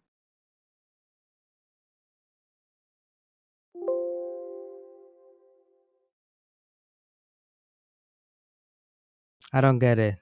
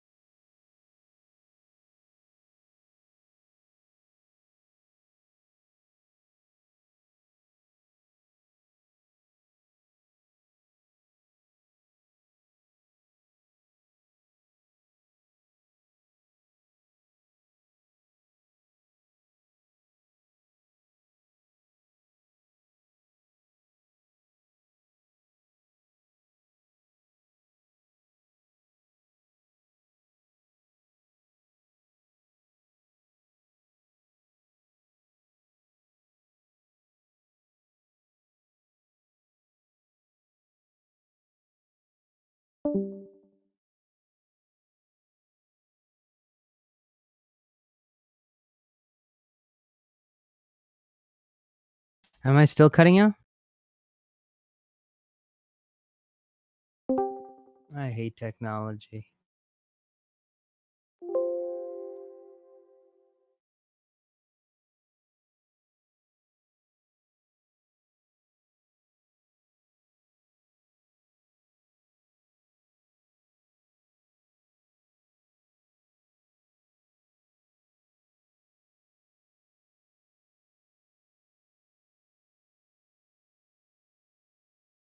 All right, does it work now?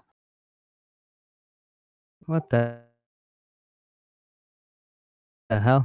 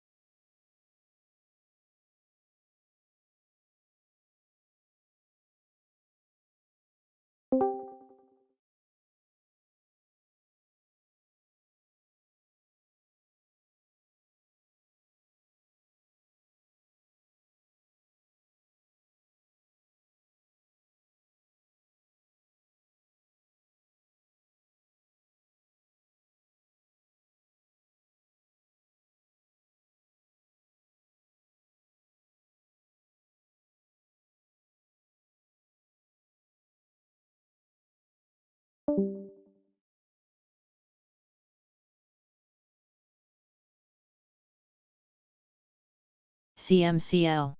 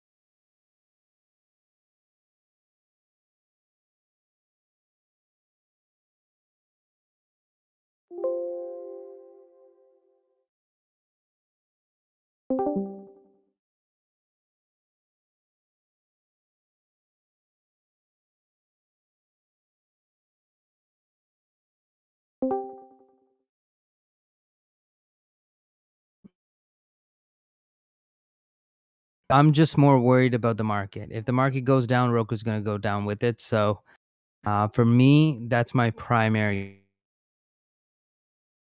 volatility more than the actual stocks.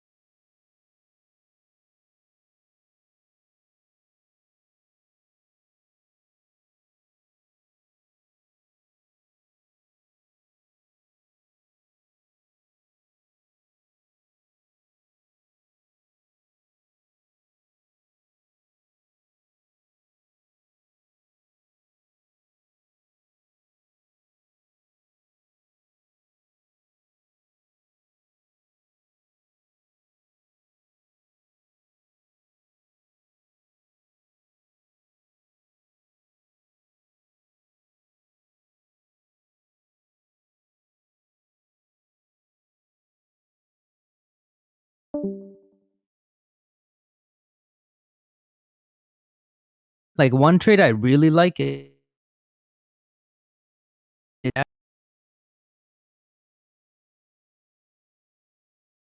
I like Wix's earnings. A 25% increase on the revenue side year over year.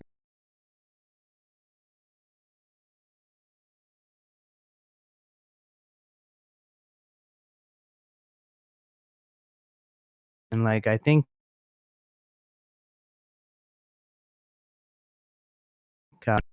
I was really conservative, so I went with 20% on my metrics. And yeah, that's pretty much it. FCF is strong.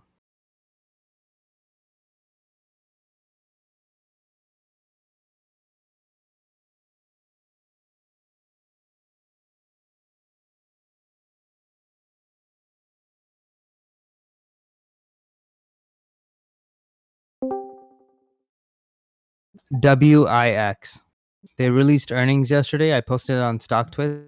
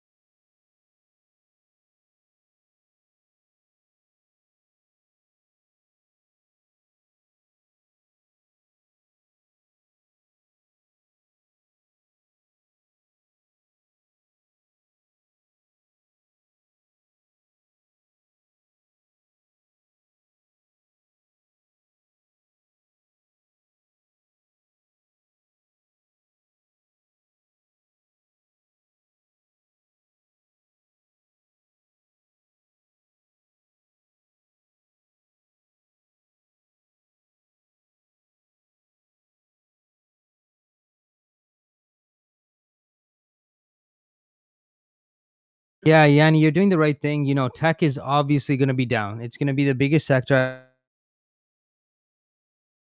today. From all the stocks that went down, tech sector probably got beat down the most. And that's just how it is. You know, when you have highest growth tickers, right? And anything that affects it on a global scale, especially if they're linked with China or anything really, manufacturing, you're going to see that drop.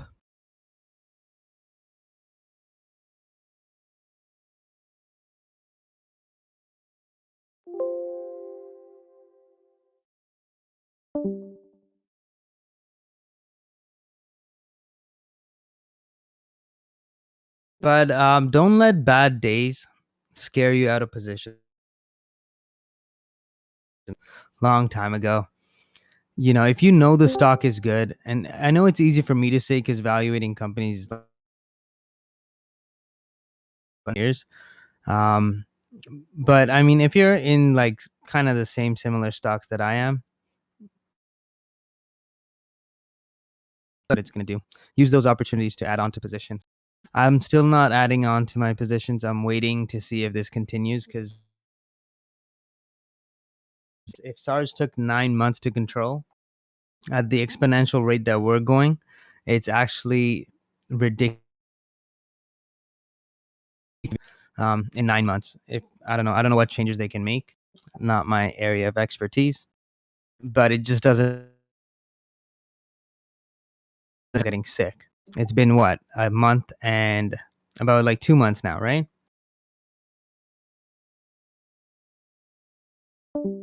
No, it's about like a month technically, right? So in a month, over 75,000 cases. Speculating it's over 100K. That is ridiculous.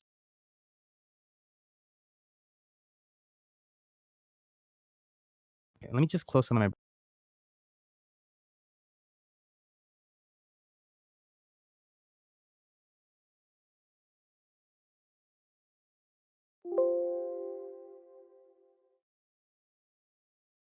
All right, is that better?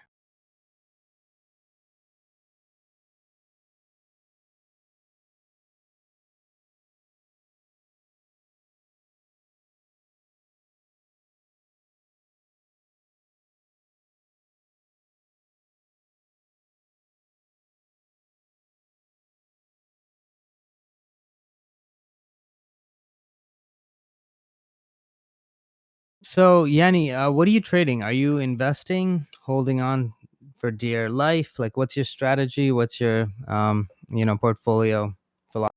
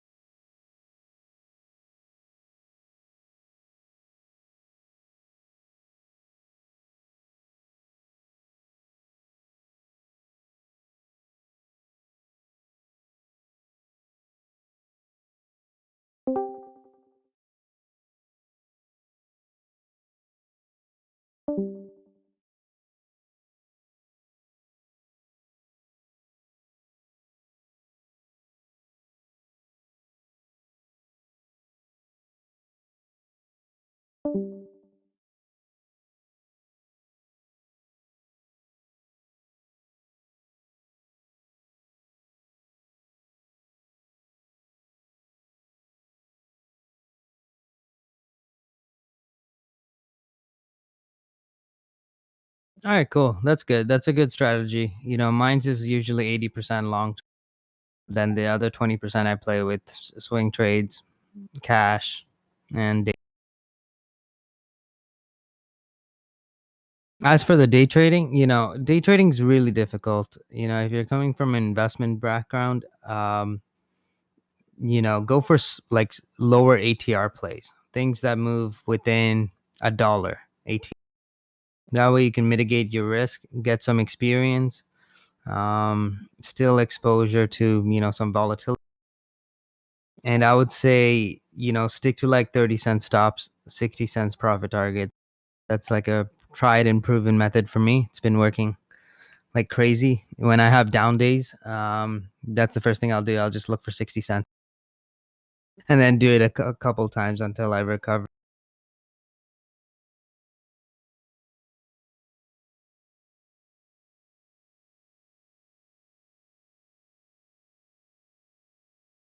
Yeah, and WIX.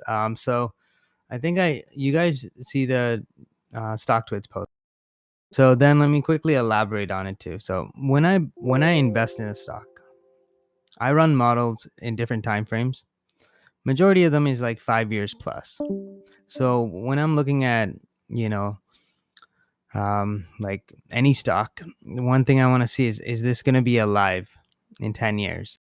So if my time frame is 5 years, I want to see in 10 years if it'll be alive. And then I did some research, found this. They're number 2 to Squarespace. But what's more interesting is the rapid change that, let me show you.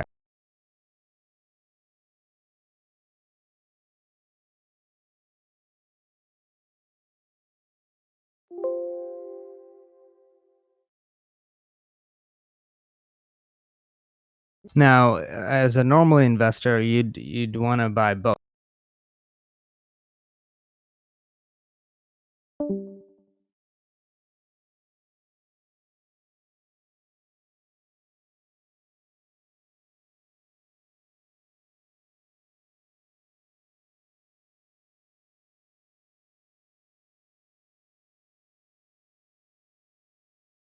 And another thing too, you want to look at the competitors, right? So you kind of want to do analysis on how the top guys, the guys around you are doing.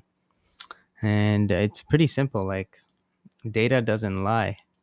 Well, unless the data unreliable sources, Damn but sway. you know,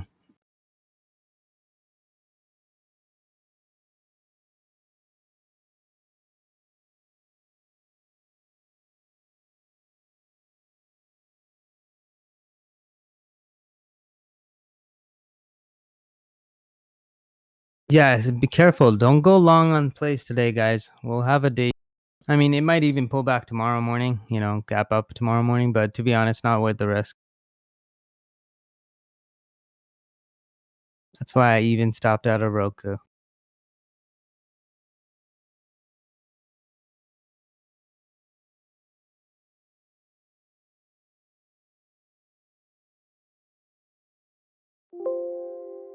Yeah, Monday.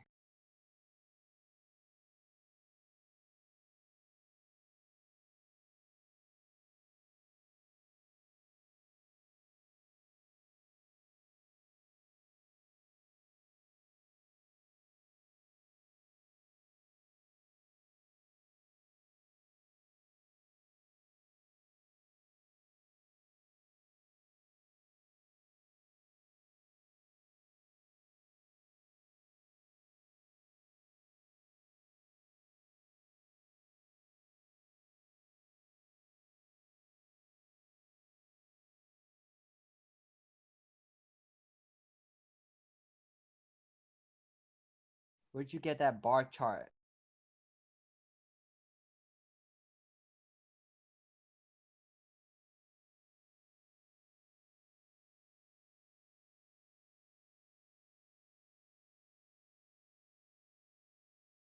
There you go. Yeah. So yeah, if you're tutoring someone and you're charging them, I get a kickback. I don't charge anyone's free, bro. All right, good.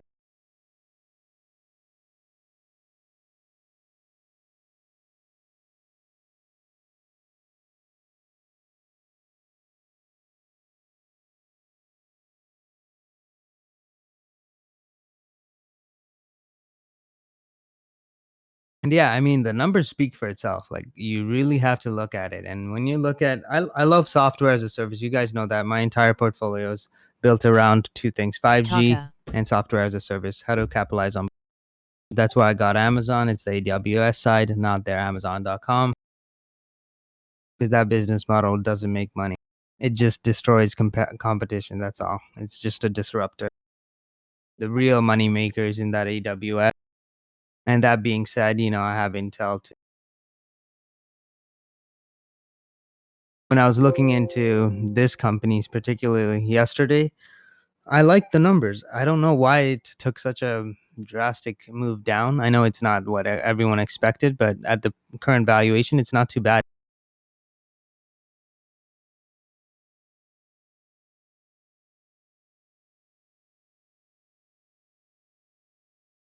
Now, it's probably going to take some time for it to move, but it's okay.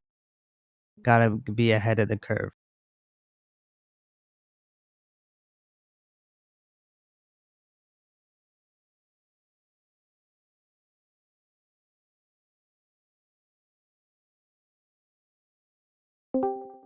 I only have 1,000 shares on this. I can allocate up to about 30,000 shares for this trade.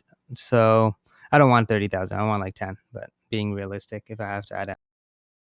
And, right now I have 1,000. So, use that to your, trade too.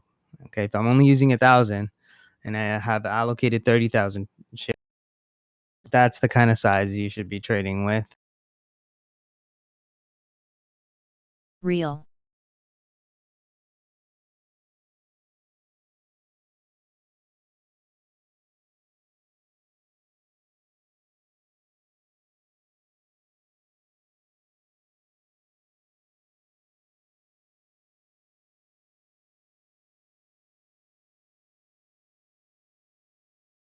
Yeah, and Mara, I mean, like, no company is perfect, right? So there are concerns for me. Cash flow, right? Cash flow's been negatives for a long. So for me, that was a concern. And what's the other thing? Oh, but the book is really clean. Remember how we looked at the other one, Aqua, and we saw 700 million in goodwill and intangibles. So on this one, I think they have $1 billion as well in assets, but only, I think, 50 million in intangibles and goodwill. So that's amazing. Those are companies I can bet on. That's an actual asset.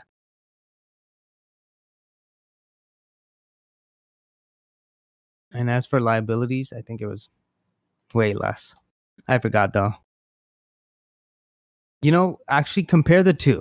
You guys are going to learn more by just doing this to see why did I choose this company versus Aqua. Both of them I researched yesterday. Both of them on paper is pretty decent valuation.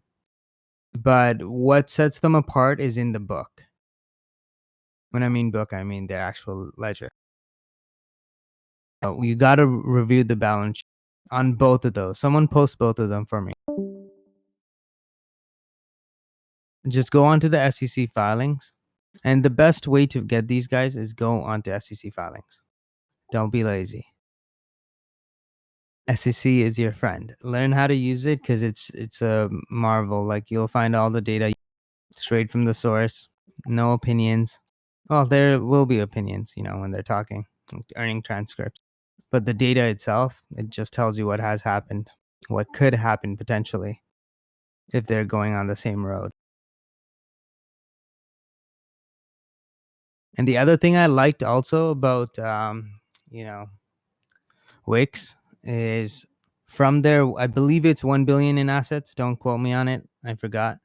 I think it's 780,000 of it. 780 million is all cash or STIs. So that's perfect for me. I mean, that's amazing. Cash rich.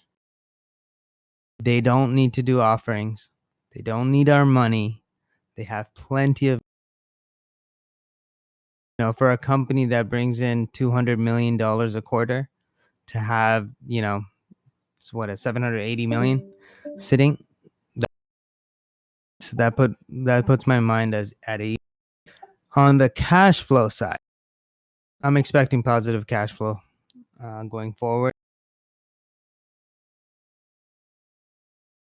Not going forward. I don't know if it's going to happen next quarter or the year, but I do see it being profitable. I'd say within the next 2 years.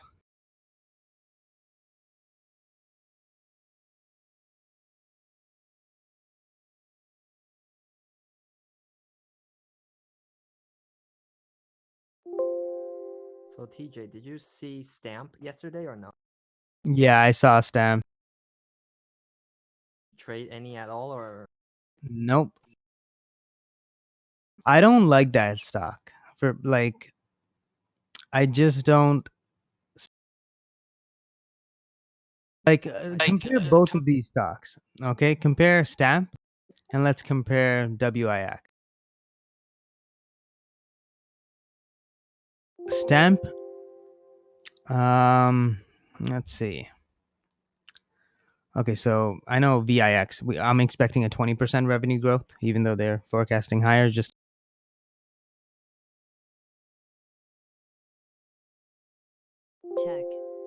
I don't know much about Stamp, but let me quickly take a look.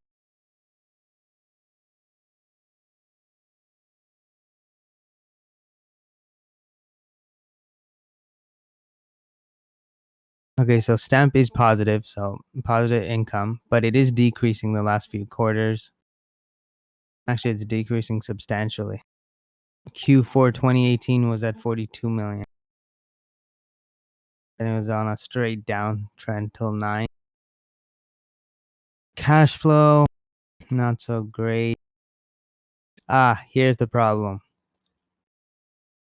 So STMP, what's their total asset?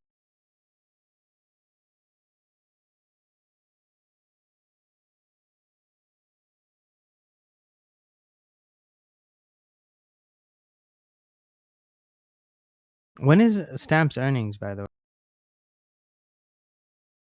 It was 2 days ago. It just passed. It just went Okay, from let me look at 91 that.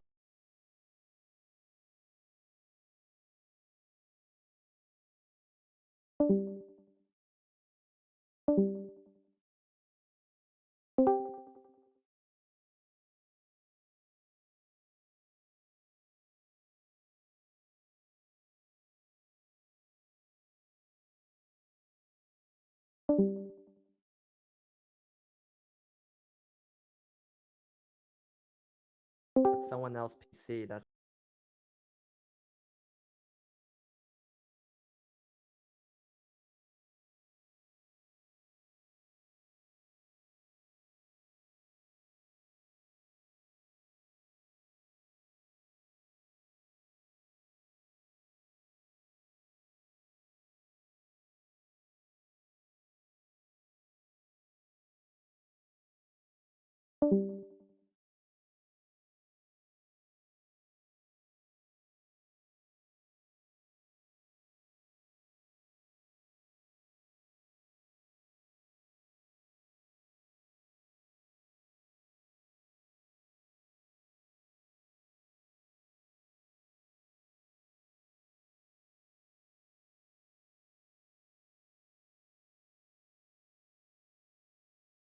Yeah, it doesn't add up to me.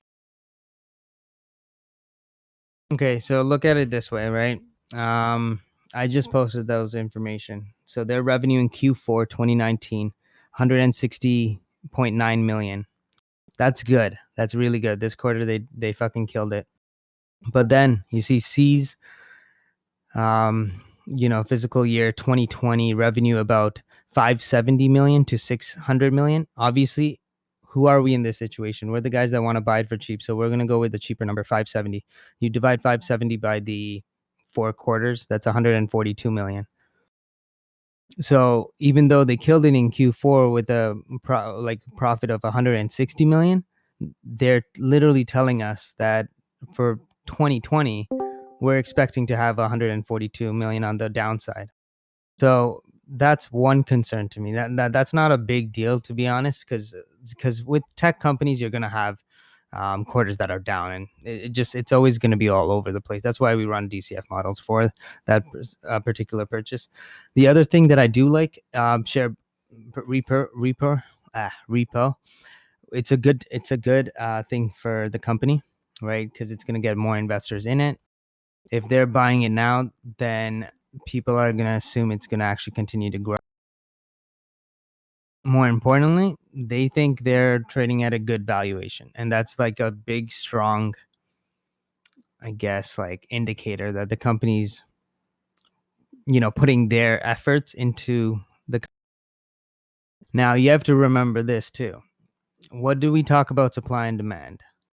Right? One of the things about supply and demand GSRI. is you can Taka. decrease the supply, and if you can control the supply, right, and just keep demand the same, and you decrease the supply, what's going to happen? The equilibrium is going to move.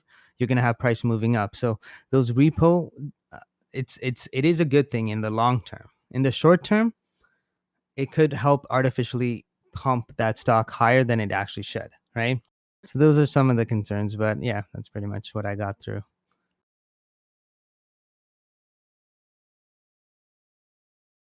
Now, the real question is, now that we figured out from what they just posted, right? Now you want to figure out, okay, how did they do on the previous earnings? So then you look at the last 10 quarters on earnings, see if they beat it, how far they beat, how much percentage difference it was from their guidance. And then you want to check how much percentage difference it is from the actual, like what the street expected. And then you go from there and you're like, okay, does the company have a sustained record of always under guiding and over delivering? If that's the truth, then yeah, I think it's but at this price, no. This is ridiculous for a company making $160 million this, a quarter. What's the market cap on this? $3 billion. And now here's where it gets really bad. Take a look at their assets. Let's go.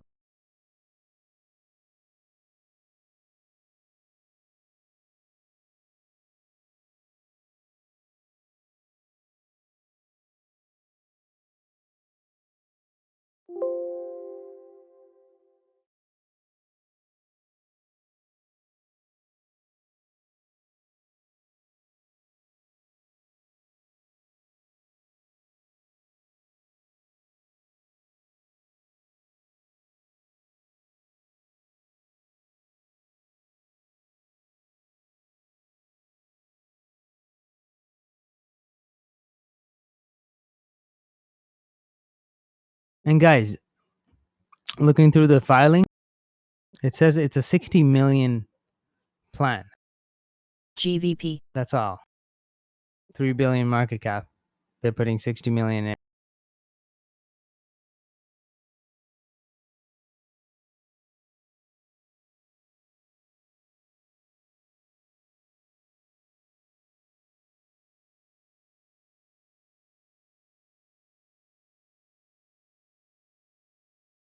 Okay, I can't find their balance sheet.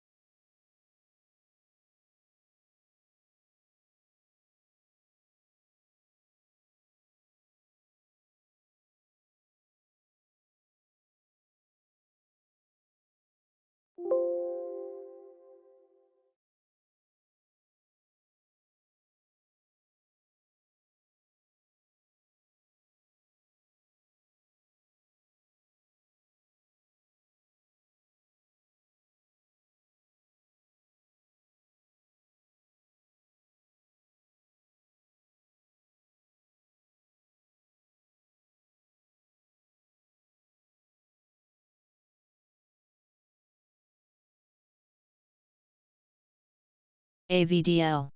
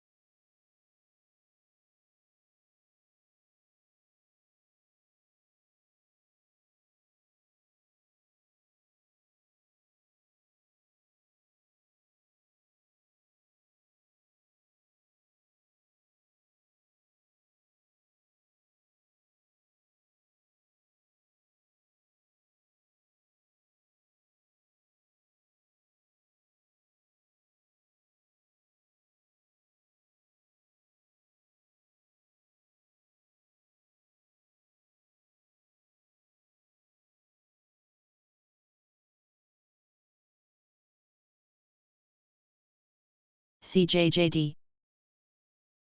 ADMP.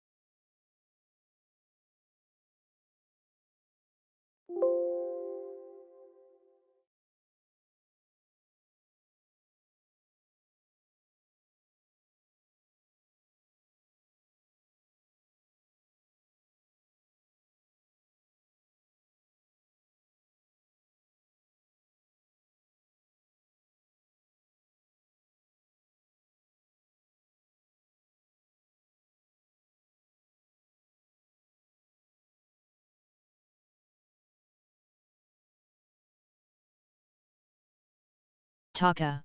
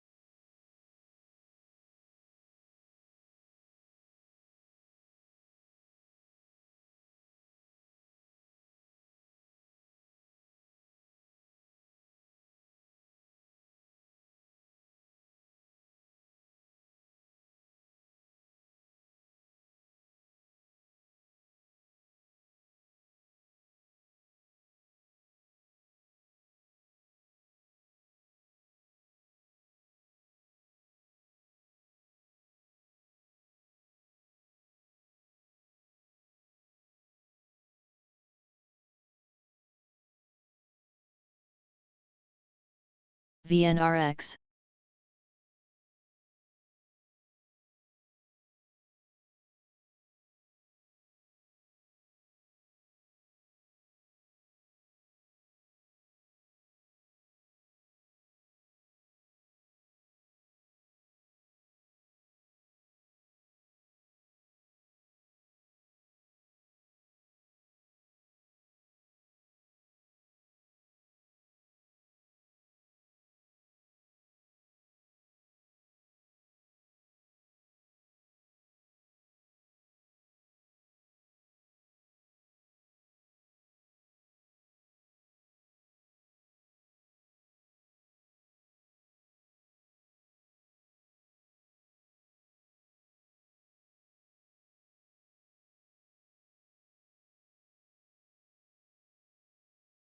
CJJD.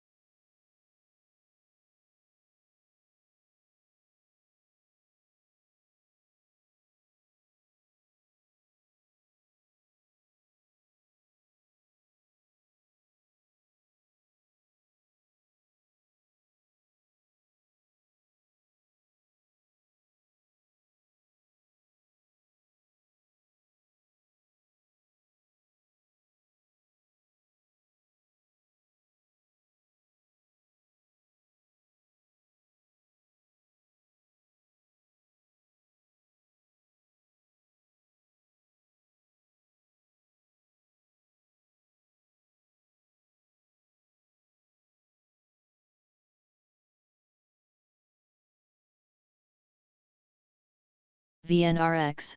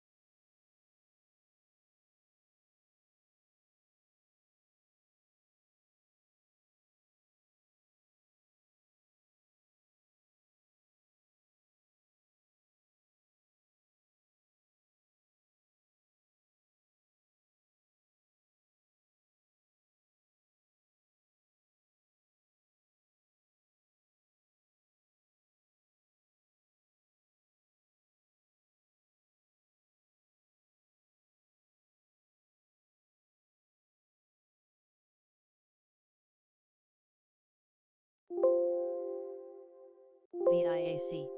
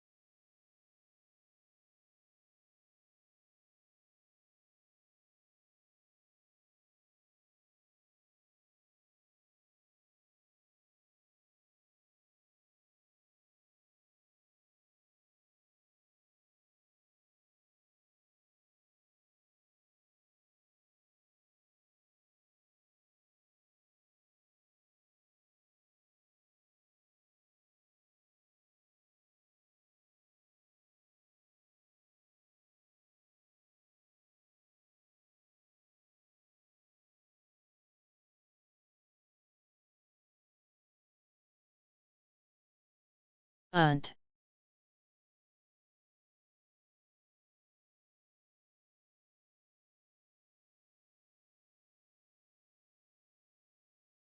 BXC.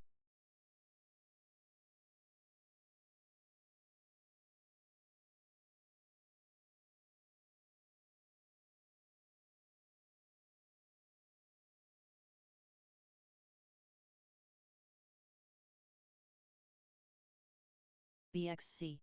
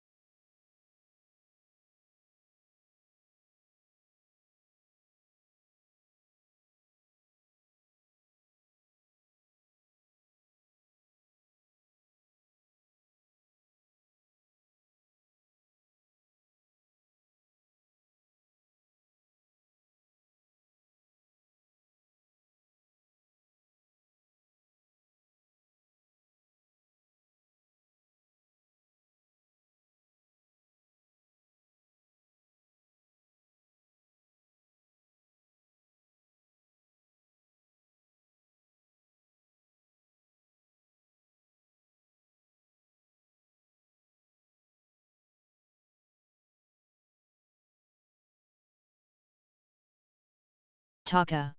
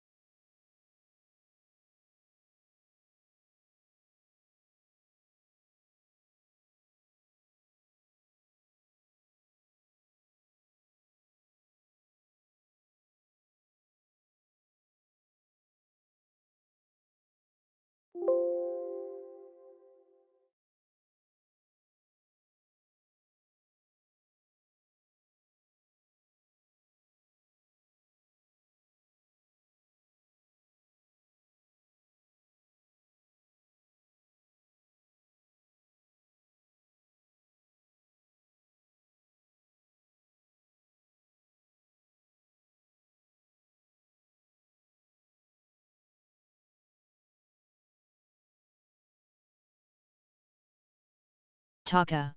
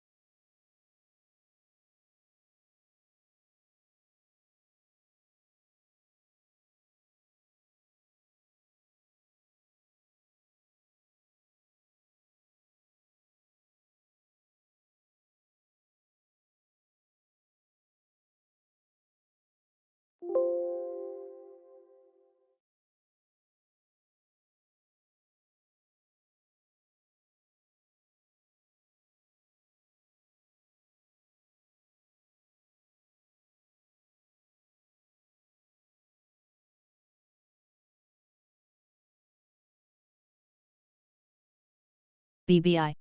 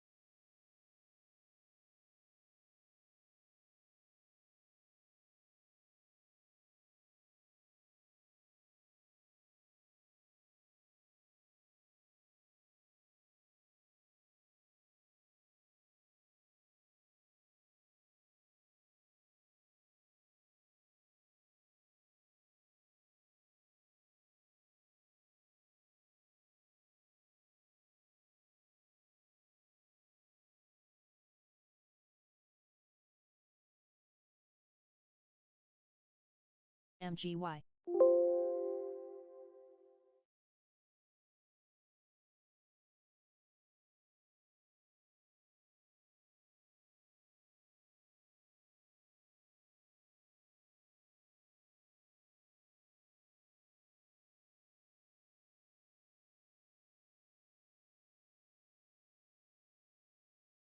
CNDT.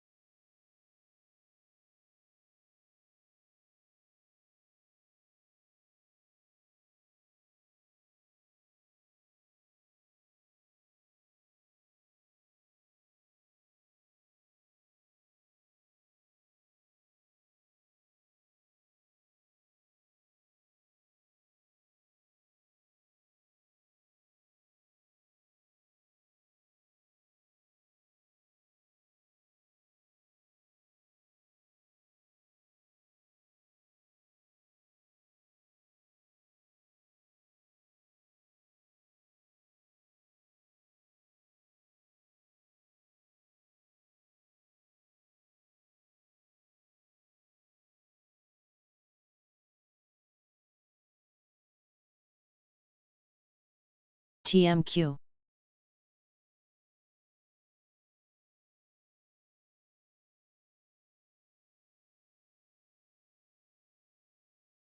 VIAC.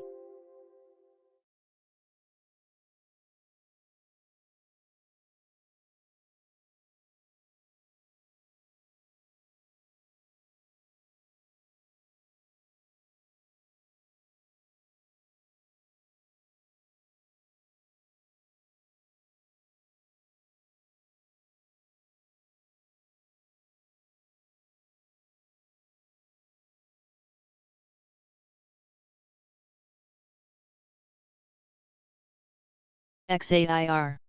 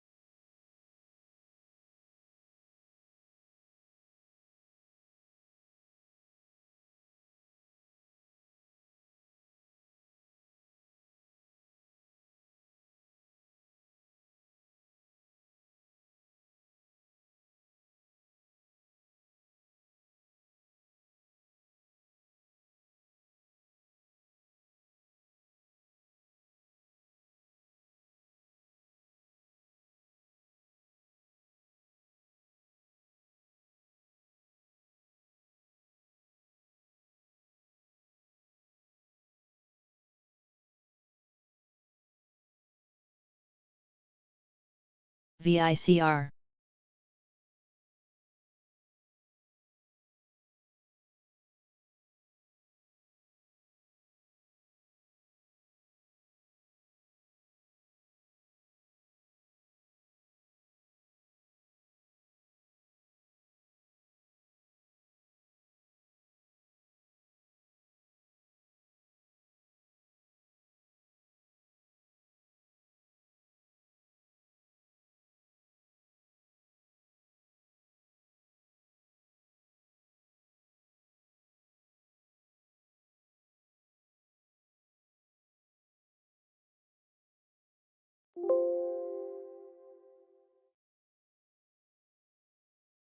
BXC.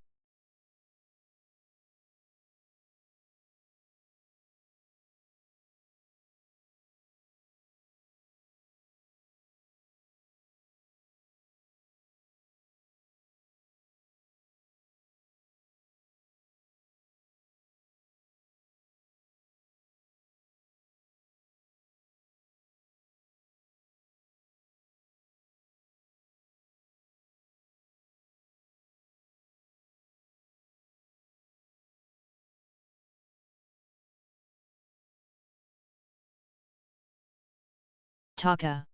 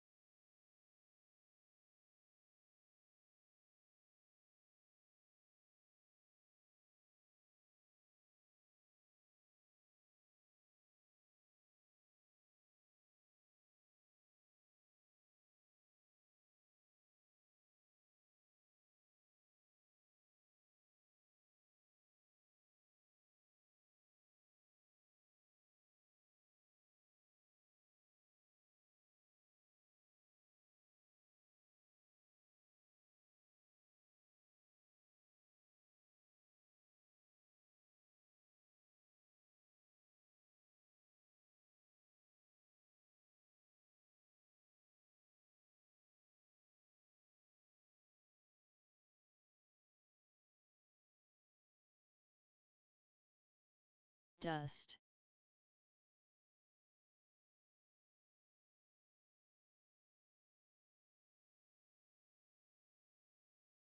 PBT.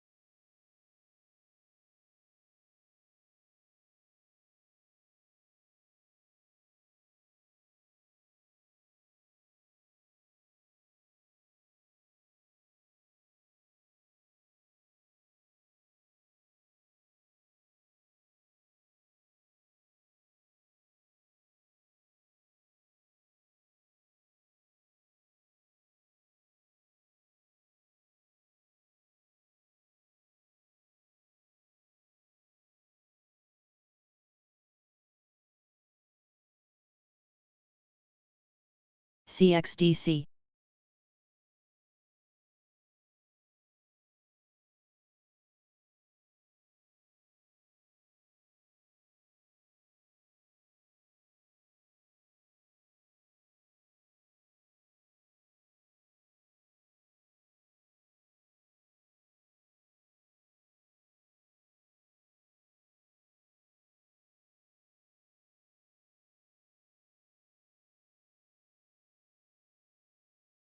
Ego.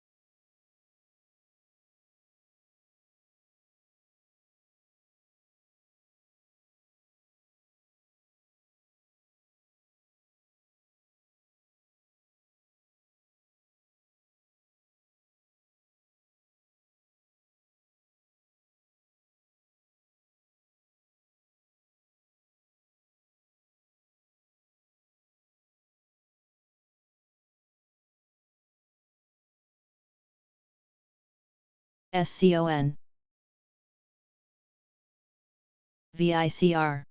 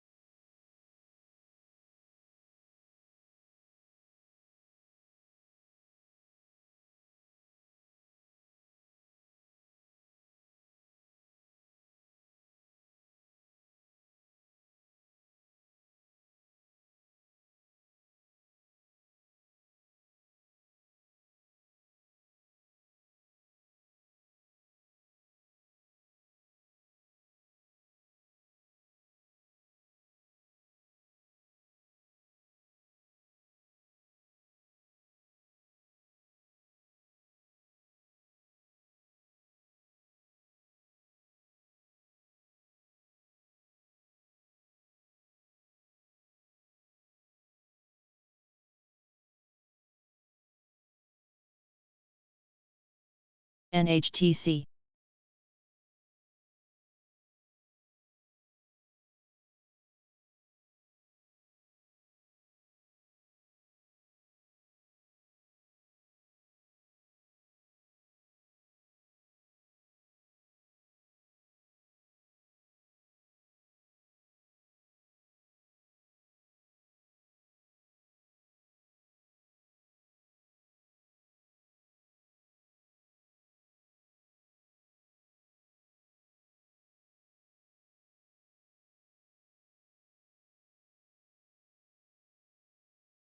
Taka.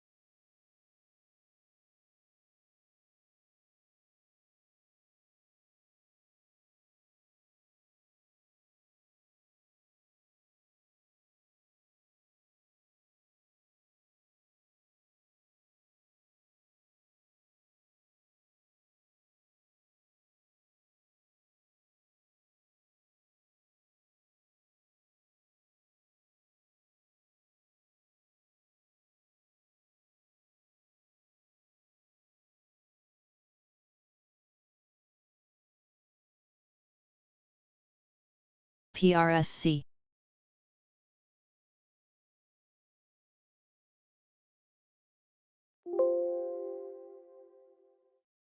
DSPG.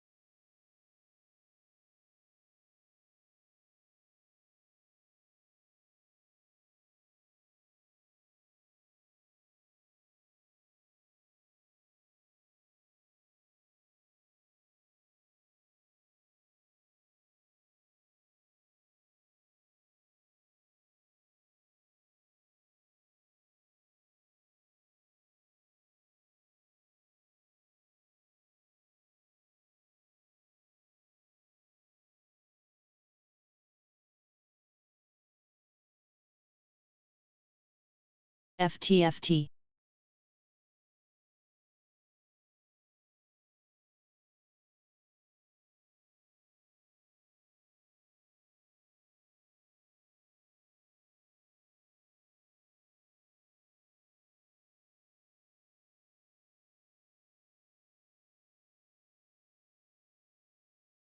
Ego. EGBN.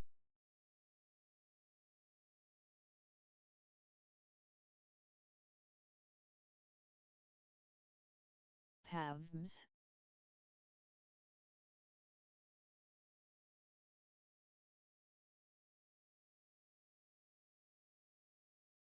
FVCB.